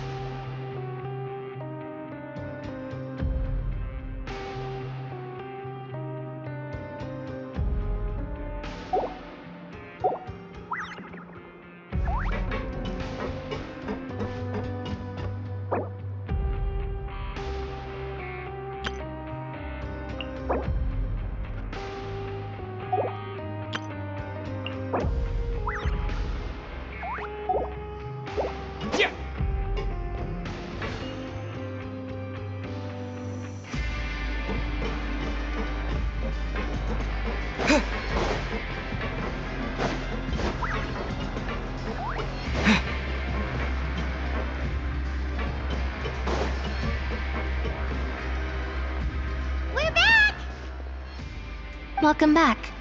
Do you want a cup of tea? How can you be so much like Wriothesley, always drinking tea? Huh. Actually, now that you mention it, I just remembered something now. While I was sedated, I could still barely hear 2 people talking next to me. They were discussing everything, from the leaves to the water and even the teacups themselves. Must have been Wriothesley and Sejuin. Yeah, I heard 1 male voice and 1 female, so it should have been the 2 of them. They really were just talking about brewing tea. I really can't make sense of this place. So, Traveler, Paimon, were you able to learn anything from Wriothesley?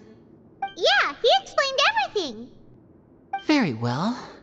Then, would you mind checking your answers against my speculations? Yeah, I took the time to rest, so I'm feeling a lot more relaxed now.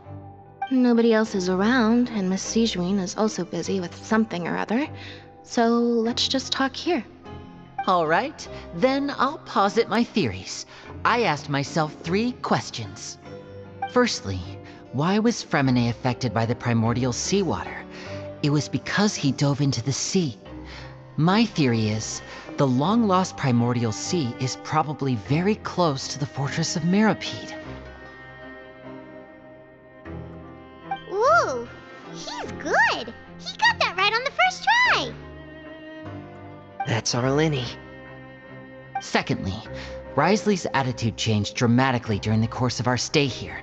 He ignored us completely at first, then suddenly roadblocked us. Why? I spent quite a long time thinking about this. If he has been monitoring the Fatui since the very beginning, he probably ignored us at first because he was hoping we could find Master Child for him. What's more, the Fortress of Meropide is not part of Fontaine's court system, nor does it report to Udex Nervulet. Wriothesley is basically the king of a no-man's land.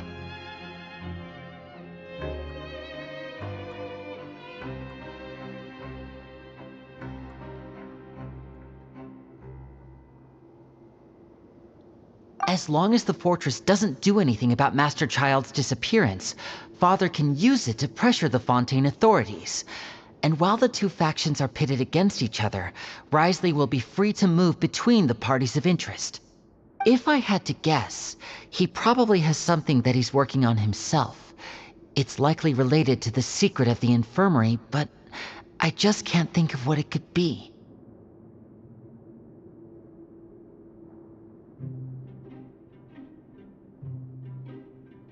You're super smart. Thanks so much. Then finally, there's the last question. If Wriothesley does have a plan, what could it be? All I know for now is that his plan probably has something to do with the changing nature of the seawater. He's even gotten Cloran to help him out. That can't be the full extent of what he's doing. There's probably a secret passageway behind the block in the infirmary, and there's something big in the fortress that most people here never get to see. He has a bargaining chip, and it could be important enough for Father to deal with him directly. I don't have enough information, so I have no idea what his chip might be. But let me guess. You have the last piece of the puzzle.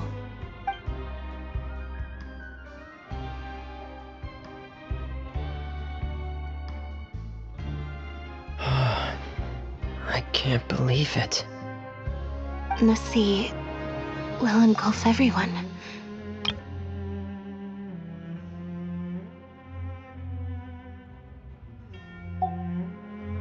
Could Wriothesley have wanted to meet Father to figure out a way to deal with this crisis?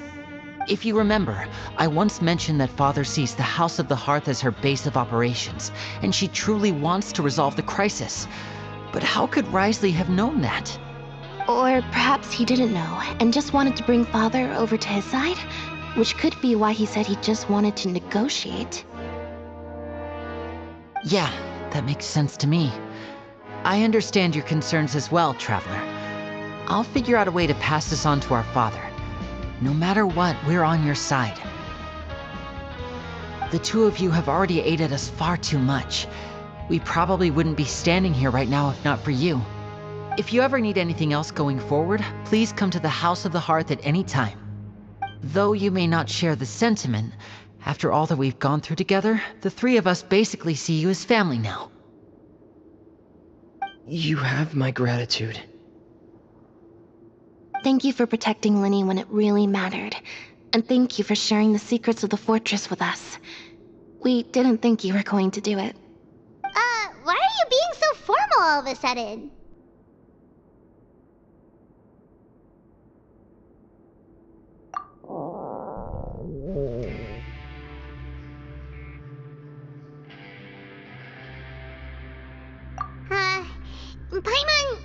Paimon's hungry.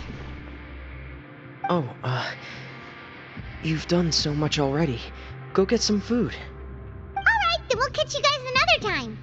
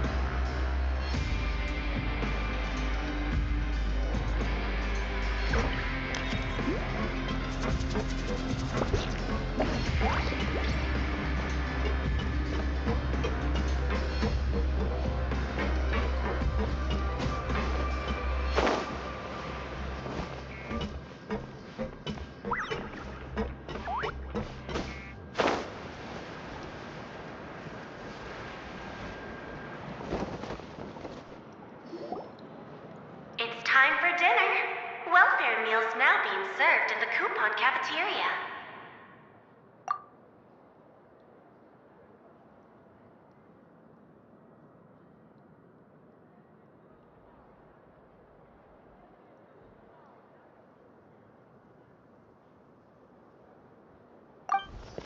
Come on, let's go pick up ours as well!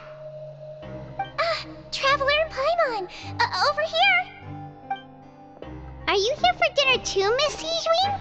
Mm-hmm. And I'm taking the opportunity to prepare Miss Cloran's dinner as well. Huh. You're right. She's actually sitting in the fortress cafeteria. What would you like to eat?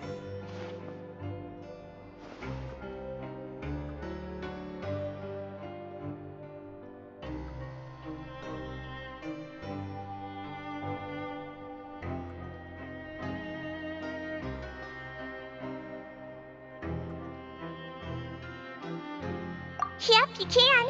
I've already talked to our chef, Mr. Wolsey. It's all on me today, so you can get whatever you'd like.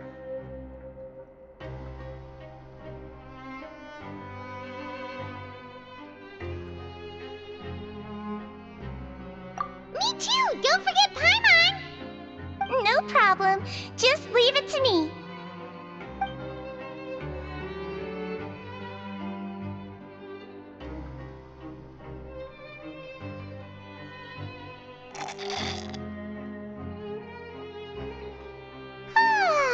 So delicious. Paimon's so happy. Paimon wants to feast like this every day. Feeling full yet? How's the food? Delicious.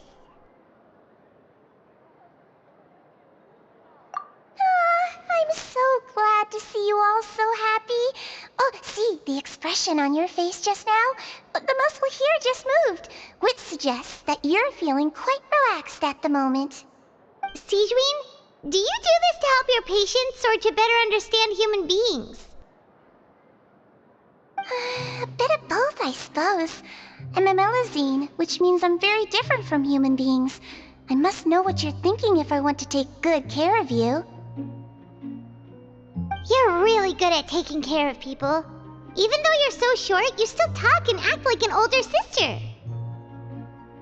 Really? You're reminded of an older sister? That's great to hear. Oh, and what did you mean back in Risley's office? When you said that you were protecting Linny and his siblings as well? Oh, that. I just asked His Grace to look out for those children, especially that diver boy. I was getting a bit worried after hearing that something was wrong with the water. Thankfully, Clorand is very strong and managed to save him in the nick of time. His Grace also sealed the pipes after Clorand left, to make sure that Linny wouldn't impulsively chase after his brother. Although the path was blocked, we still stationed some guards there to stop anyone from approaching. They were instructed to only open the door once Miss Clorand had returned. Oh, and I was keeping an eye on Mr. Linny as well. We had to press him, but we couldn't allow him to be in any real danger. You were all super considerate and really thought everything through. It's just what we do down here at the fortress. At least this has been His Grace's style for as long as he's been the leader.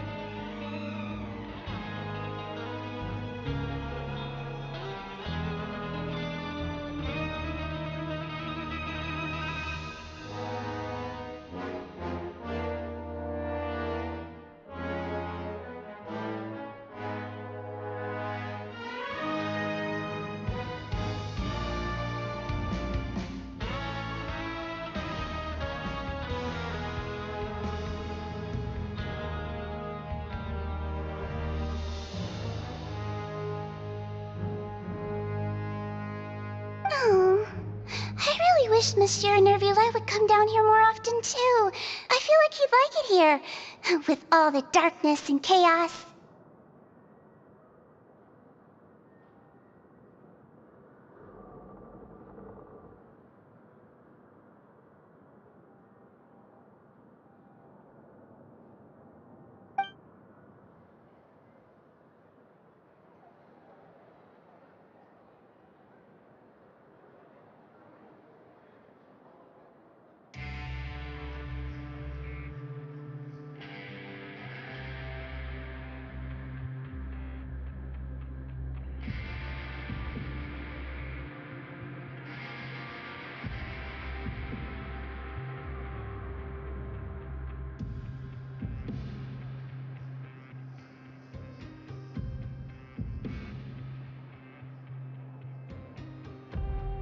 good night's rest, you two.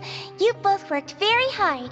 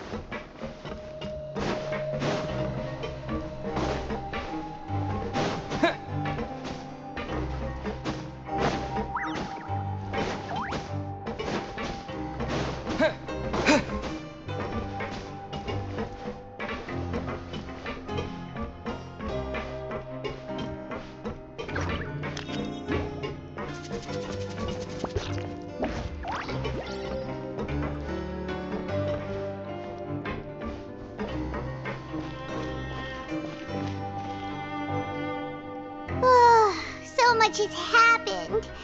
Paimon just feels absolutely exhausted now that she's finally relaxed.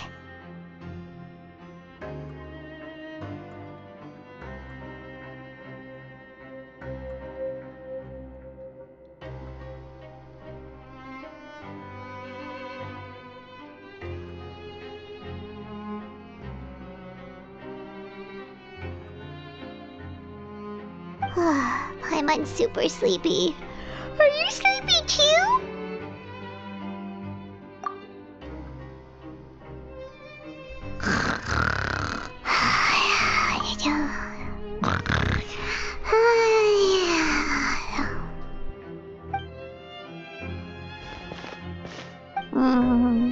Delicious.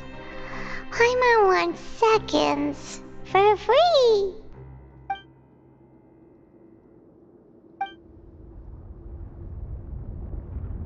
Out of my way!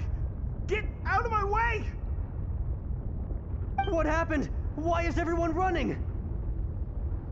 No idea, but something must have happened. Stop asking!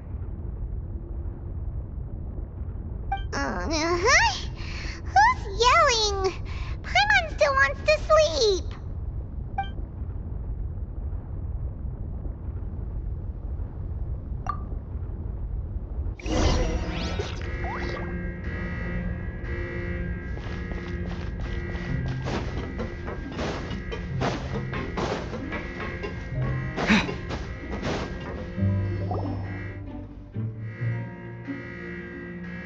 What happened?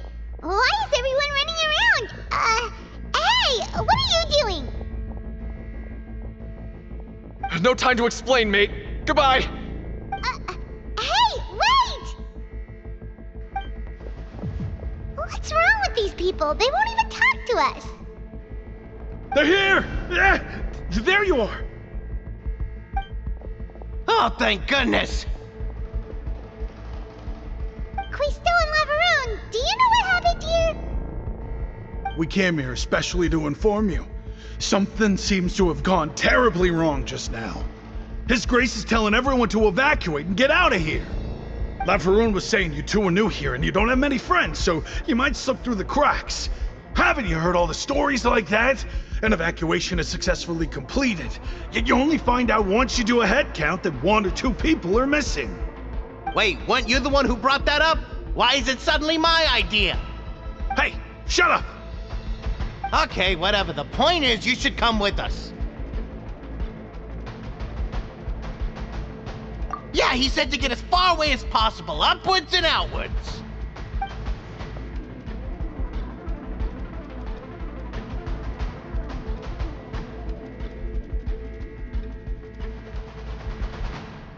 Oh no, it can't be that thing! Whoa, wait, what? What? Hey, where are you going? We have to go find the Duke! You two just go and get out! Go on without us! Hey! Be careful! Attention! Please evacuate upwards and outwards, upwards and outwards. If you're already at the topmost layer, then try to move as far outwards as possible.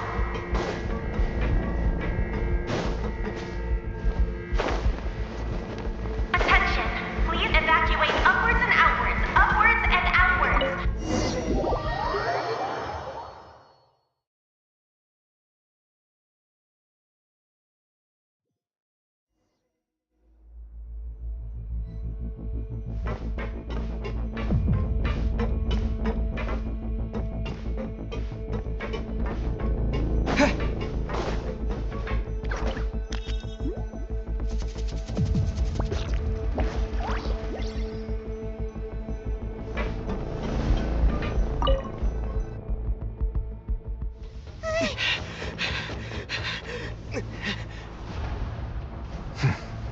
They're here.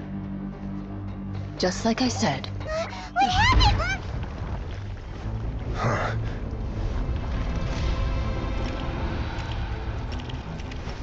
You're just in time. But be ready to run.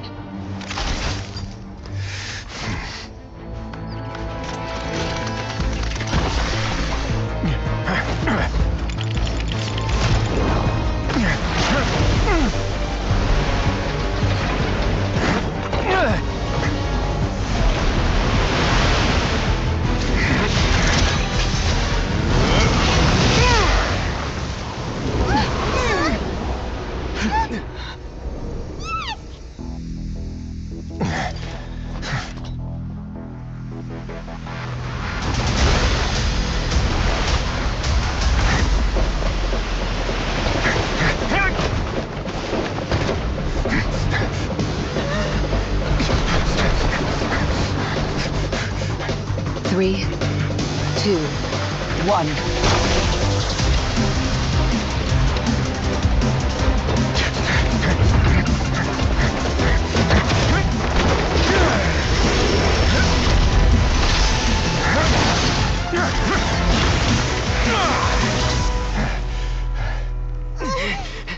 This won't hold it for long.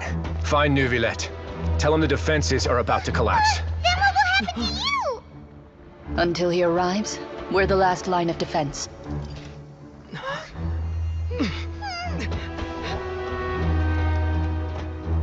The gate. How long do you think it'll hold? That depends on us.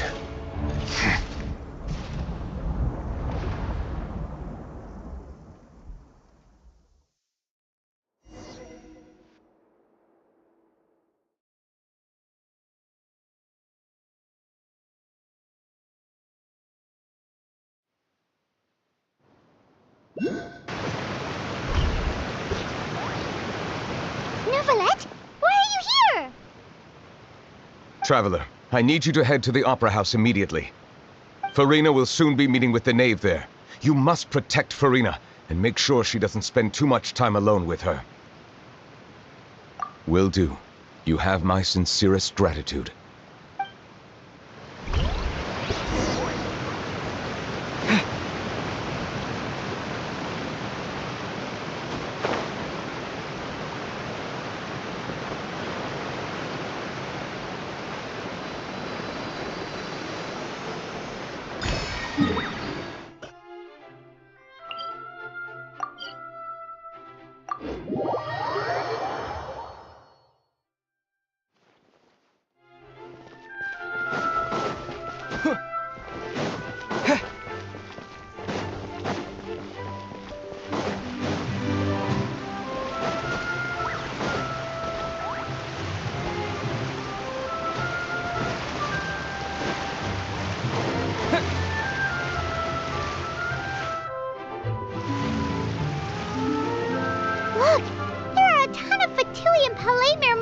people over there.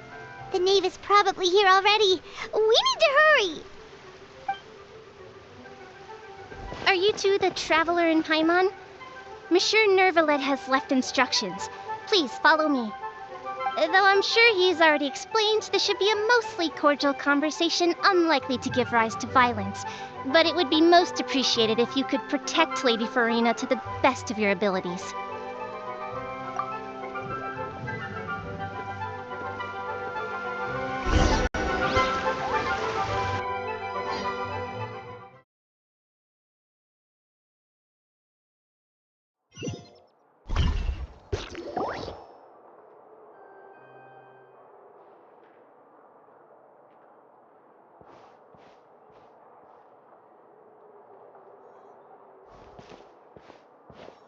Oh, so you two are the honored guests Miss Farina mentioned. Of course! How could they not attend a meeting such as this? I must always have 2 or more guests at my dessert table. Otherwise, the occasion would be too lonely and unbecoming of my station. It is my pleasure to make your acquaintance, traveler. I have heard much of your accomplishments. I am the Knave, one of the 11 Fatui Harbingers.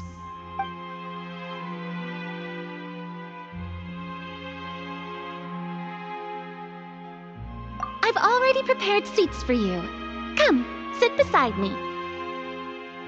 Perhaps you two are unaware of how Miss Farina and I do things. You see, we actually recently agreed to get together for tea when we had the time.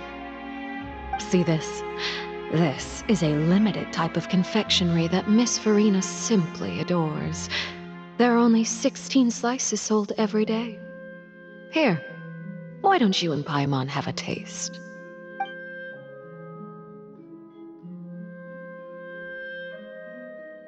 Traveler, what do you think of this cake?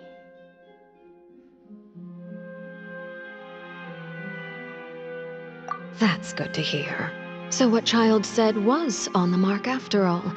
You do share a taste in desserts with Farina and I.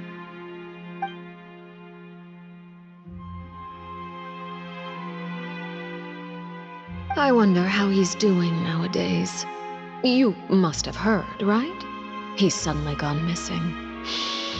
I'm really worried about his safety, you know. Here's to hoping that he's an excellent swimmer. Since we're talking about him, I feel like I should add something. His martial prowess really looked certainly pretty impressive, yeah.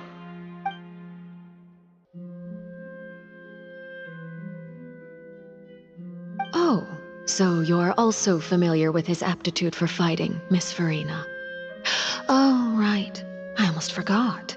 Child was subdued by Udex Nuvillette right in front of you. Against ordinary people, my colleague would never be on the back foot. But alas, he just never imagined he'd run into such a person. I must express my admiration for Monsieur Nuvillette. Coming from you, that's not surprising at all. But I thought you would be happier to hear the news. Of course, but it's still a bit of a shame. You see, I would have been far happier had I received this news somewhat earlier.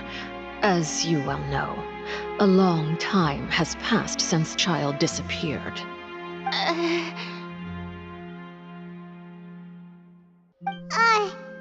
in any case, there's no need to worry. We know for sure that Child is still alive. Oh, and just how do you know that? Because we found evidence that proved he left the Fortress of Mirapede. And where did he go after leaving the fortress? Well...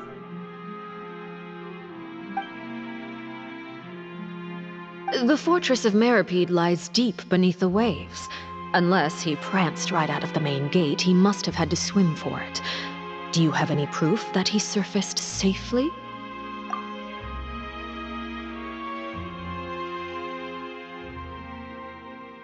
Ah, that is good news at least. His sister Tonya sent a letter to Fontaine not too long ago. Since he was unfortunately unavailable, I picked it up on his behalf. Do you have any idea how he usually writes back to his family? Dear Tonya, your letter made me feel like we were still enjoying our time in Snezhnaya together. I'm currently admiring the scenery on the streets in front of the opera house. Is it something like that?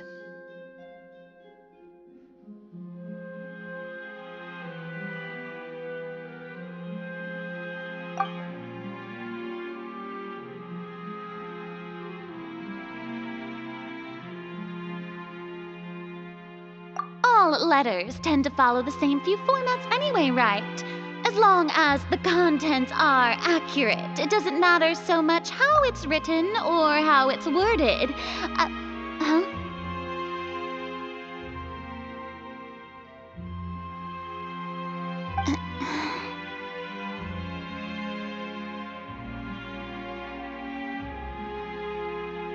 Hold on. The water in the teacup is shaking.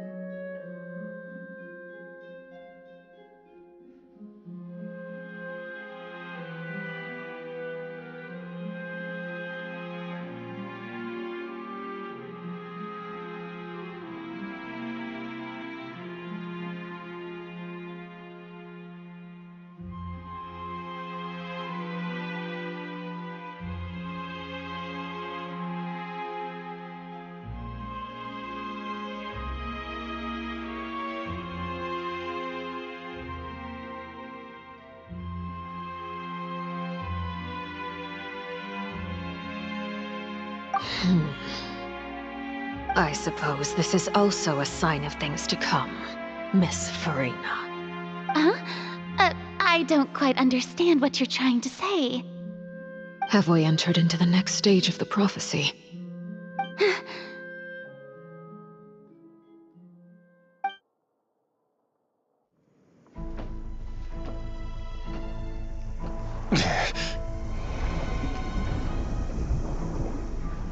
My thanks to you both. I will take it from here.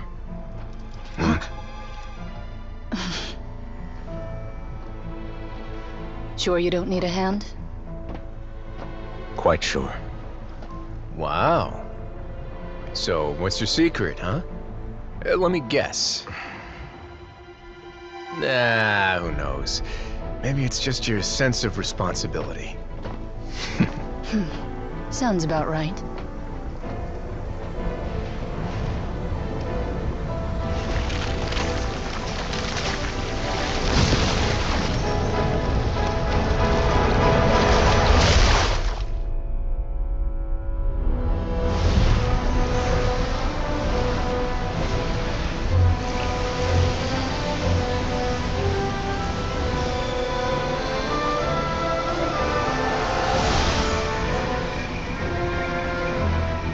Day may come when the prophecy is fulfilled, and the waters burst forth. But it is not this day! This ancient power could easily obliterate an entire race. A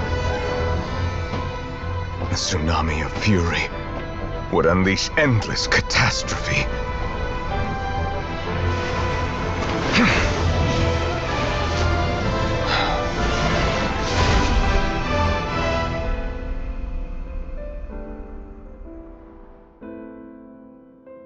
This sentence is too severe. Forgive me for overruling it.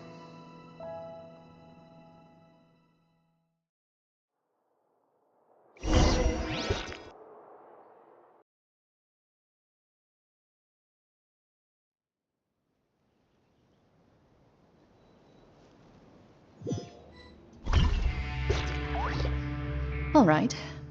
Seems like the problem inside has been suppressed. Let me guess, we're safe for now. Indeed. But only for now.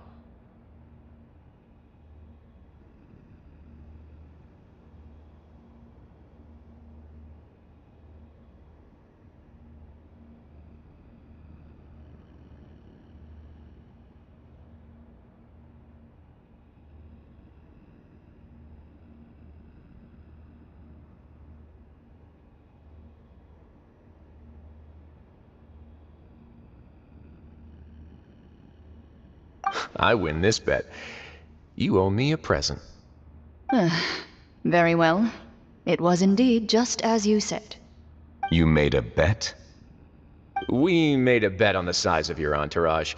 Cloran thought you wouldn't come down by yourself. I figured you would have at least brought a few people along for appearance's sake. It appears I underestimated just how confidential the mission was. Shouldn't you have gotten used to confidential missions by now? That's just how the courts operate. So what gift must the loser give? Tea? He already has tons of tea in his office. I'm thinking about a set of legal codices. That wouldn't happen to be a dig at my lack of legal awareness, would it? Well, I'm sure His Grace doesn't consider the fortress to be outside the law.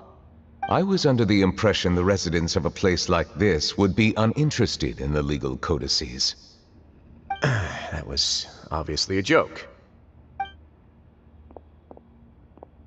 Anyway, you've still got some unfinished business to attend to in the overworld, correct? No need to stay here if you have a pressing matter. We all know you can't leave Palais Mermonia for long. Thank you. I hope everything went smoothly with the Fatui Harbinger.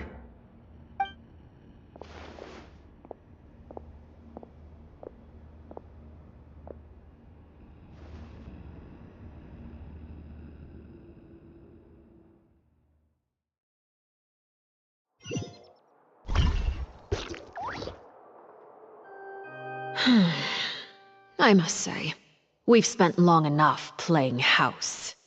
Miss Farina, as the Hydro Archon, I am sure you understand the exact meaning of the phenomenon we just witnessed. Or should I say, that's what I originally thought. But looking at your expression, was I wrong? And you haven't a clue?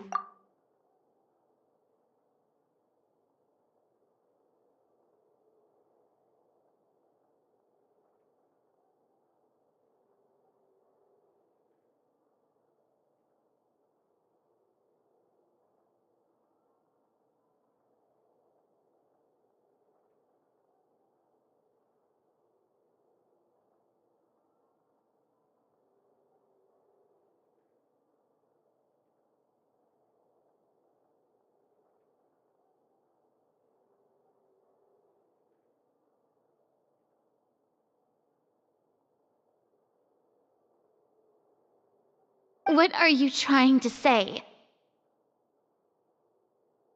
At this point, I don't think there's any more need to speak as diplomatic representatives. Allow me to speak to you now as just a Fontanian. You know the prophecy by heart, and also that every part of it is being proven true. Yet, here you are relaxing, drinking tea, and eating desserts as if it's all nothing more than a few stray bugs in your garden. Do you really think that's acceptable? The prophecy's hanging above our necks like a guillotine. Every faction is looking for a way to either avert the disaster or save their own. Even the orphans of the House of the Hearth have devoted everything to saving their homeland. But you? It beggars belief just how nonchalant and carefree you have been. From the very beginning, you, the god Focalor, you have utterly failed to take action. You're wrong. I've never ignored the prophecy, nor have I just been passing the time in self-indulgence. Retract your accusation and stop doubting the wisdom of the gods with such absurd conjectures. I am not alone in my doubts, you know. All the children of Fontaine may be harboring the exact same thoughts right now. Oh, great Hydro Archon. How are you going to save them? Save us? How are the people you've sworn to protect supposed to survive in a land that will soon disappear beneath the waves? I have my ways, and I've been working on them for all this time. Even if you look down upon me, you have no right to judge me. Fontaine will be saved. Even if I still cannot see the true future right now, As long as I continue on as I am, I will be able to hold my head up high!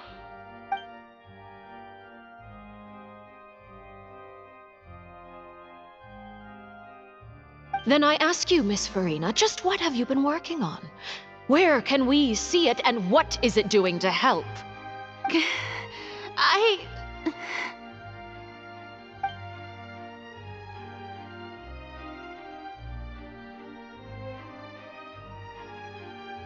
My machinations are just like the prophecy itself. They will only reveal themselves at the fated time. It is just that beings like yourselves are unable to perceive them as of yet. I see. As a god, the proof of your labor always lies beyond prying mortal eyes. Allow me to be so bold as to ask another way. Would it be possible for you to tell us the parts of your plan that are not confidential? Such as your emergency response plan for the impending disaster? An emergency response plan? Oh, that look in your eyes. Have you not even prepared one of those? The emergency response plan is also strictly confidential. Then allow me to jog your memory. Miss Farina, what is the purpose of your Oratrice Mécanique d'Analyse Cardinal?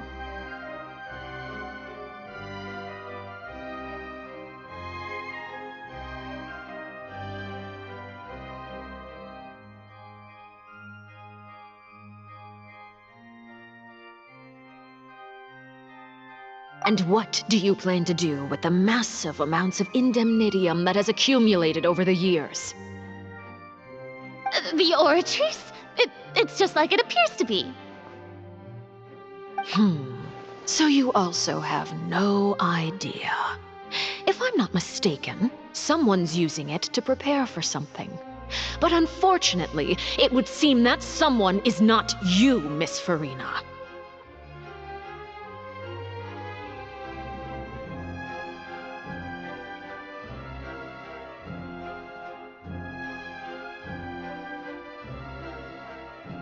I first caught wind of this when Linny tried to investigate the Oratrice in the Opera House. You see, even just getting close to the core contaminated him with an extremely large amount of indemnitium.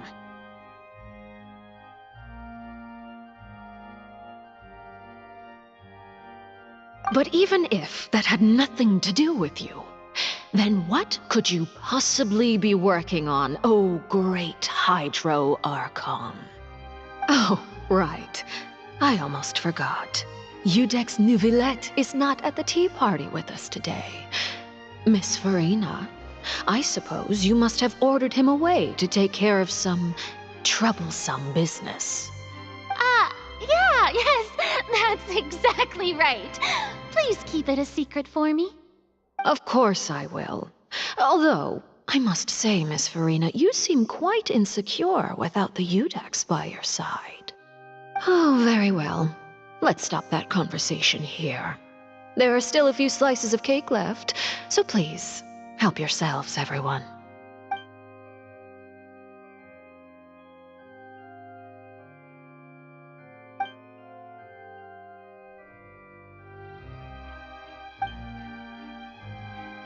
Traveler, I heard that you were recently commissioned to handle a few matters on behalf of the Udex. Why don't you take an extra slice of cake? Those who work hard deserve gratitude and praise. You too, Paimon. Thank you. Paimon will take you up on that offer.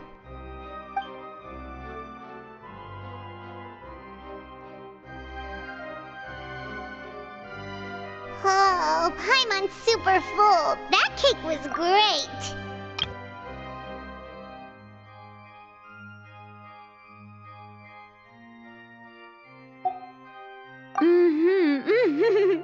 If it's on my tea table, it must be of the highest quality.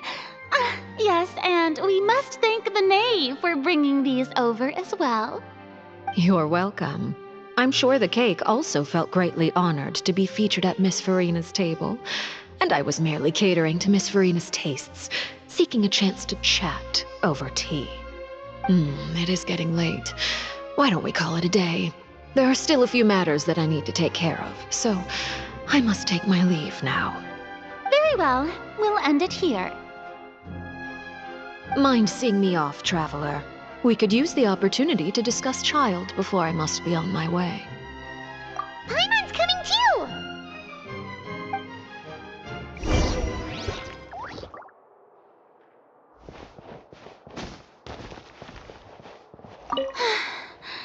The tea party turned out to be even more difficult than I'd imagined. Why are you looking at me like that? Is something the matter? If there's nothing urgent, then I shall be retiring for now.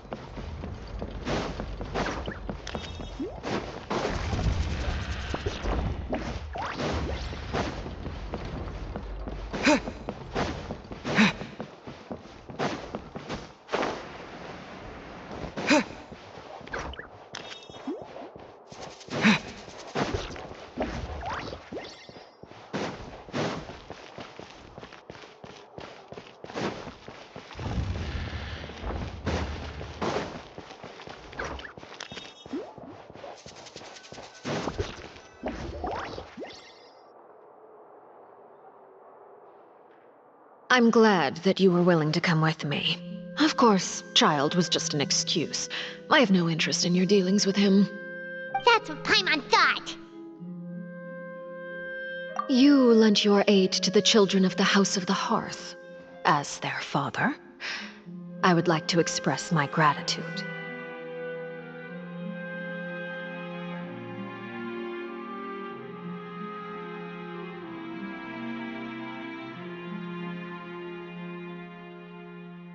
Do I look like an irresponsible father to you? The House of the Hearth is very important to me. You should know that I care deeply about my children. That was all. Formal topics should be discussed in formal settings, and informal topics in informal settings. I know you just returned from the fortress of Meripede. Relax. I have no intention of trying to get anything out of you. Linny, Lynette, and Fremine are still there, and I trust their judgment and abilities. They've all been working very hard and have always done all they can to fight back against anyone who tried to stop them, especially Linny. You mean Wriothesley. He's a tricky one to deal with. It's unfortunate that Linny's so eager to prove himself that he can't learn to rely on others, including me.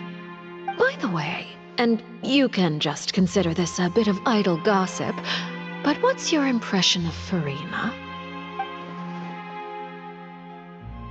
You are outside of our disputes, and the freest person in all of Fontaine, able to move around most easily. Allow me to share my perspective with you. And that's everything that happened during the trial. Master Child was declared guilty and immediately transported to the Fortress of Meripede. Didn't he say he was coming here on vacation? Does he not feel an ounce of shame for all the trouble he has caused?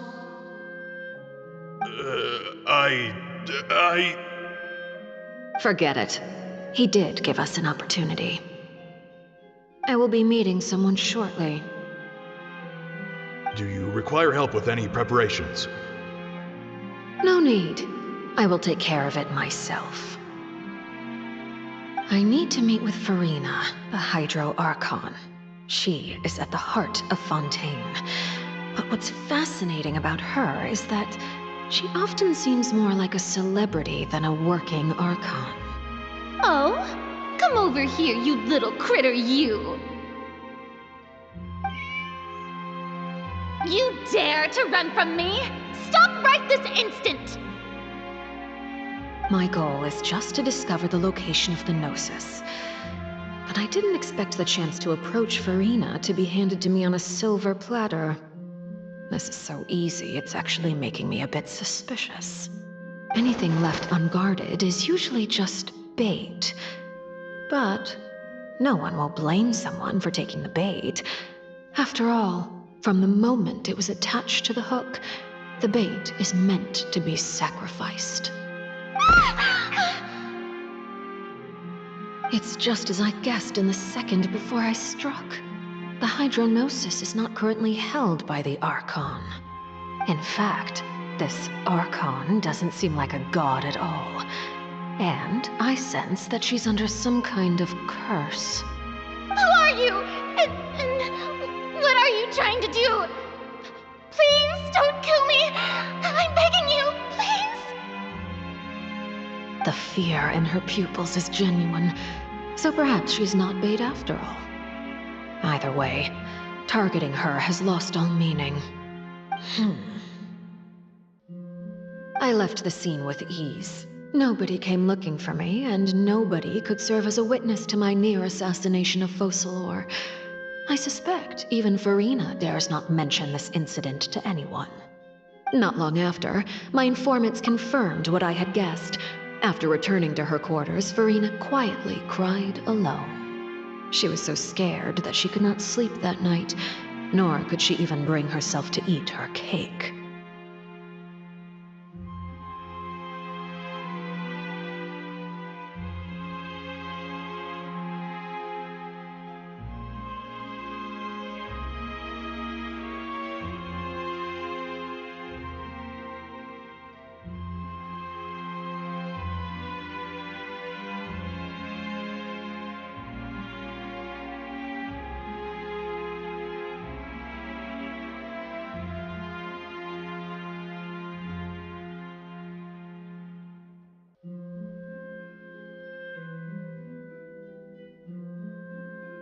There's no doubt that there's something wrong with her. I began to entertain the possibility that she is not the true Hydro Archon. Perhaps Iudex Neuvillette is actually the genuine article. I have to find the Gnosis. If the Neuvillette hypothesis is correct, he is probably in possession of it. Alternatively, it might have been hidden in a place that's hard for ordinary people to access. Yes, Father. My dear children, please speak. News from the Fortress of Meripede. Master Child has gone missing.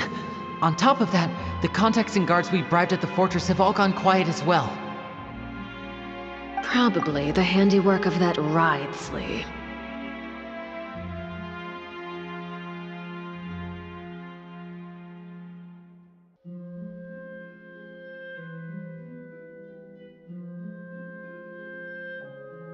I'm afraid so.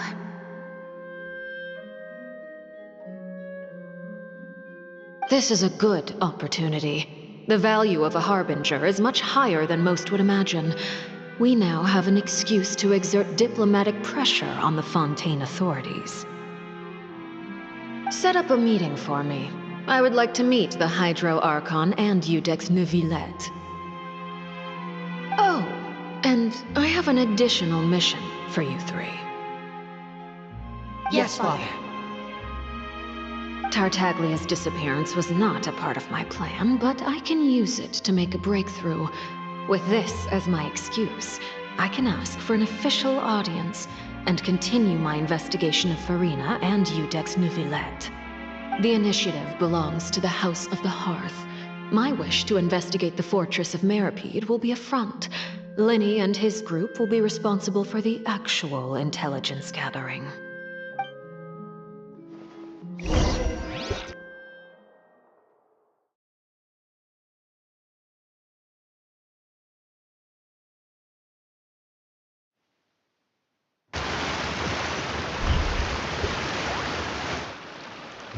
You should know the rest. Linny's group is quite close to you, so they wouldn't have hidden anything from you.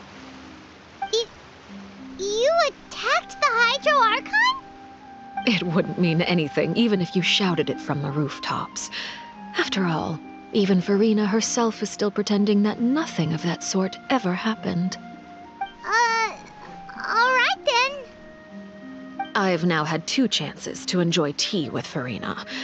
I have to say, the leadership of Fontaine is even more inscrutable than I had imagined. I once surmised that Iudex Neuvillette must be the Hydro Archon, but now, that doesn't seem right to me either.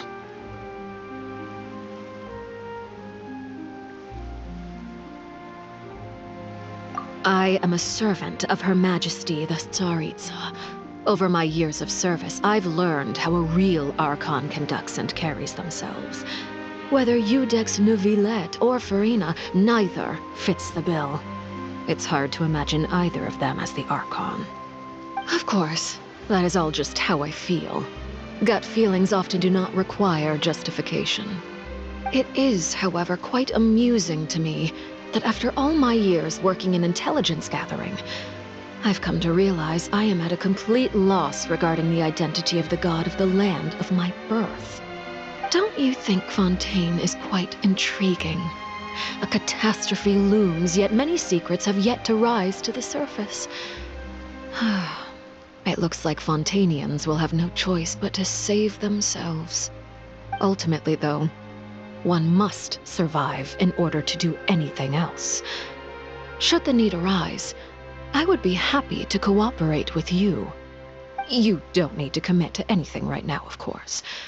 I have a feeling that the situation will continue to evolve, and as your name is often connected with noble deeds, I'm sure we will work together someday.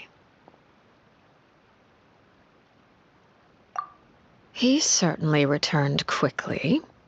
You must want to catch up with each other, so I'll leave you to him.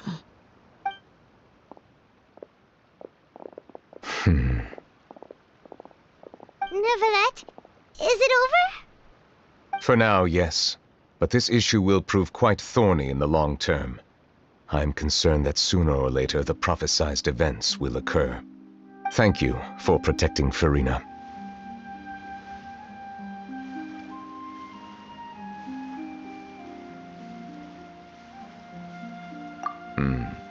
To put it simply, I used my power to force back the Primordial Sea and reseal the sluice gate.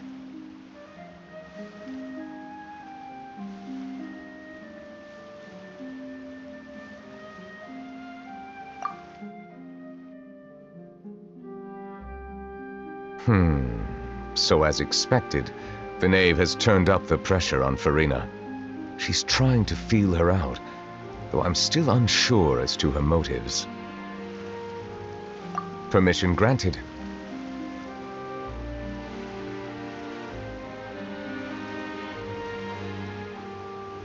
Whoa. It can't be that you're the real Hydro Archon, right? But that's just a speculation on our part, though. You can't tell us? Then that's okay. We can talk about something else. We won't try to force you. You guys in Fontaine are super strange. If by the phrase, "you guys," you are referring to Farina and I, then although I'm not sure just what you are trying to imply, I must clarify that I do not share her positions on a multitude of topics.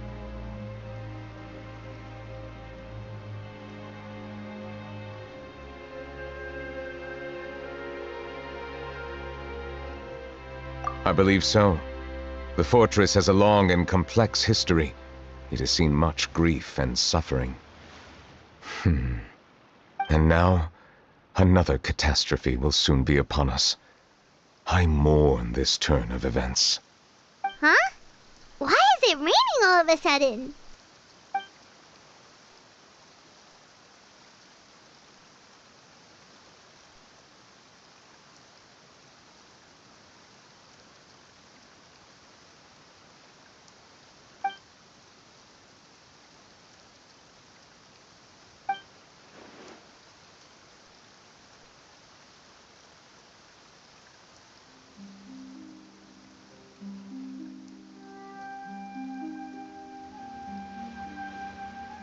You may be closer to the truth than you think.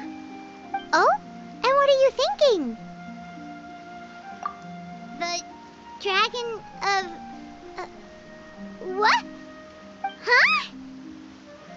Please do not be so surprised. Farina? Neverlet,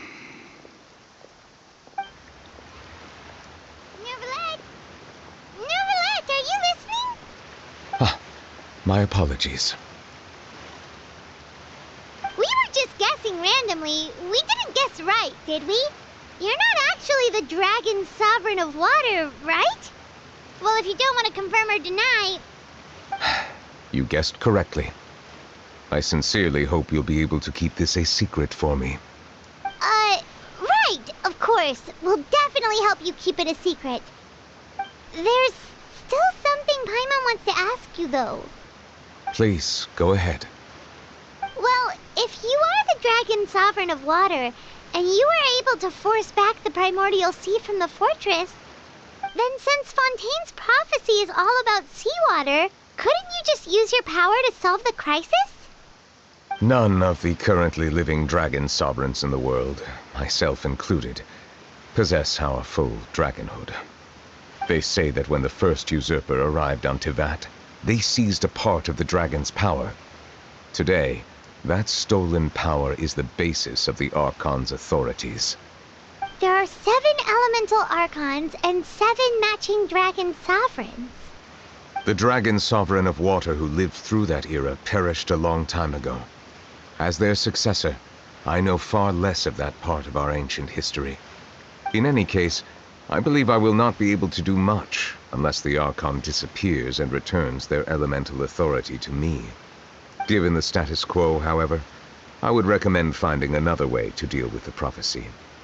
Oh, so even you can't solve it. I still have some urgent matters to attend to at my office. If you have any more questions regarding ancient history, you are welcome to discuss them with me at a later time. Please go right ahead. There's a place that Paimon wants to go too. Traveler, why don't we pay another visit to the Fortress of Meripede? Paimon is a little worried.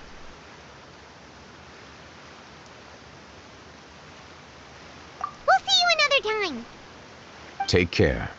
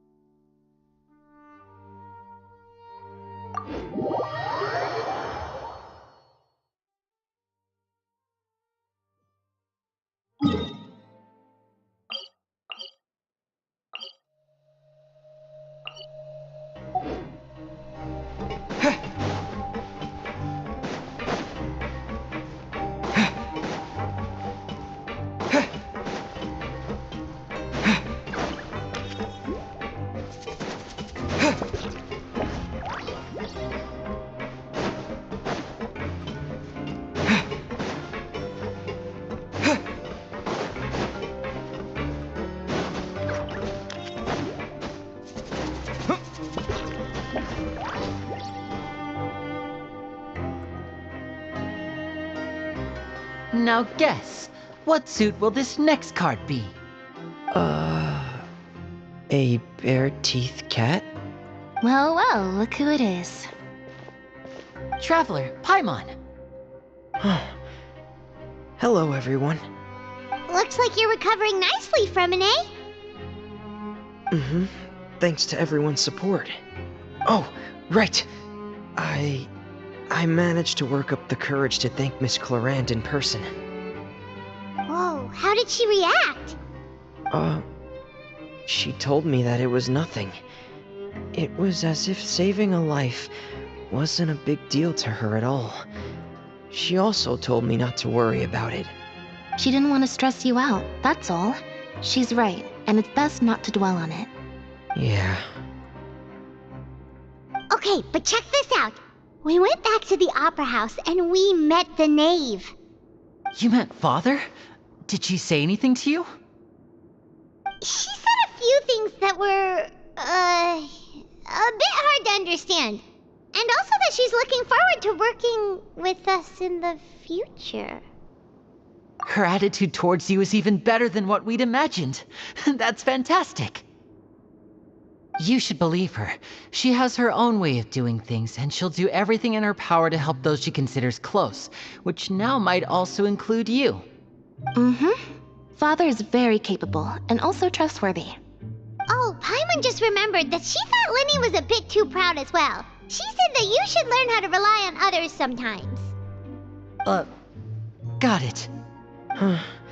That does sound like something that Father would say. Hey!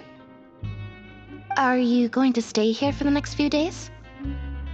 Looks like it, yeah. Excellent. I will host a tea party. For real? Then Paimon wants another serving of cake. Another implies that you were already served some delicious cake while you were up there. How lovely. Well, next time, you're going to have tea and snacks with us.